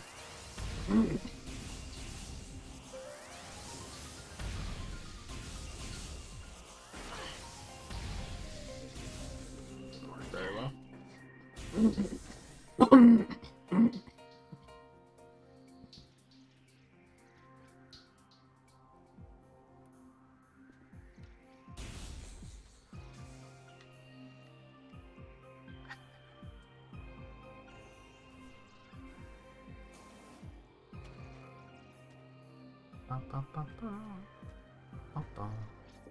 Do I want to be here?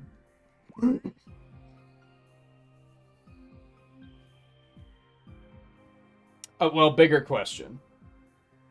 Do I want to backtrack to the Chozo ruins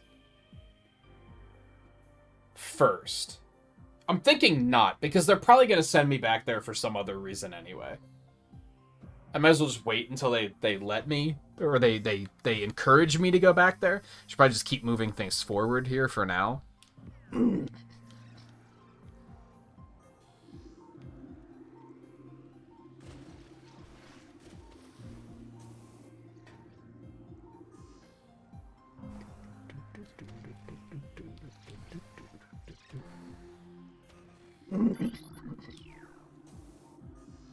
Yeah, standard issue morph ball spinner device. I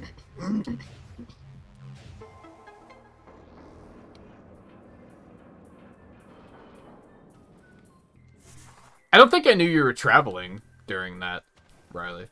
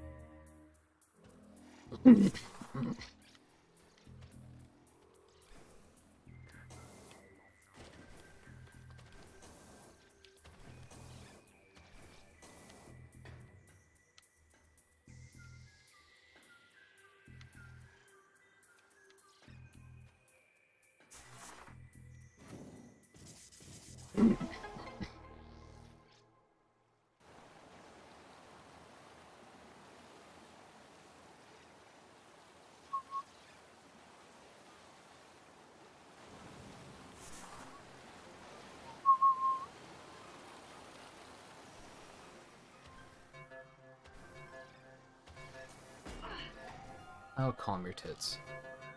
I don't think this is where I was supposed to go, but... Energy tanks is energy tanks, baby.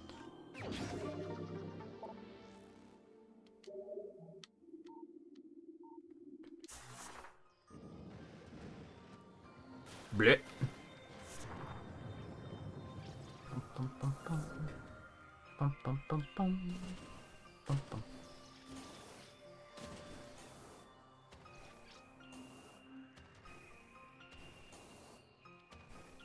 Someday I would like to, like, have enough money that I can just travel and just see things.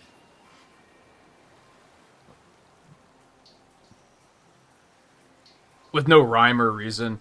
I was thinking the other day, like, I've been to Disney World multiple times. I've never been to Disneyland. So I'd kind of like to see it, just to, like, say I did. That was unfortunate, but we're okay. I don't know where I'm going. I thought I was looking for another switch, but I guess not.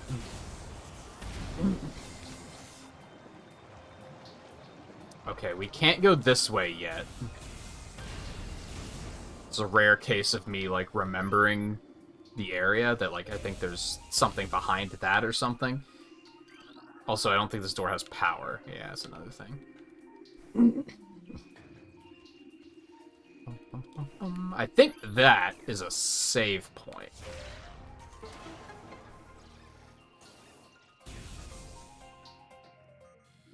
Again, very strange how some things I very vividly remember and other things I'm like, I don't know.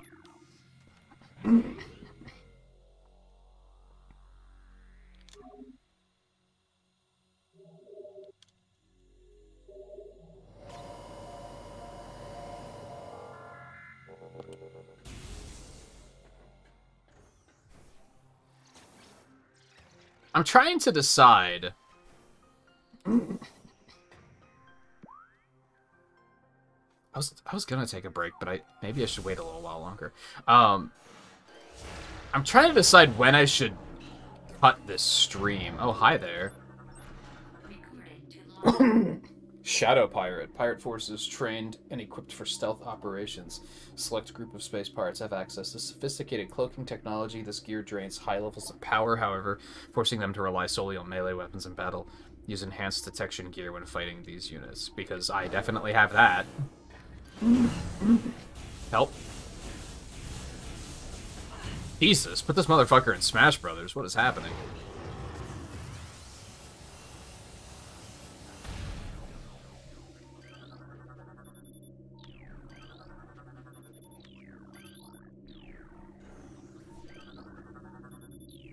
If I'm making progress in this game quickly enough, I could maybe stand to stop at like 5 hours.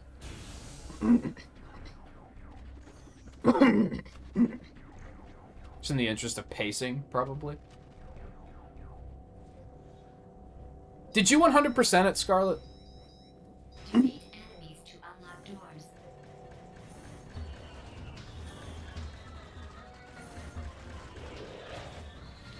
I know you got all the energy tanks. I don't remember if you got all the missile upgrades as well.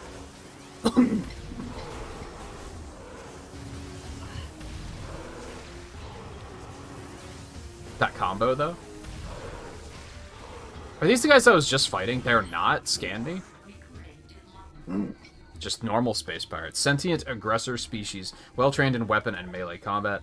Space pirates wield galvanic accelerator cannons and forearm-mounted scythes in combat. This species seeks to become the dominant force in the galaxy, and their technology may help them realize this goal. Ruthless and immoral, the pirates care little for the cost of their ambition, only the results matter, and they take these very seriously.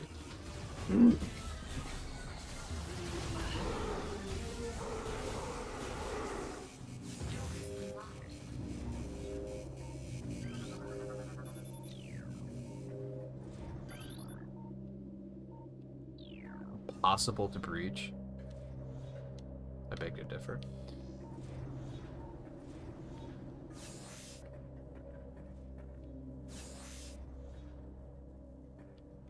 Wasted it all because you felt bulletproof. Yeah, it takes a lot of self-control to not do that. Map me. I've made a good... Ever since I started streaming, I started, well, once I got monetized, I started making it a habit to squirrel away some of those payments into savings. And every now and then I'll look at savings and realize, like, how much is in there, and I'll be like, yo, I could buy so much. But that's not what it's there for. What is it there for? I don't know. That's something I don't necessarily like about the concept of savings, is it's like, what am I saving for? If it's just sitting there, then what the fuck's it sitting there for? You know what I mean? I guess in case of emergency?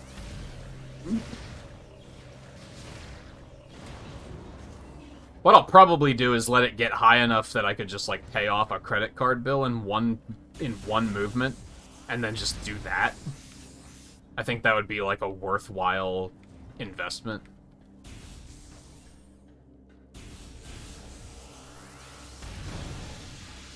Now, one thing I will say, I was griping about these enemies being annoying, and then, like, around the corner, they gave us what we needed to just kill them outright, so it's pretty good pacing in that regard. I think they waited just long enough for them to start getting annoying, and then they were like, okay, let's offer the solution now.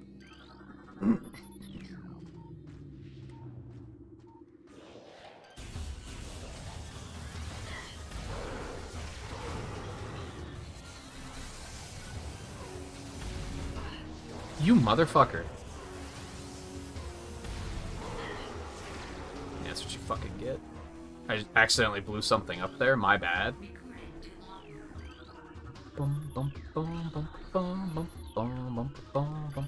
There's a lot to scan here.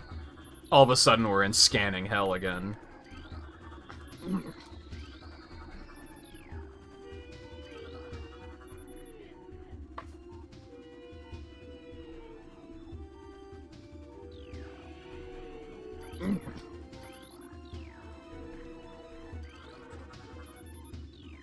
Yeah, I think that's the thing with the savings, is I'm kind of like... Oh, look at that. I could spend it, but then I'd have to build it up again. So I wouldn't necessarily want to spend it all in one go, without a contingency for, here's how I'm going to get it back.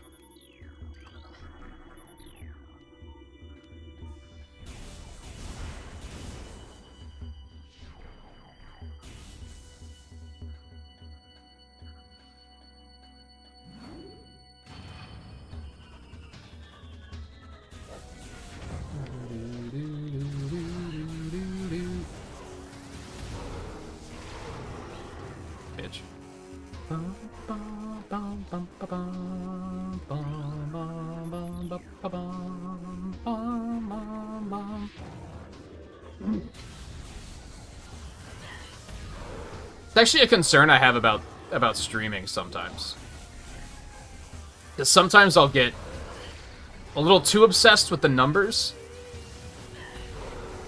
But then I'll find myself asking... I think if you get too obsessed with the numbers, that you're going to find yourself in a situation of it never being enough.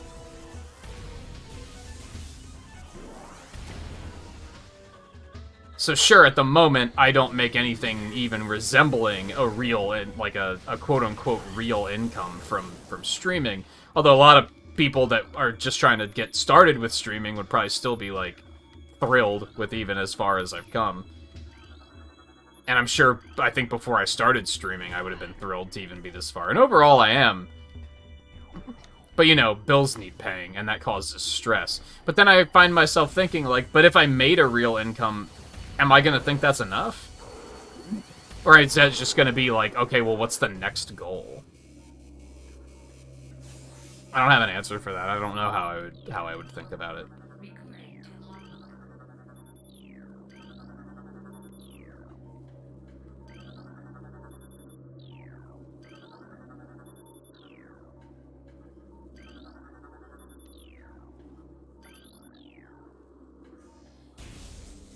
Cordite. I can't do Cordite yet, right? I'm pretty sure Cordite is super missiles. Or maybe power bombs.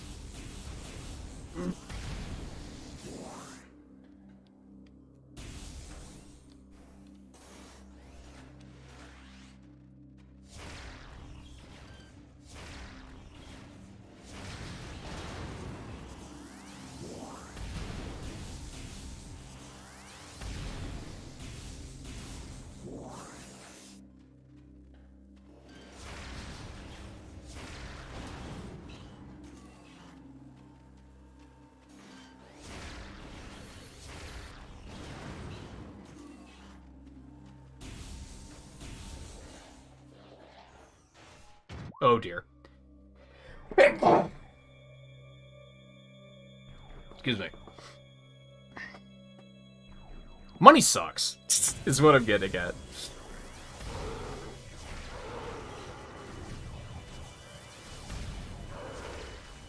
It's nice to have money and it's nice to spend money, but then it also sucks to spend it because then you have to get more money. It's just a brutal cycle. I mean, at least when you're spending it on things that you want to spend it on, it's, like, still pretty satisfying, but, like, spending it on bills definitely sucks. There's, like, very little satisfaction to be had in that.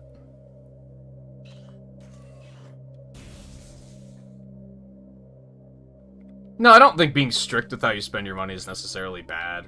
I would probably only say it's bad if you have, like, a lot. Like, it's okay to spend money. It's also wise to be strict and wise about how you spend it.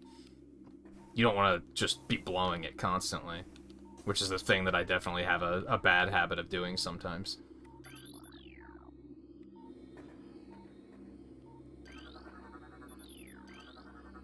I guess, like,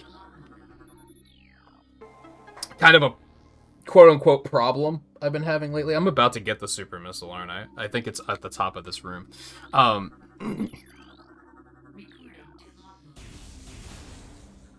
just spent, like, a fair amount of money on stuff. And some of it was paying bills. That's right, I bought the Switch game vouchers and this. And then I got, like, Fire Emblem and Theater Rhythm all at the same time. And then the Wii U shop closing is coming up. And that had me being like, okay, I should probably get another $100 eShop card to spend on the Wii U stuff before that's gone forever. And then I was also thinking about getting the, I wanted to get the Lego question mark block, because that finally came back in stock for the first time in, like, 3 months.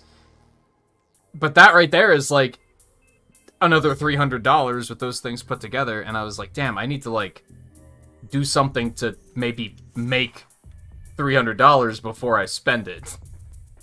Could I just put it on credit? Yeah, but then, like, in a year, I'm gonna be like, how the fuck did my credit get so out of hand?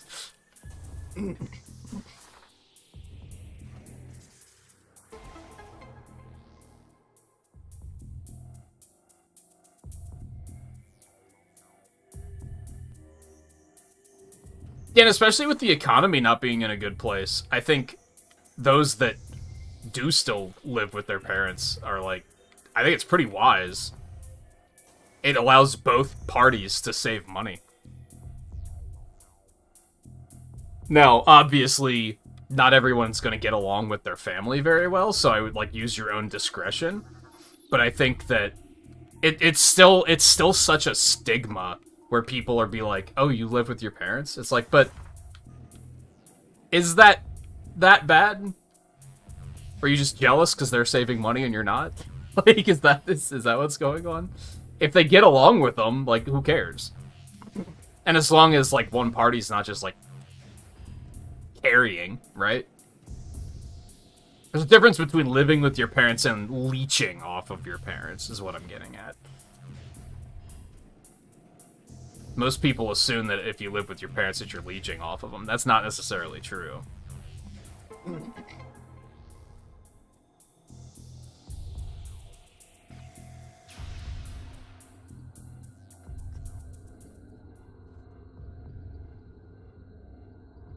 Yep, there it is.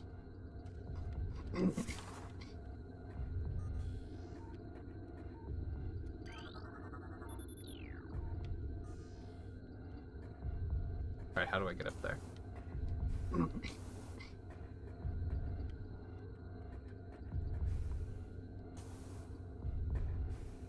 Is it only a stigma here? I'm not surprised by that. Americans have really fucking weird hang-ups about some things. I don't remember if I've talked about this on stream, but I went on like a... I was gonna say tirade, but I don't know if that's accurate. I had a thing like a couple of months ago where I got frustrated by the fact that... I don't even remember what triggered it, but I was just observing the fact that violence is super normalized in America, but sex isn't. Sex is still considered to be, like, just a horrible, horrible thing. But, like, violence is, like, really normalized, and I was like, that's fucked up. Like, that's just, like, wrong that it turned out like that.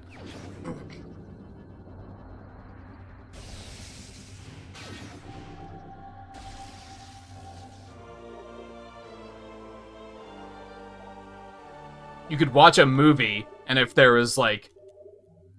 First of all, if there's a female character wearing very little clothing, everyone's like, oh, I can't believe that. Like, they turn their nose up at it. But then usually, like, the same people will look at a shirtless man in a movie and be like, ooh la la. It's a horrible double standard. But then also, if there's, like... hundreds of people getting gunned down in the movie, they're not going to bat an eye. They're going to be like, oh yeah, it's violence. It's like, what? Does nobody else think this is fucked up? I feel like I'm taking crazy pills. I invented the piano key necktie.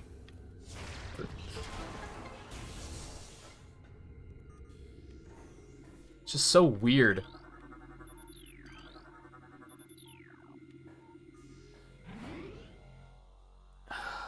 But yeah, like I said, Americans just have weird fucking hang-ups about weird things. I've also joked about Pepsi and Coke being, yes, the socially acceptable soft drink. If you drink a Pepsi or a Coke in public, nobody bats an eye, but if you drink a Mountain Dew, everyone's like, what are you, 12? Like, what the fuck? How did this happen? It's so screwy. This place sucks, by the way. I do not like this section. Something that I really think that they should have added to this game, but I don't know how they would have done it. This game doesn't have any fast travel in it, and I think that's a major problem. I don't necessarily know where they would have done it. I don't know if you would have just made it that you can fast travel between save points, but it creates a lot of sections in the game that are really tedious. This area is one of them. It's very linear. There's no way to, like, shortcut from one section to the other. So if you need to come back here later to get something, you're gonna be here for a while, because it's a very big and long area.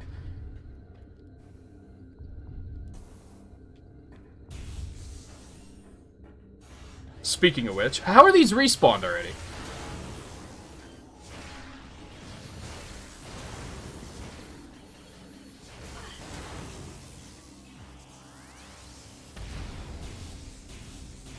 Anyway, I want to go back and get this. I think it's an energy tag. Surprise, bitch. Nope, you don't understand. Nope, you don't understand.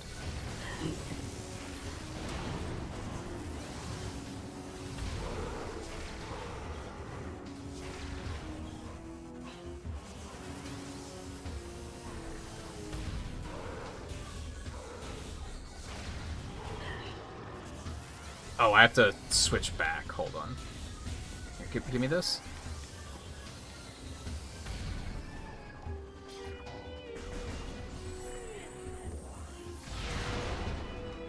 Oh, it's just a missile upgrade. Oh, well.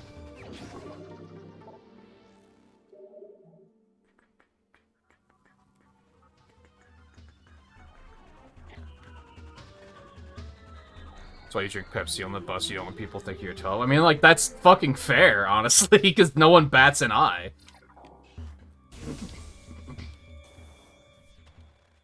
I do think that there's another thing down there that you could break that has an item in it, but I think I'll worry about that later. Because I don't... Especially because everything's fucking respawned, so I don't want to go that far back. I probably strayed far enough from this room that everything's respawned. Okay, maybe not. I'm a little surprised by that, actually. Yeah, you don't... Orange Crush doesn't really... Orange soda in general doesn't really get any judgment. It's not something you see people drinking a lot, though, which is maybe kind of strange.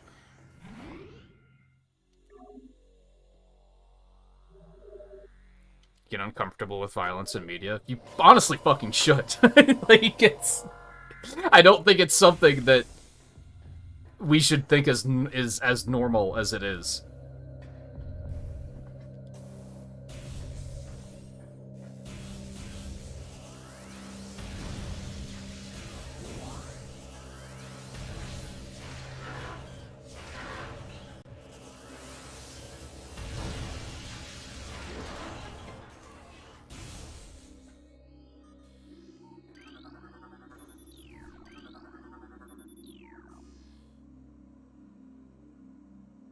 Okay, I'm gonna take a quick break before I take this elevator up, because I think there's a big fight at the top of this, or maybe it's in one of the next rooms. I don't fully remember, but I feel like this is probably a good opportunity to do it. Oh. I don't know, society's weird, and like I said, I don't know enough about other societies of other countries to say for sure, but I feel like it's very much like an American thing. I mean, I'm sure other societies have weird hang-ups too. It's just the American ones are the only ones I'm familiar with.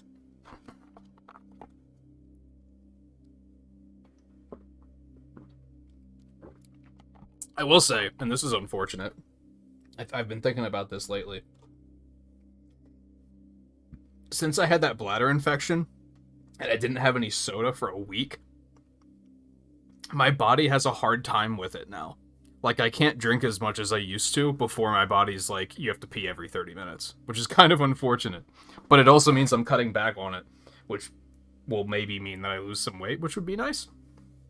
But anyway.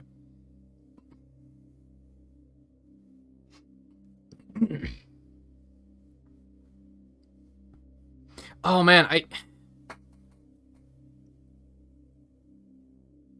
I don't remember what the movie was. I watched a movie a couple of years ago where the premise was something like they tried to explain all the violence in media as being like there was like a greater power that was like intentionally injecting all of this like violence into the media to scare us. So like they started putting like apocalyptic stuff in movies to make us scared of the apocalypse so that we would like take better care of the planet and stuff, but it didn't work and it just made us completely senseless to it, and now we like are faced with the apocalypse and don't give a shit. And I was like, man, that makes you think. Like that's like it's kind of true. I like not to get too political with it, because I'd rather not get political with it, but I wonder if that's why, like, in America we haven't done more about gun control, because ultimately people are too fucking senseless about it to care. A shooting happens and people are really upset about it for like a week, and they fucking should be, but then they forget about it and they move on. None of it ever sticks around because we're so desensitized to that shit that people don't stay upset about it for long enough for anything to actually be done. And I think the government knows that, and that's why I think they just drag their feet, because they're like, if we just like wait a month, people are gonna forget about it anyway. And they're fucking right. Should they still do something about it? Yeah, but I'm sure it's a lot of work to like pass those laws and shit. And there's probably other stuff that they also want to attend to.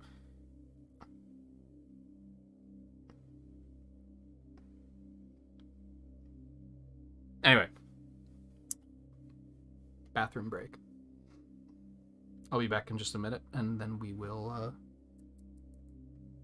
we'll continue and see how much further we can get tonight. Probably about another hour-ish. And then probably look for an ideal stopping point. Oh, maybe that OBS hiccup earlier was just a disconnect. Anyway, I'll be back in just a minute. Stay tuned.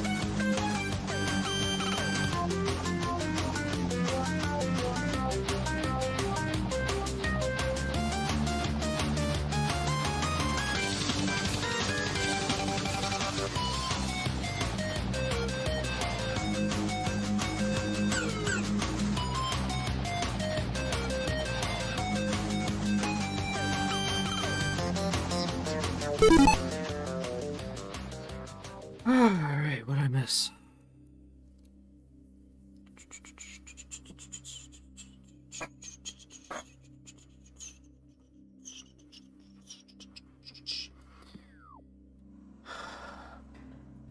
Put me in.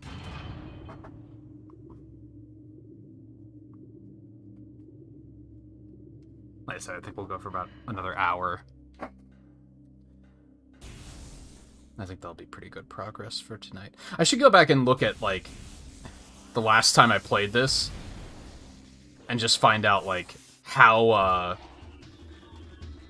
far did I get in, like, one stream. Just to check my progress.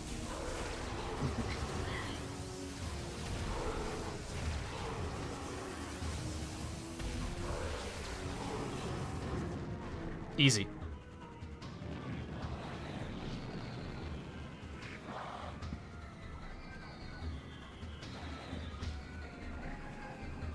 I don't really remember how to fight these. Oh, that's right, I scanned them down at the frigate crash. Extremely agile in the air, but the heat signatures of their jetpacks can be tracked with thermal imaging. While their missiles are extremely potent, their jetpacks can be even more so. If the pack fails, they will make a suicide strike.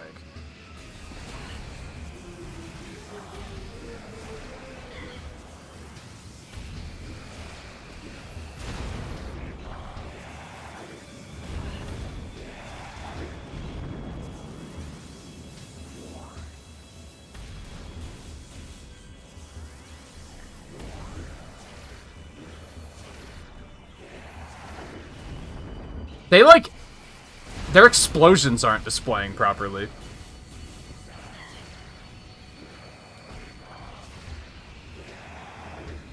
I'm pretty sure they're supposed to explode a little bit more violently than that. There it is.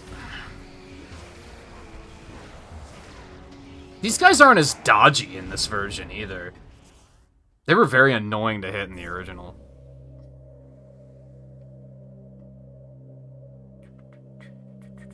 My 2023 has sucked ass so far, and I'm just hoping that I'm getting all the annoying shit out of the way, like, right at the beginning.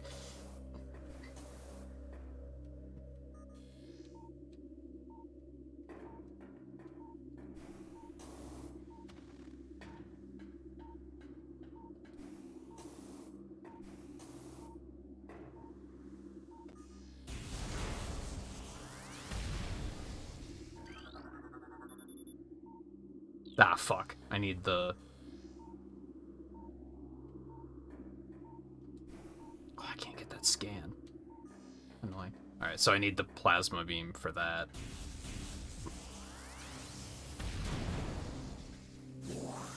Yum.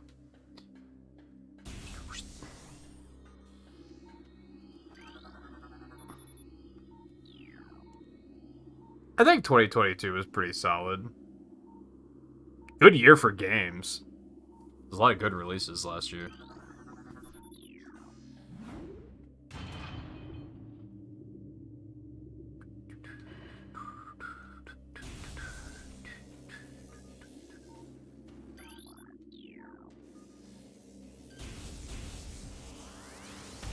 I think this is going to be a good year for games, too. Which was the year where it was, like, really slow? Was that 2021, where, like, nothing happened?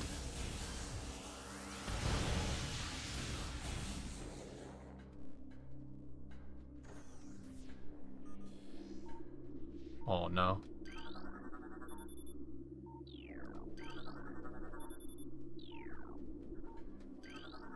Recording to logbook.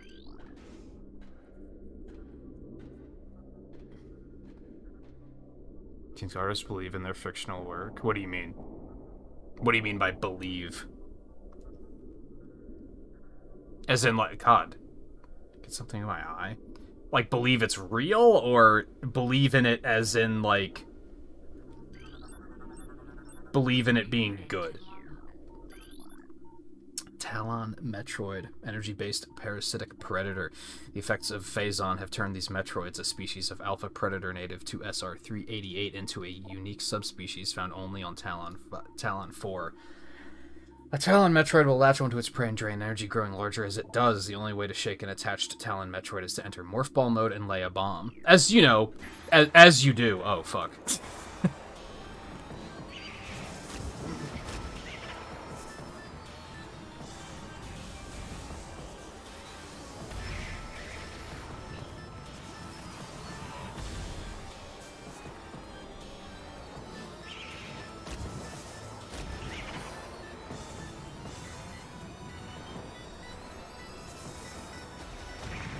Oh, we can just bomb it normally.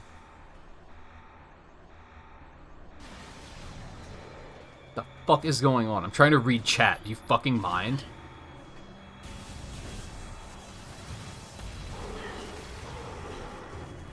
Bastard. Fucking coming at me like someone left the fucking Metroids out. Bitch, you were the ones fucking experimenting on them.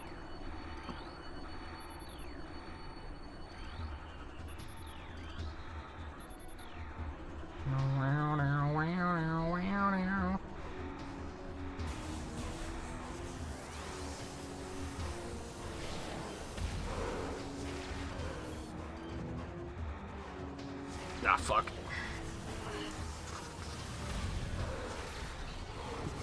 Later, nerd.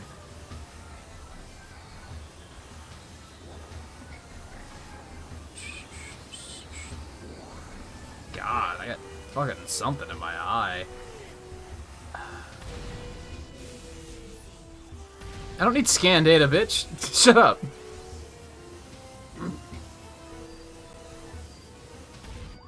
Main research facility located. We're in it! Did they make the hints worse? Like, I'm right here. Was that really necessary? I don't remember the original game doing that. I think they maybe did make them more aggressive.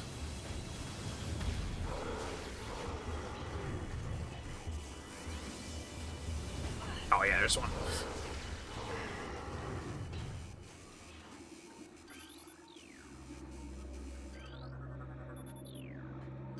See, these are the annoying parts where you have to, like, there's all these scans.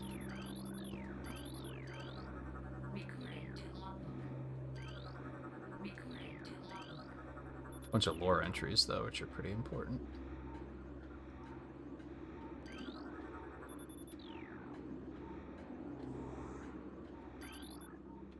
I don't remember how to get this one. Oh, just like that. Boop, boop, boop, boop, boop.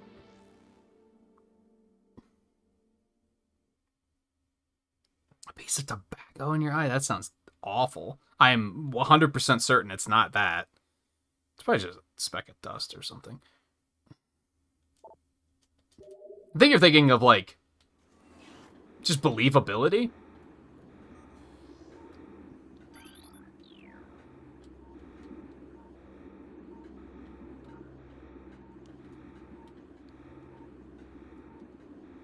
Anything else here? I don't think so. I think we got everything.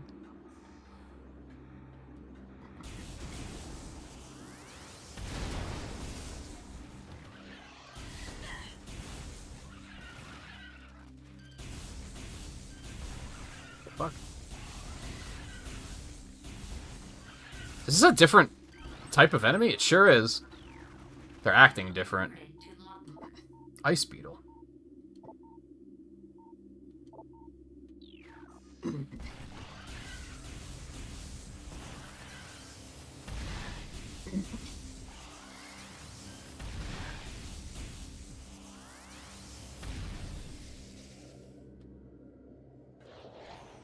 Oh, I remember this. I remember what we're about to get.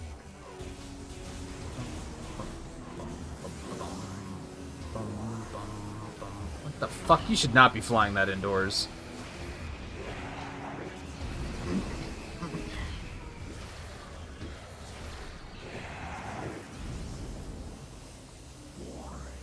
This is very distracting.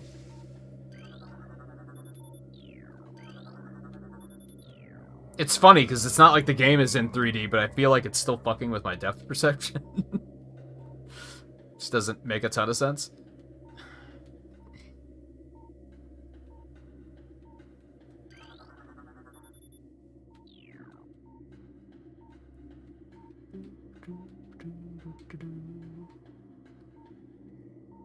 There's nothing on this floor, I think. Oh,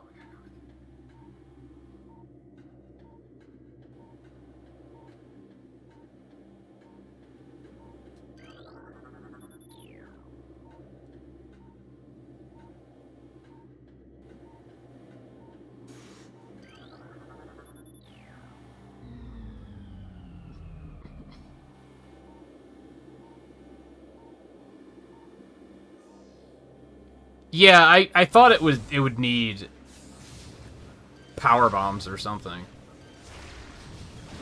I was a little surprised that just a missile worked.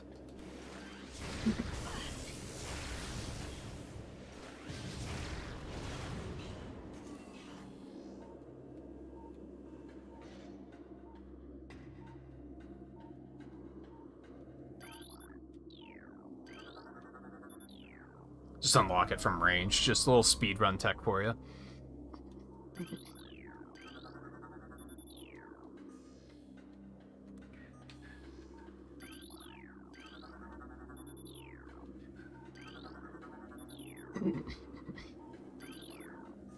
And then a fucking ice door, just to be like, go fuck yourself.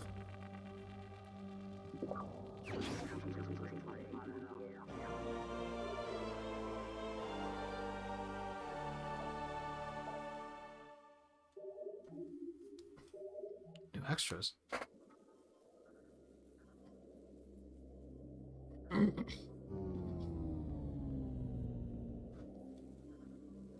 And now the power's out.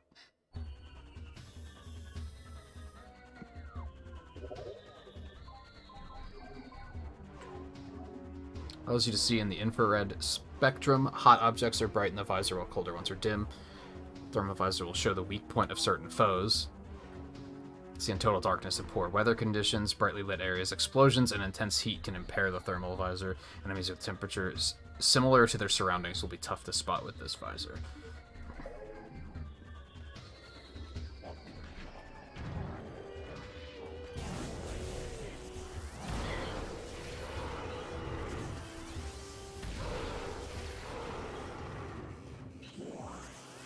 It's very fuzzy, which it probably should be.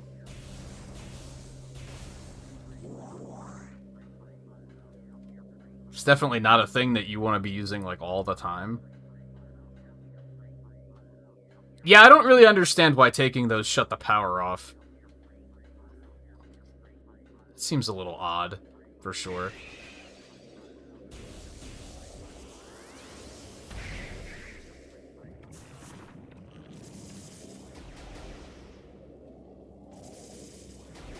Back here, bitch.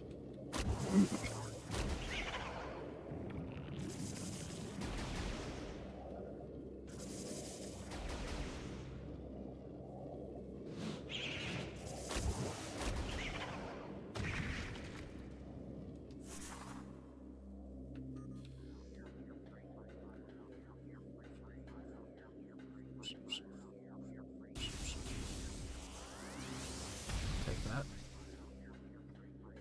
Yeah, I was kind of wondering that, like, when I took it and it started showing the cutscene for turning the power off. It's like, why were these connected?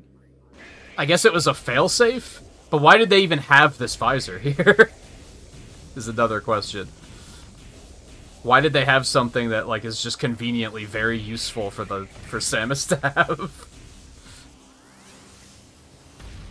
I understand why they might have booby-trapped it to be like, okay, if she does get it, shut the power off. But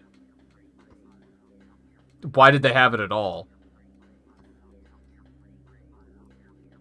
Guarded by easily tampered with terminals. Oh, God.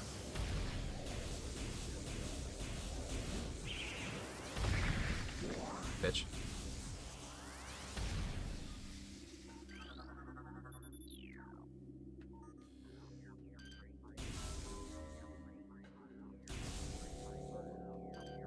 Alright, these fuckers. Recruited to logbook. Sentry drone. Well-armed and armored security mecha. Security drones have limited intelligence but do their assigned tasks well, being machines that are susceptible to electrical attacks. When alerted, drones initiate a security lockdown and then attempt to neutralize the intruder. The electronic warfare suite can scramble visor technology as well.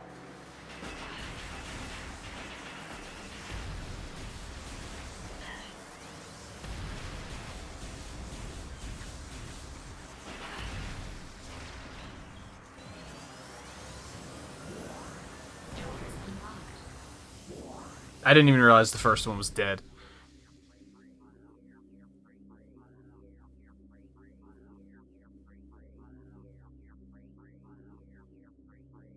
Yeah, how do you get banned from a 7-Eleven? Like, I would pretty immediately not trust anybody that hit me with information like that.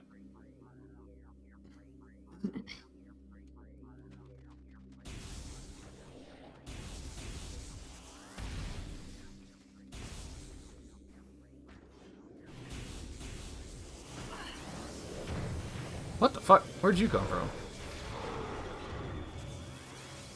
What, were you spawn camping me? Oh my god.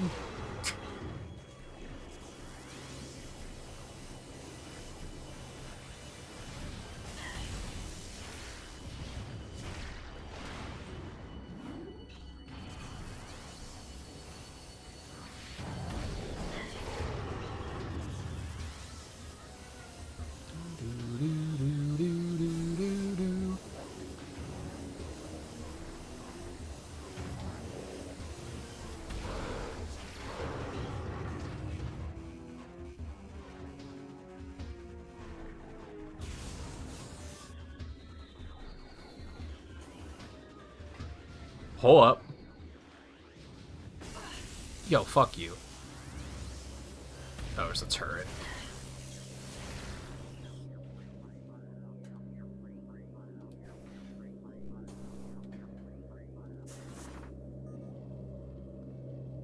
Oh, I would have liked to see this when the lights were still on. That's for sure.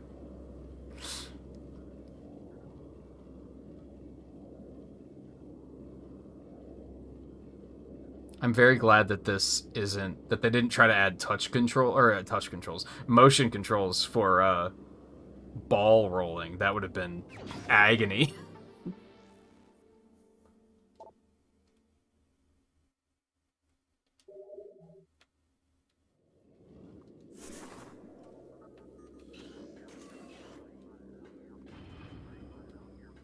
Surprised those Metroids didn't break out. Like the Metroid is I mean, they are pretty cute.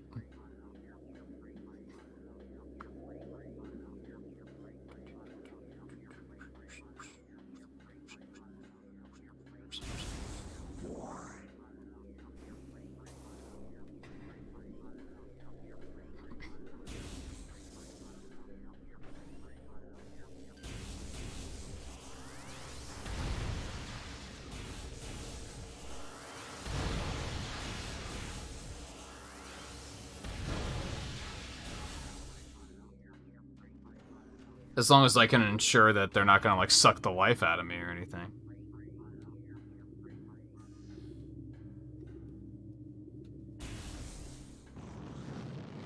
Could we not?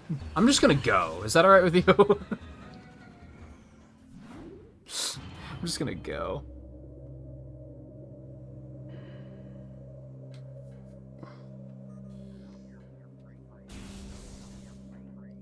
Think I'm crazy for what, not wanting them to suck the life out of me? Oh, nope, this is still dark as fuck. Was that is a save room over there? I think I'm just gonna whoop. Whoop. Just gonna go ahead and do this quick.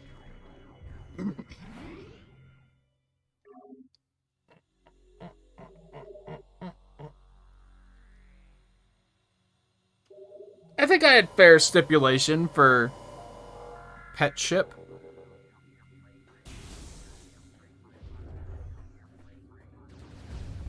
Alright, once again, I'm just gonna go. No, I'm not.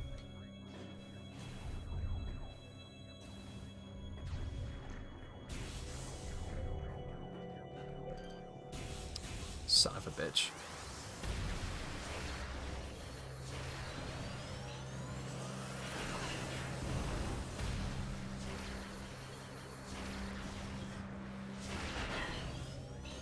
Man, it does not take much to... I never really realized until this playthrough that the normal shots are, like, kinda ass.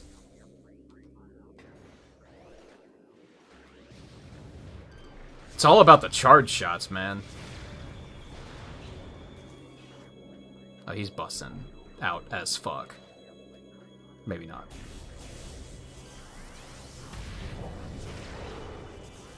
It's all about the charge shots and the missiles.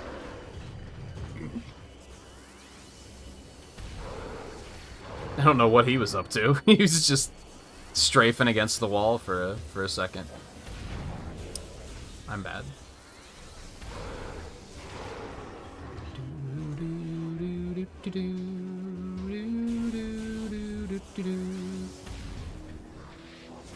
Nah, that's unfortunate.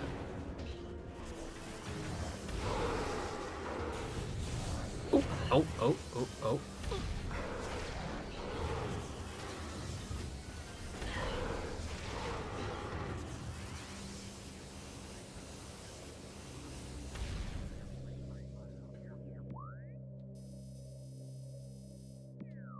Get me the hell out of here.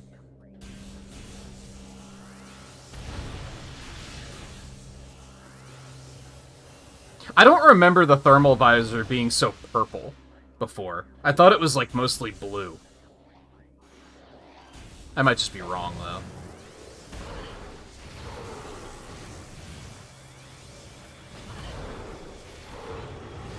Oh god, there's so many. And turrets, because of course there are.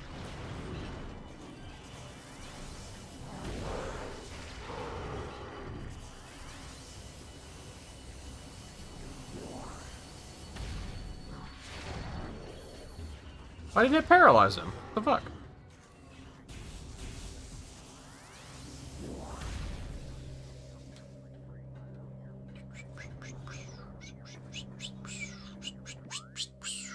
I don't remember. Oh, that was the map. That's right. I think we can turn that off now.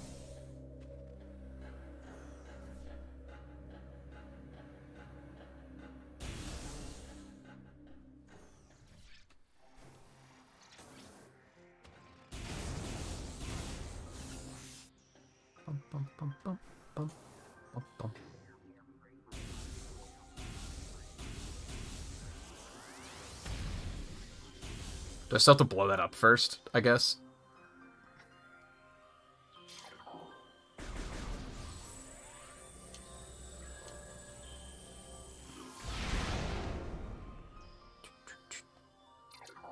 Switching beams doesn't really feel super elegant in this game. For whatever reason. Alright, I'm not gonna go in there yet, though. I'm gonna go save first. Because we've just been through a lot of shit.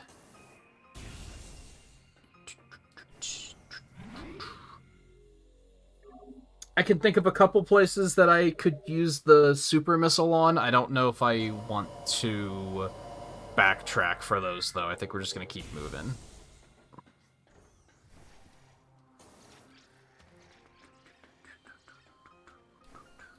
I mean, one was in this area. We might have a chance to get that before we leave.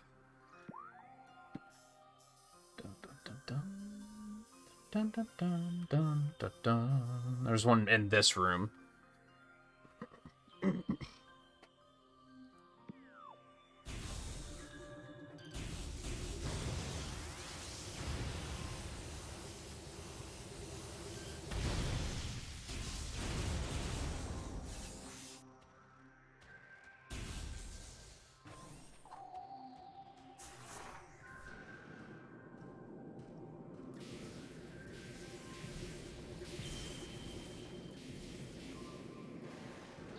I think they made a lot of enemies like that kind of...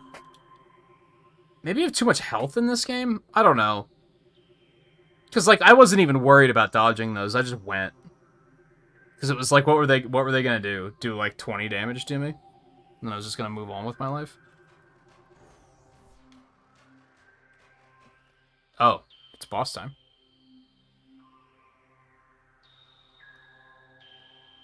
There is a Metroid pinball game. It's for the GBA. DS? I think it was for the DS, actually, not GBA. I think I'm wrong on that.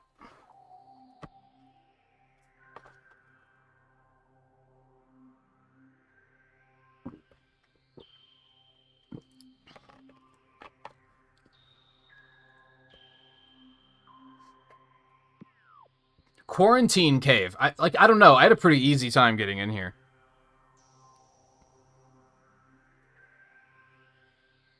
I think they'll add the Metroid pinball game,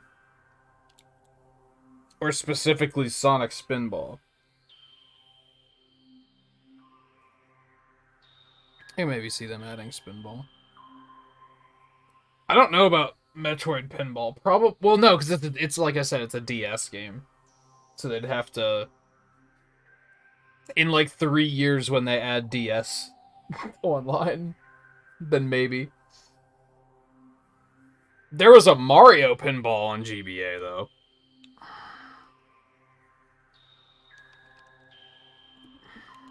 There's the Pokemon ones, too. Yeah, I forgot about those.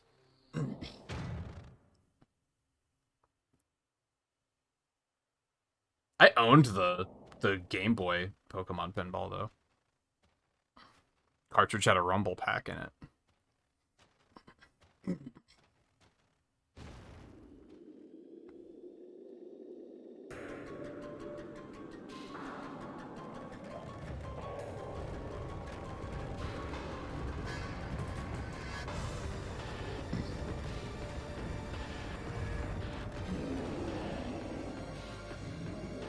I'm looking forward to playing the trading card game. I think that'll be neat. I had that as a kid, too. I don't know if we'll stream that. Out of scanning range. Okay. Cute.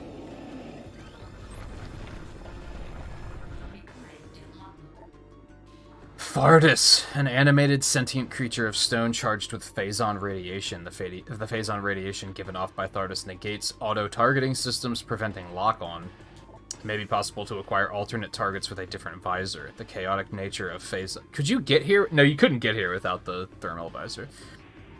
The chaotic nature of phazon irradiation leads to instability in its structural integrity. There was a lot of words there. Thardus can encase targets in ice, and its colossal size and strength make it a formidable opponent.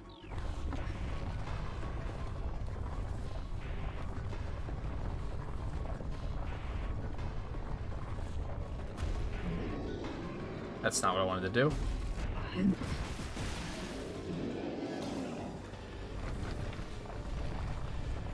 Well, you know, I'm not a fan of this. Let's just be real. That was worth a shot.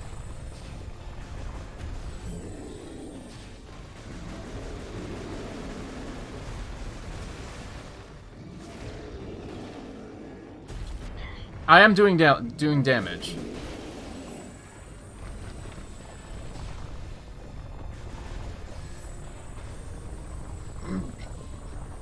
I don't know if I should keep using wave.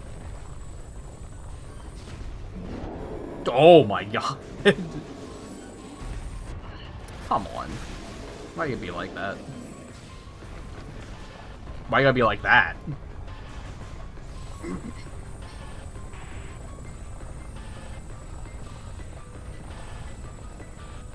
Here, wait for it. Boom, bitch!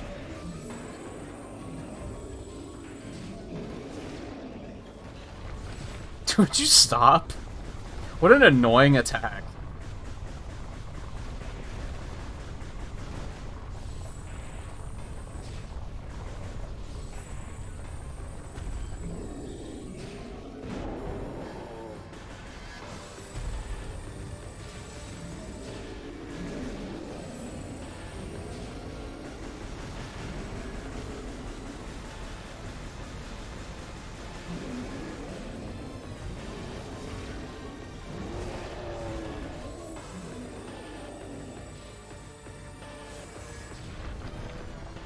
Riley, do you want to hunt after the stream tonight, or are you gonna pass out because of the alcohol, probably?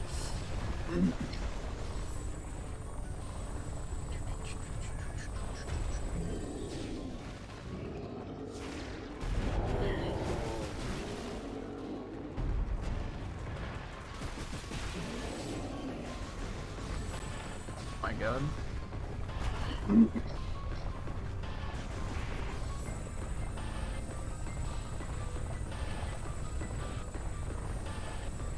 Did I give you the spider ball? I don't remember.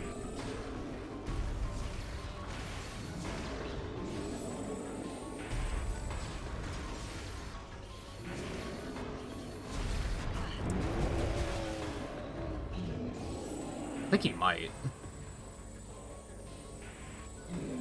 What you doing? What the hell? I don't remember this.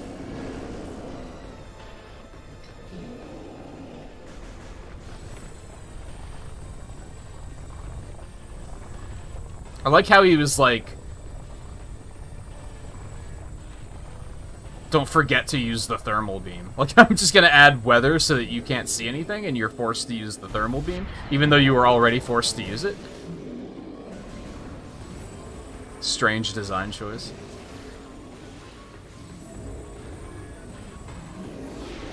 That was a terrible shot. That is on me.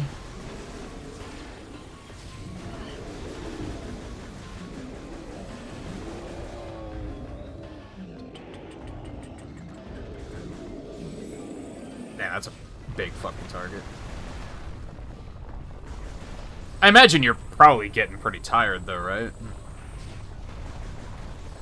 Guess we could always do some in the morning instead. I have a nose itch that needs to be addressed.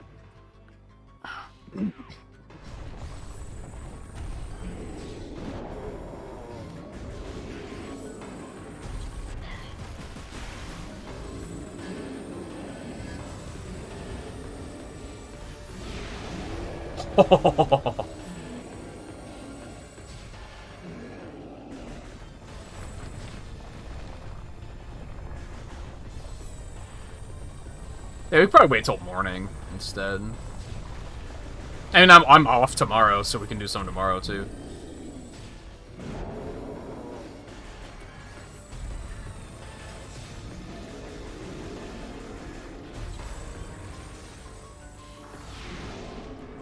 Ah, that didn't hit him. Hate to see it.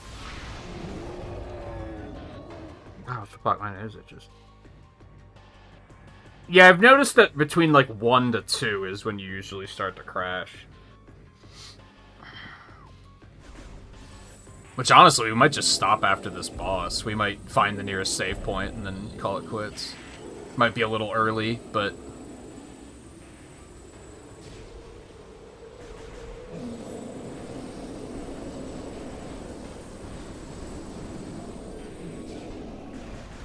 I don't think there's any harm in that.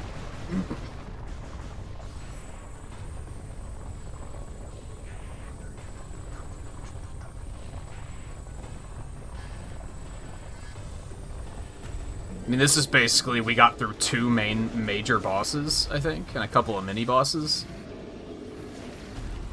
Not counting the Parasite Queen, I guess.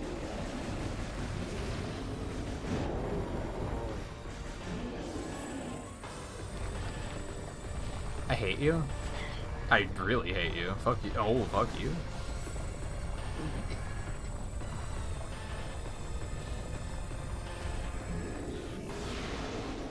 Wow, I didn't kill him.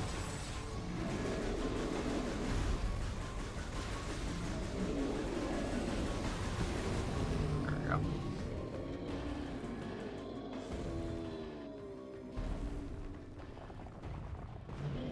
So is he like...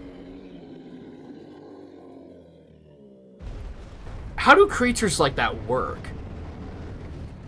Because could he just, like, get more rocks? You know what I mean?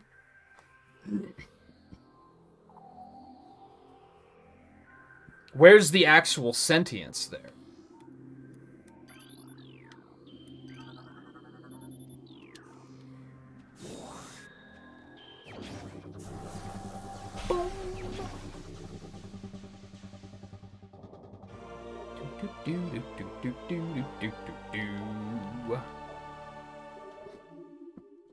New extras. Let's go.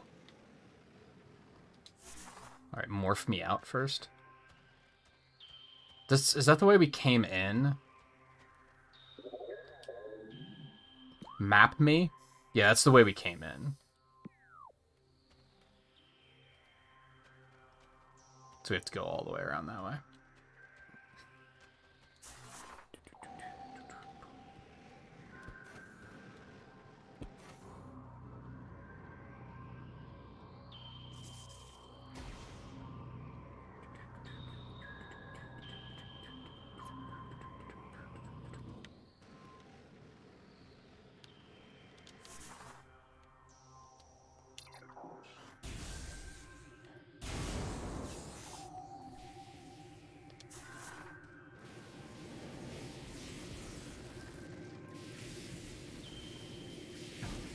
Well played.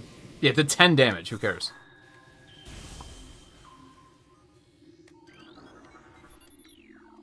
Magmore Cavern south.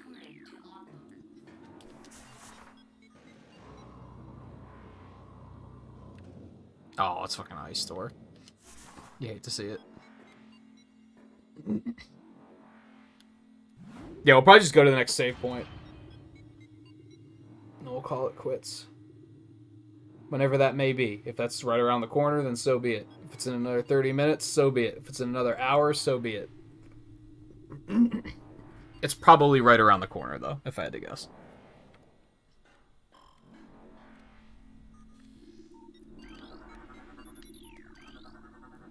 As a matter of fact, it's probably that.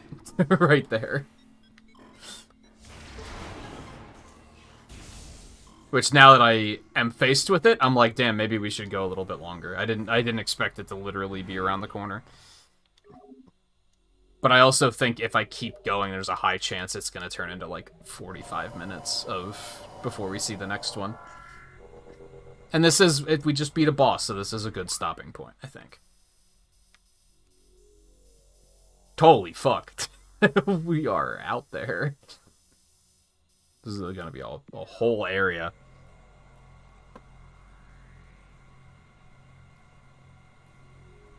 A little bit longer? Nah. I mean, could chat for a couple minutes, but I think that's where I'm going to call it quits on the game itself for tonight. Resave, because you can't ever hurt.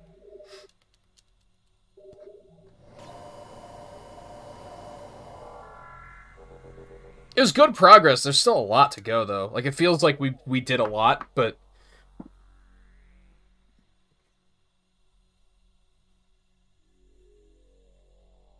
There's what? Power bombs?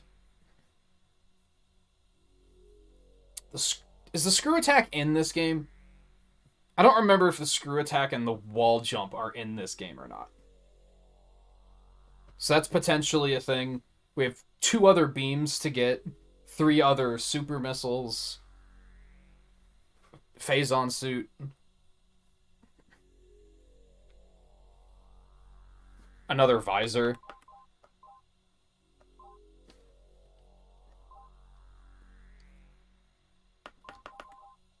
Only got like 2 artifacts. So got a lot of those to get still. It's good progress for one stream, though. I think I'm pretty happy with that.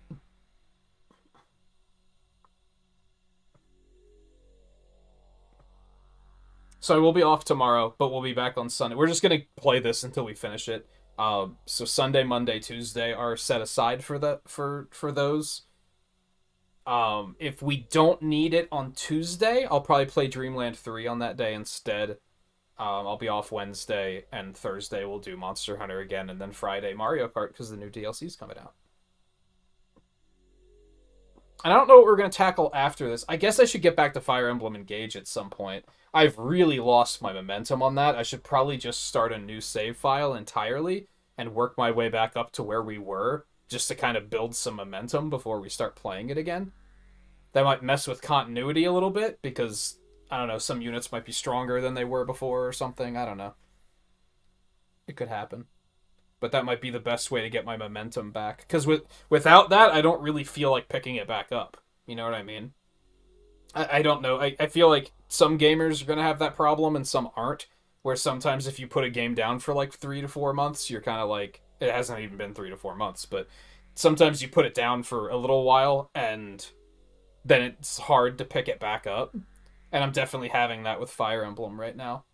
Where, like, I was having a good time, I want to continue playing it, but, like, jumping back in where I was is kind of, like... I don't want to say intimidating, that's not the right word. But you get what I'm saying. I'm pretty... I mentioned yesterday I'm not really looking forward to the tracks in Wave 4. I don't think the tracks look that good. Some of them look good, and then others are like, what's the point? I think the real-life location tracks are, like, a little been there, done that. They kind of feel kind of samey. So the fact that we're getting 3 more, I'm, like, not super excited about that. And I think DK Pass, or whatever that snowboarding one from Wii is, like, I think that's a pretty assy track. So I'm not super excited for that one either. But I'm excited to play because it's been a while since we played. I think the last time we played Mario Kart was before I got sick, right? So I'm looking forward to that at least. But I don't think the track setup looks that great. It's basically like Yoshi's Island looks fantastic. Waluigi Stadium will be fine. And the Game Boy Advance one, because I think the Game Boy Advance one's typically like they tend to deliver. They tend to be pretty good. The other ones I don't really care about. I'm forgetting one. Hold on. That's only 3.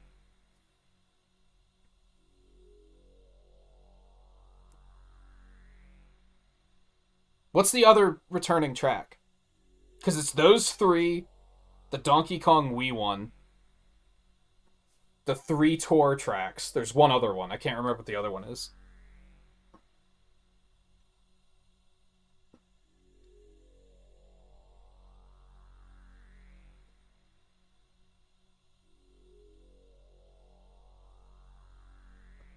Yeah, Mario Circuit from DS. That's a good track. That's a good track. So I'm excited for half of the tracks. Which isn't the best success rate. But again, we haven't played it in a while, so I'm looking forward to playing it. I think it'll still be a good time.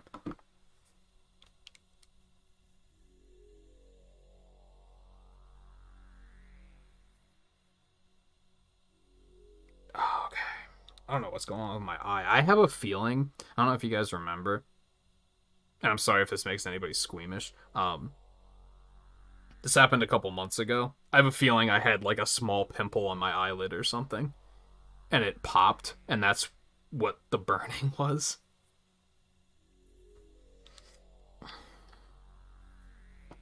So the good thing about that is it'll clear up probably in another couple hours and be completely fine.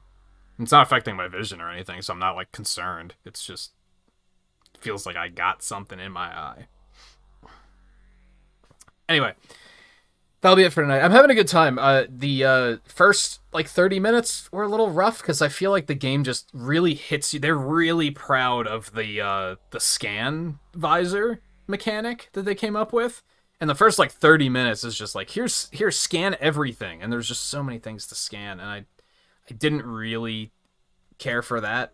Especially by today's standards, I think the scan visor could just be done better, and I hope to see them do better with that in Metroid Prime 4. But aside from that and the fact that enemies respawn instantly, I think it which is really annoying, I still think it's a solid video game, and I'm having a good time. So I look forward to doing more. Like I said, I'll be off tomorrow. We'll be back on Sunday with more of this. So take it easy. Thanks for hanging out tonight. Enjoy your weekends, and I will see you guys on Sunday, hopefully.